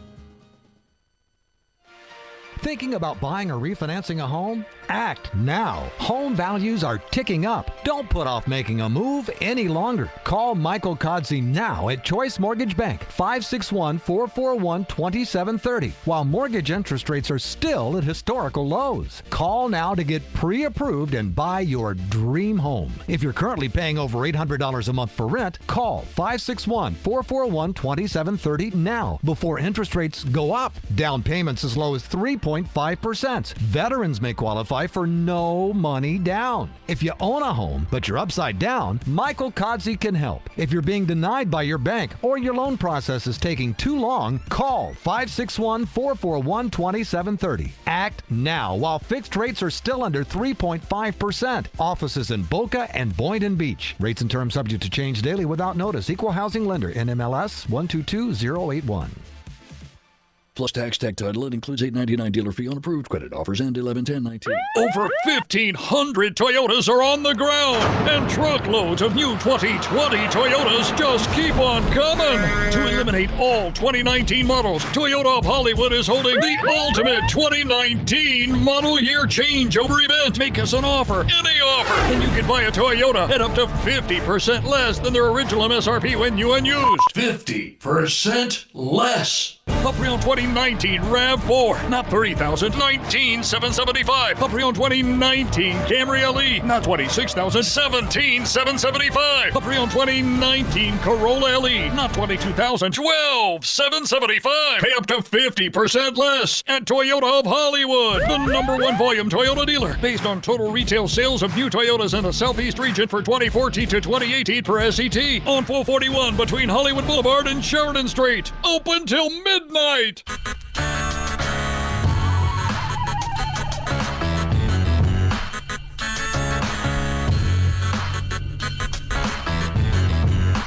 This is the Big O Show. This is the Big O Show. This is the Big O Show.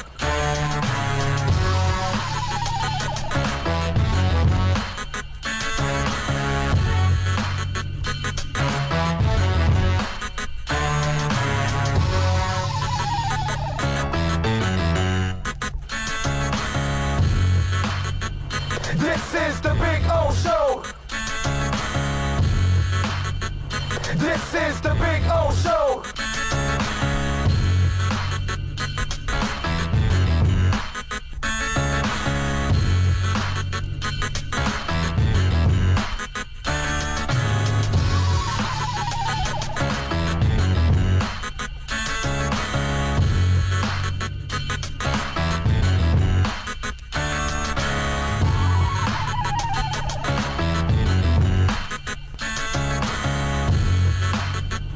This is the Big O Show. This is the Big O Show.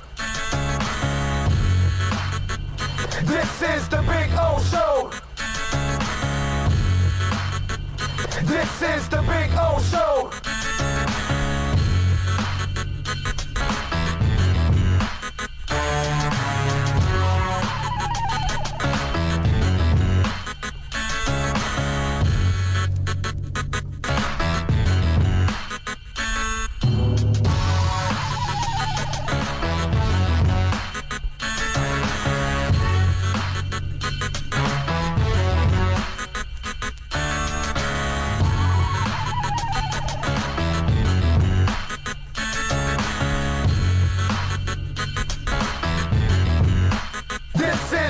This is the Big O Show. This is the Big O Show. This is the Big O Show.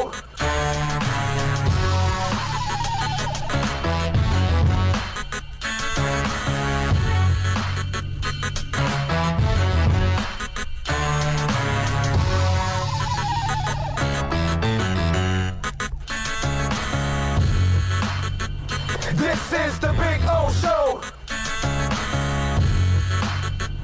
This is the Big O Show.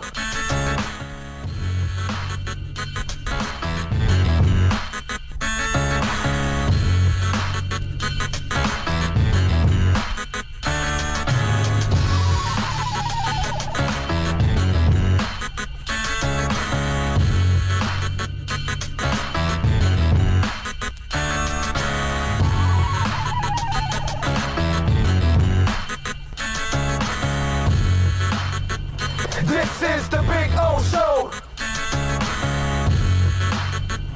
This is the Big O Show. This is the Big O Show. This is the Big O Show. We are ready to rock and roll. NorCal is in. He's in the house. Almost, man. We're get him on now? We've almost got Mr. NorCal. He is up and on. Music down. There we That's go. you. All right, we are ready to rock. NorCal, my man Mark is ready. Mark, you there, my man? Big O, Bill, yes, sir. All right, good stuff, man. What'd you think of yesterday?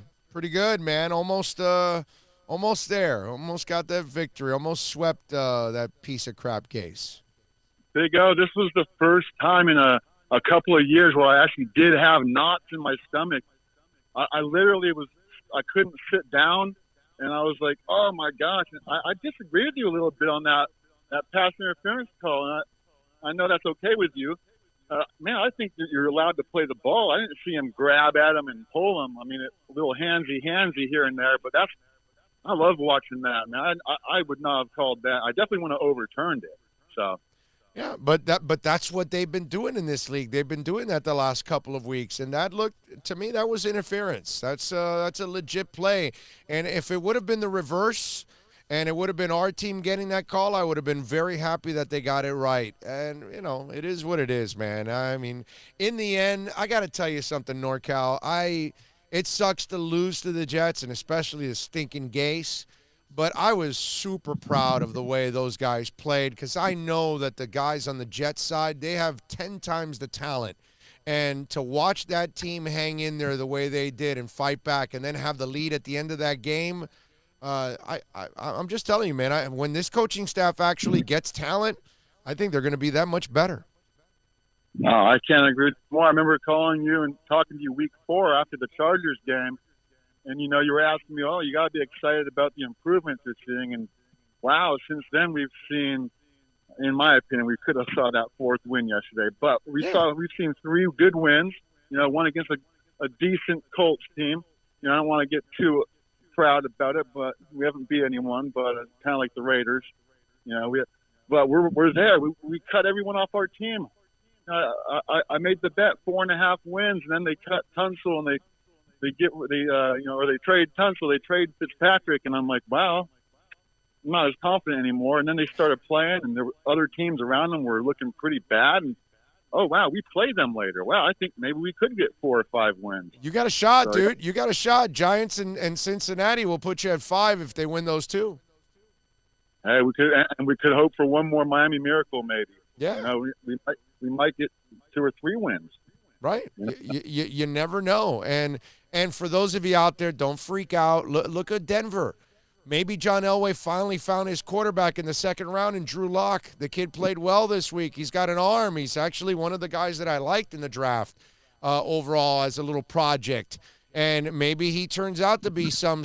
And look, you got him in the 2nd round. You just never know. So it's not about, I know we would like to see Joe Burrow in a Miami uniform, but something tells me Cincinnati's going to lock him up being an Ohio kid, and they've got the number 1 pick. But if Miami does win against Cincinnati and the Giants, I'm not going to look at it as a bad thing. I'm going to look at it as an incredible thing that this team has been able. I mean, NorCal, all they do is lose people every week. Now it's Devontae Parker now and Albert Wilson. Not that Wilson was a big plus, but Parker was a beast this year, and now he's gone. And you're probably going to lose him for a few weeks, probably for the rest of the year. And yet this team continues to overcome. To me, I can't say enough about Flores, bro. I just can't. And at the same time, since 2007, Chris Greer has been a part of the scouting department of this Miami Dolphin team, and there's a bunch of players that are no longer on the Miami Dolphins that, in my opinion, Chris Greer made sure we drafted them, then Tannenbaum made sure we ruined it and got rid of them for overpaid talent. But now we're seeing Chris Greer, hopefully his, visions are going to come true because there's no one in his way. Man, and you think back, wow, he got here in 2007. I wonder if that's someone, Bill Parcells was here back in those days, and obviously he approved of Chris Greer's talent evaluation. So I'm happy with everything that's happened, and wow, if we get 5 wins, how amazing would that? That would be awesome. 5 wins when no one thought we'd win 1 or 2. Can I say something that, people all freak out about the personnel and all of that? Maybe we're all overreacting on all of this stuff. because Spielman has gone on to build a pretty decent team in Minnesota, and Jeff Ireland has joined New Orleans. And maybe Chris Greer also knew his stuff, but there were other people in the way and other coaches and other personnel people and all that affected everything that went on with all the different guys that we've had here. Now that Chris Greer has got an unobstructed, job now that he doesn't have to deal with anybody making decisions above him, that's why we're seeing something different now. Who knows, man? Maybe that was the issue, that there were so many things in the way, so many chefs in the kitchen that you really couldn't get it done, and we never gave one chef the entire responsibility. Usually when we did, it was a coach. It was Mike Tannenbaum, and that's where maybe we made the mistake. Yeah, I can't argue that, but yeah, there's still lots of talent playing in the league. Right. Started here in Miami, so who brought them here? I still think Chris Greer brought the college, the drafting. I think that's pretty much always been his responsibility, but I'm just a fan with a thought. So who knows? But hey, he's still on the Miami Dolphins, and now he's running the show. And man, it sure looks like he found a great coach. Yeah. It looks like he's found some good talent without having to spend money for it. That's right. And now that we have the money and some draft picks, I'm excited. I'm with you. I'm with you. And we're excited about April, my brother, because we've got, of course, Fins Vegas 2020, hashtag Fins Vegas 2020. Make it go viral. Let's go, Fins fans. We are at what hotel are we going to be at, my friend, for the Dolphin Nation? Well, right now we have over 30 rooms, and most people are there for 3 or 4 nights, so 120 room nights at the Marriott Grand Chateau, which is less than a half a block off the Strip. So it's all right there. And I thought that the NFL was going to make some announcements on November 26th, but it might have just been some hype because I have not seen anything still. So the foundation seems like it's set. We got a hotel. We got a great spot to all party all weekend. We got you coming down to be on the radio all week and then on the TV. So it should be fun, man. We should have a great time. I'm sure there's going to be a lot more added once there's more times and locations set in stone. But, yeah, and there's a ton of other fans that are staying in other places because they either have hookups in other places or family. So, man, we're going to have hundreds. Man, we might even push that 1,000. We might push that Dolphins NYC record at 1,000 fans or 1,100 fans in Vegas. That'd be kind of cool. All right, so if people want to get on board and they want to get a room because maybe we could get more rooms, better rates, all that good stuff, what do they got to do to contact you? Well, as of right now, they can either send me a message on Facebook, Mark Angelo, NorCal Dolphin, or go to the Worldwide Dolphin Draft Party page on Facebook. It's open to the public, so anyone can type that in and find it. I believe if you hashtag Fins Vegas 2020, like you just said, it shows a link of that party that they can just click on it and say they're going or interested. And then as new information comes up, I'm going to post it on that event page.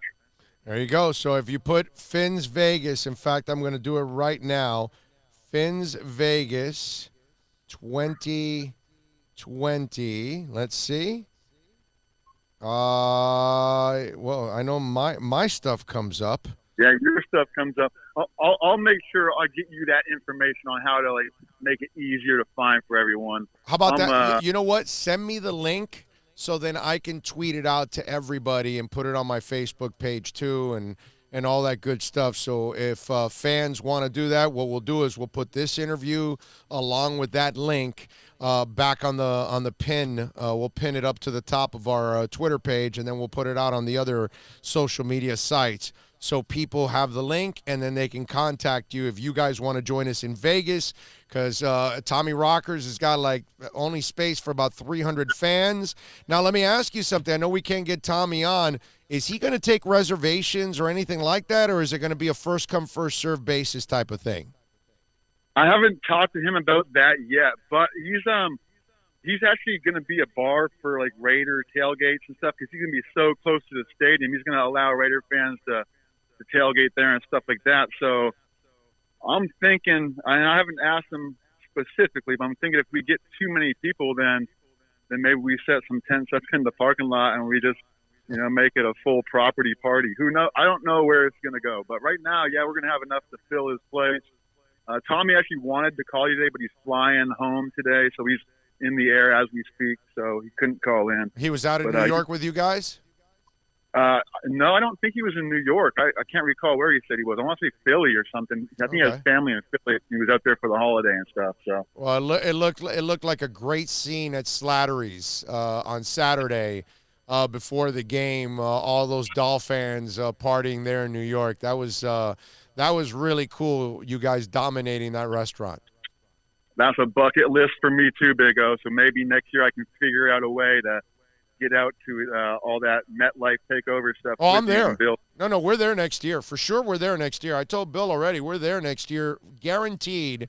We'll talk to the people at Slattery's. We'll broadcast from there. We'll do our thing at the MetLife takeover. We will definitely be there. Next year, we want to be at a couple of these Dolphin get-togethers on the road. Well, I guarantee you, we play 4 West Coast games next year. San Francisco, Arizona, Vegas, and Denver are all away games for the Dolphins. So I'll be doing the San Fran and the Vegas game without a doubt, and then I'll probably attend the other 2, but I don't know if I'll do events. I'll probably just go out there, and there's big fan clubs out there already, so I'll just show up and we'll have a good time. Bill and I are definitely doing the Vegas one, and then we'll probably do the San Fran because we can stay with you. Well, my dream is that those 2 games, the Vegas and San Fran game, are back-to-back. Yes. You just take a bus, get on the bus. Yep, that's it. My wife won't see me for 2 weeks, but yeah, there's no doubt about that. Yeah, we'll get it done one way or another because I haven't been to San Francisco in a long time, bro. I would love to go back and hang out in San Francisco for a couple days because that is one awesome part of the country, man. Northern California is God's country, bro. It is so beautiful out there, man. Really awesome. It's amazing. It is, my brother. All right, so we'll put up the link, and we'll get it going. The boys have got a couple games left. What do you think? They win 2 out of 3? Oh, absolutely. They're going to do it for me, Big O. They know I got that bet on Vegas. They're going to come through just for me, dude. So you go ahead and mark those 2 W's the next 2 weeks. Well, they failed for me last year. I had them, I think, what was it, over 7.5, right? They won. No, they won. They won for me. It was 6.5. It was 6.5, and they won 7. Oh, I had 7.5. I think. I'm pretty sure because I lost last year. Huh? Yeah, they give you both options. Like this year, I went for the 4.5 instead of the 5, but you pay a little extra for that. But I guess it must have gone up by the time I got it. I didn't get a good line like you did.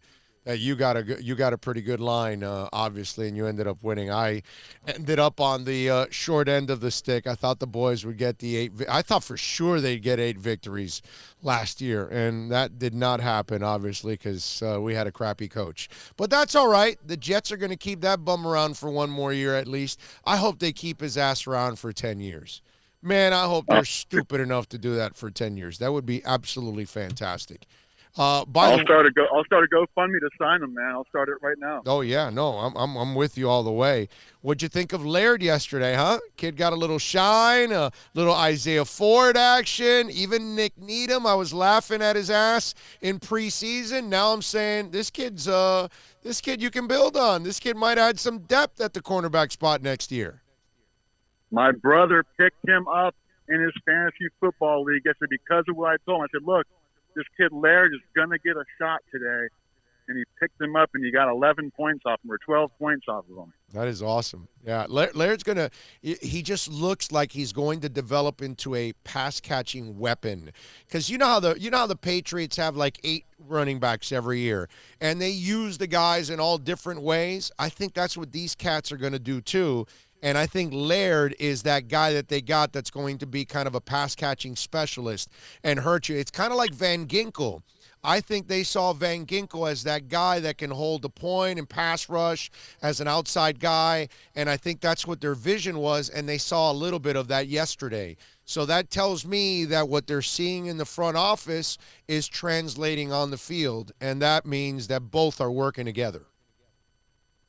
I agree. Yeah, that's what made my stomach go into knots. This I'm like, wow, man, these guys are playing like I'm an Oakland A's fan a little bit, and they're playing like the Oakland A's, where no one has their name yet, and they have to go out there and play their ass off to get known, and they don't have money yet. They're playing for pure love of the game, and yeah, that's where whoever's on the team right now, they're pretty much at that level. They're trying to show that they just love this game and deserve to play. Dude, I got a big old smile on my face right now when you said that, because that is just a fantastic comparison. Because the A's have done that for years in their system, that they, find guys that you don't know, and then they make them, decent names, and it's because they see things in them that others don't, and then they're able to implement it, and it's the same thing right now that these guys are doing. You are 1,000% right, NorCal. I'm with you there. Stephen Ross will spend the money, though. That's the one difference. Stephen Ross will spend that money to keep him here, hopefully. Oh, yeah. And now he's got guys to tell him who to keep here. I'm telling you. I'm putting my sunglasses on right now. You should. Future is that bright, baby. No doubt about that. NorCal, much love, my man. We will continue talking as always, my brother, and can't wait to party with you in Vegas. Fins Vegas 2020. See you there, Vegas. See you there. Good to hear from you, bro. You got it, baby. Good stuff. Later, Bill. There you go. NorCal, baby. Fins Vegas 2020. Hashtag Fins Vegas 2020. Anything and everything you do, Dolphins, on social media, tag it with Fins Vegas 2020. Got it? And we will put it all up for you. Bill will put up the interview with NorCal in a little bit. I'll put up a tweet with the link for all of this stuff. Once NorCal sends me the new link to it, I'll get that link and the interview. We'll put it all together. We'll put it together on the tweet for you. Bro, let me tell you, I'm caught up. I that thing should be up within 20, 25 minutes. There you go. All right, so we'll have all that up for you as always. Kicking ass and taking names. We got to wrap it up here on the show. Wow. Holy crap. Is 4 hours and 20 minutes enough for you? You know that the recording only has 4:23. It's already told me we're running low, so we're getting off just in time to save the whole video. All right, we got to thank Kobe Price. He made his debut on the program. We look forward to having him on again to talk a little FAU down the line. Greg Allman, we thank our buddy, of course, from The Athletic covering the Bucks. David Furones covering the Canes for the South Florida Sun Sentinel. And, of course, my man NorCal, as always, coming through for you. Can't wait. Always comes through for us, too, on top of all of that. But, Bill, exceptional work by you. Good work, O. John Cassio, our other producer, also making it happen. Can't do all this by ourselves. Our phenomenal sponsors, as always, taking care of us. We love you all out there. Support our sponsors. Keep this thing going, man. And we thank all of you for downloading and spreading the word, man. You guys be good out there. We'll see you tomorrow. Once Have a again, good night. At 11 a.m. Be good.